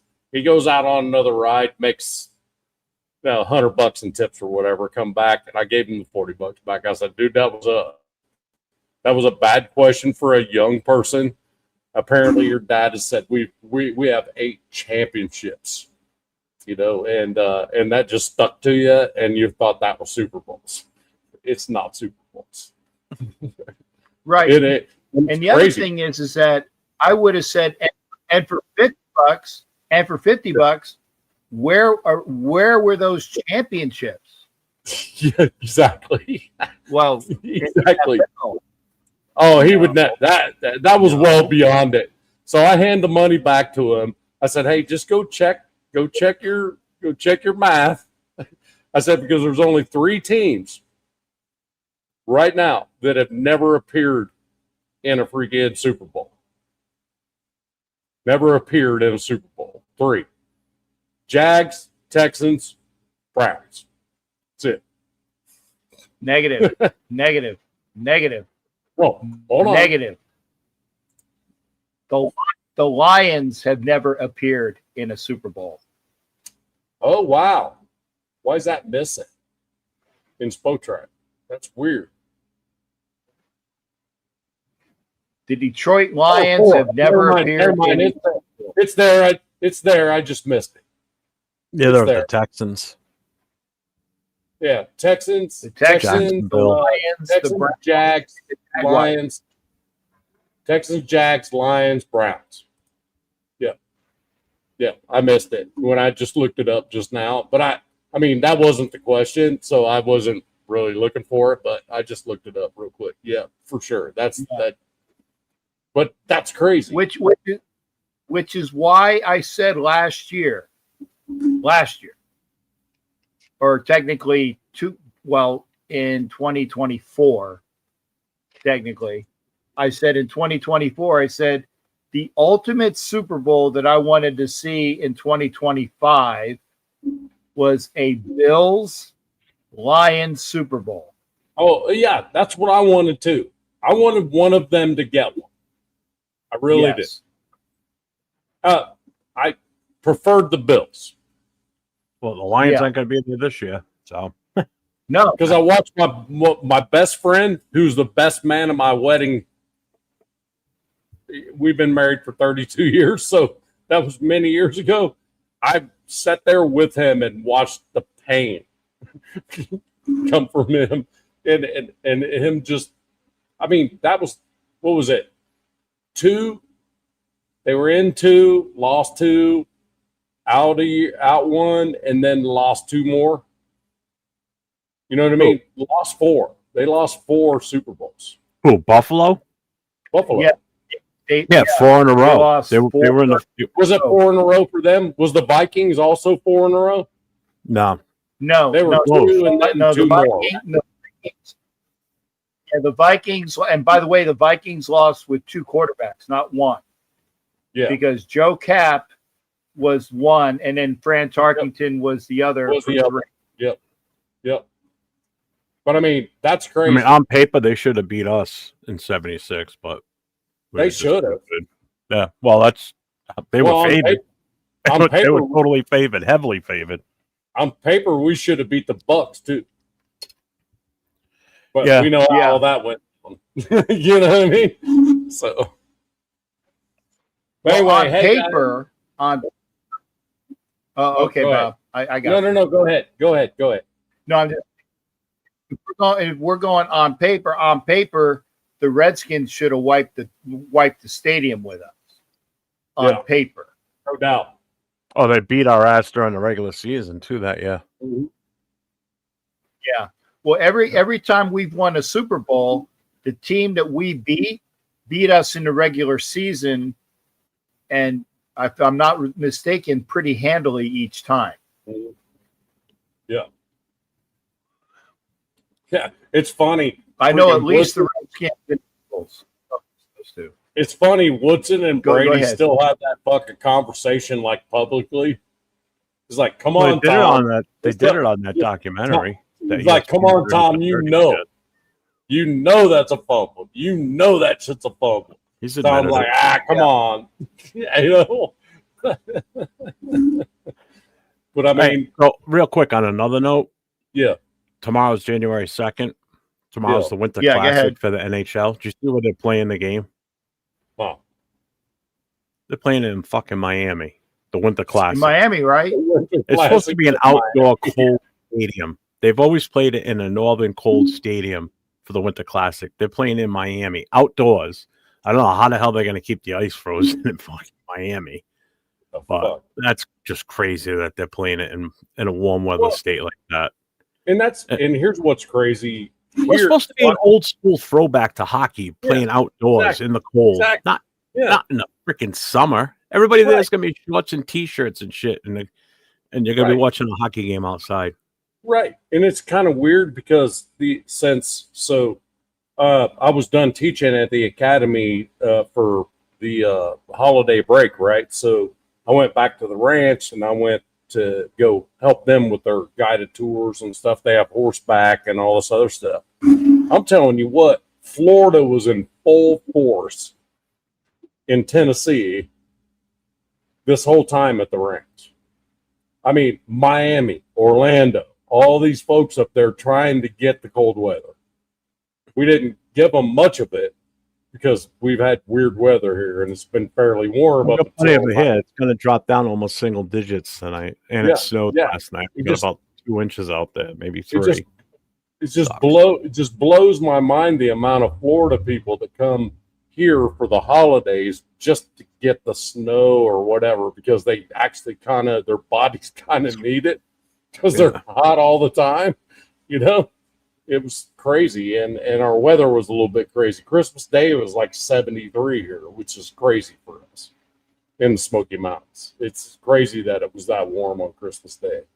So, but it actually, I mean, we had Florida contingent Monday.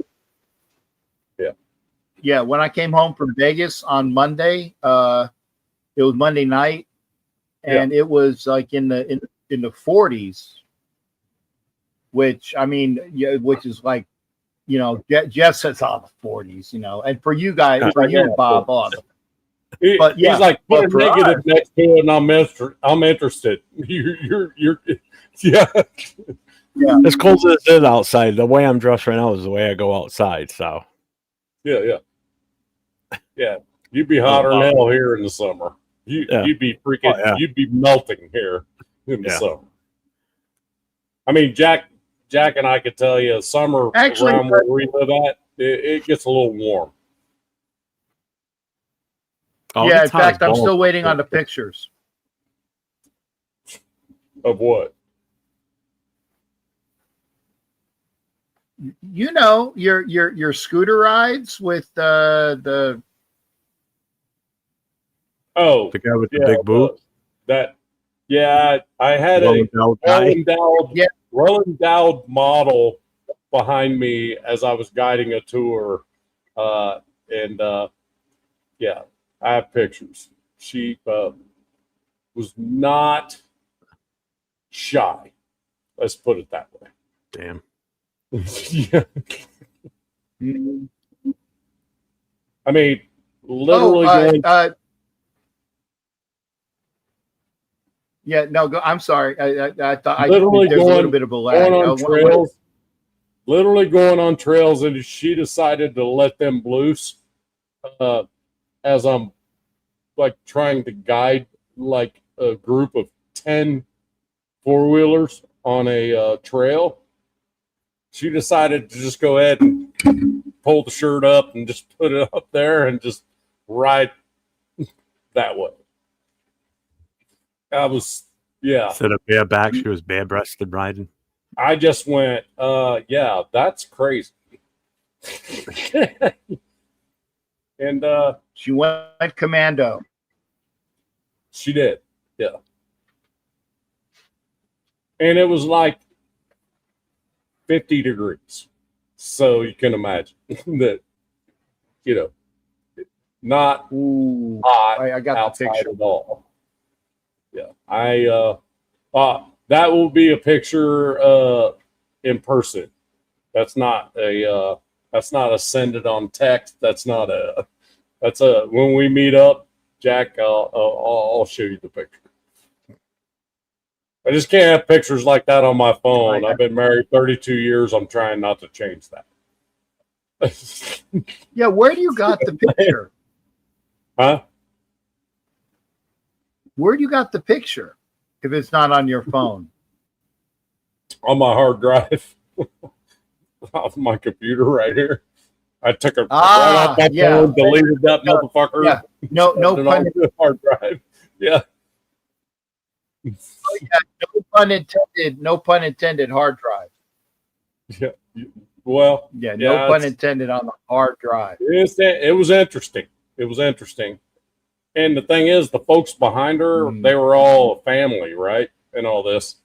There were a bunch of like models and shit. All of them. They're all laughing their ass off because of my.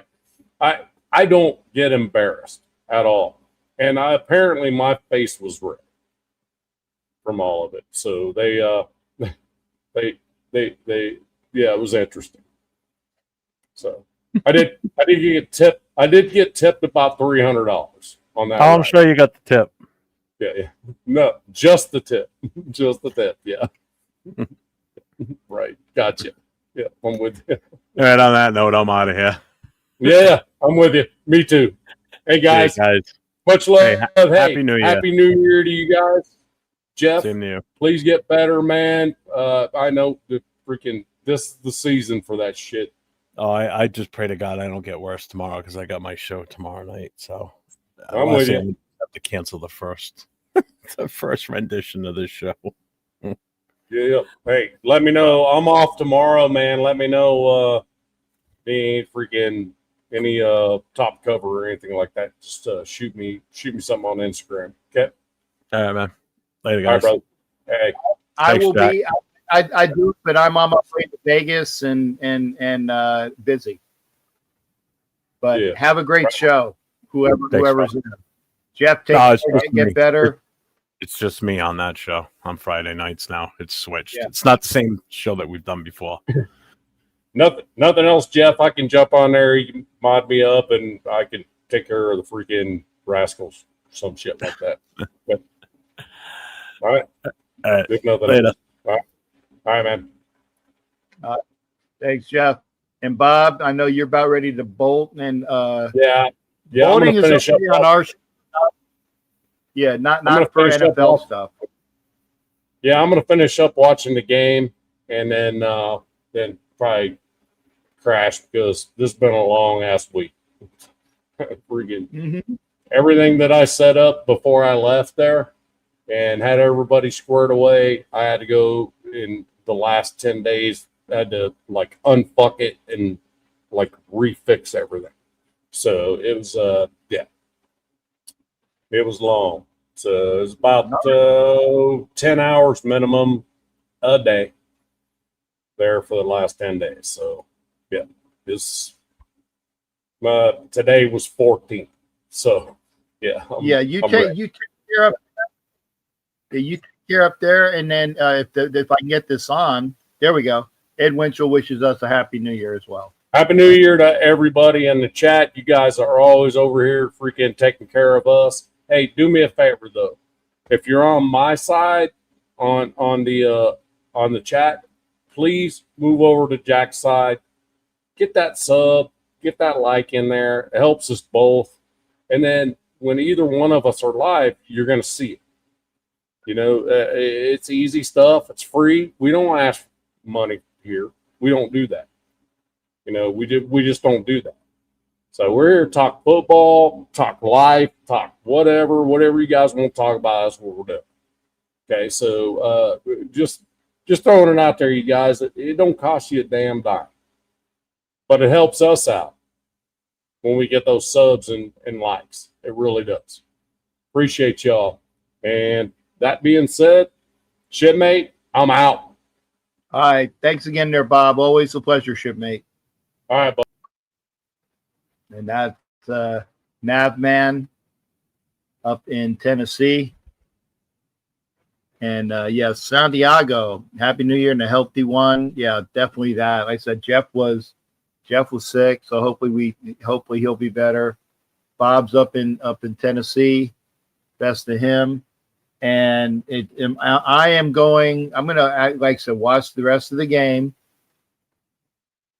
And hopefully, Georgia will win, but the Ole Miss will get a touchdown. Then I got money. I knew Georgia was going to, well, I envisioned Georgia winning. I envisioned Ole Miss to give them a good game. I envisioned it to be closer. So we'll see that. So again, Robert Jansen, thank you for being here. Happy New Year. And Frank Weber, who's also over on Bob's channel. If you want to, again, I will put it here. You might not see it because on Bob's channel, but I will put up my YouTube. See if I get that done. I'll put it up and then I'll put it on the screen. So that's the channel. And I thank Bob for doing that. Oh, Georgia, you're killing me. That's good. Like I said, I think Georgia's going to win. I don't need more point differential. That's the channel, youtube.com/C/Captain Jack Rackham League. And, it's third quarter. There's still a good bit amount of time left. I just, at this point, I like to be right. And I like, what was it, short? Yeah, it was short. Good. Okay. Because then it's money in my pocket, man. Money in my pocket. So hit up the channel. I appreciate everybody being here. It is it's 10:30 at night. I definitely need to get off the show. So thank you, everybody. One more game, and then it'll be within a week. I would say a week from tonight, we should know something. Now, here's the other thing. If we don't know something by a week from tonight, then that means maybe one of the teams that's still in the college football playoff might be somebody we're looking at. I'm just saying. If they don't give us a name within a week of tonight, then it might be somebody that's still playing. Bob Wiley available as an offer. That would be great, Santiago. Man, that'd be great. I don't know if Bob Wiley's still available. He's definitely better than fucking Brendan Carroll. Fuck that. So, having said that, I'm going to pop out, come back again. I will do a show on Sunday, and we'll see you then. Have a great rest of your week.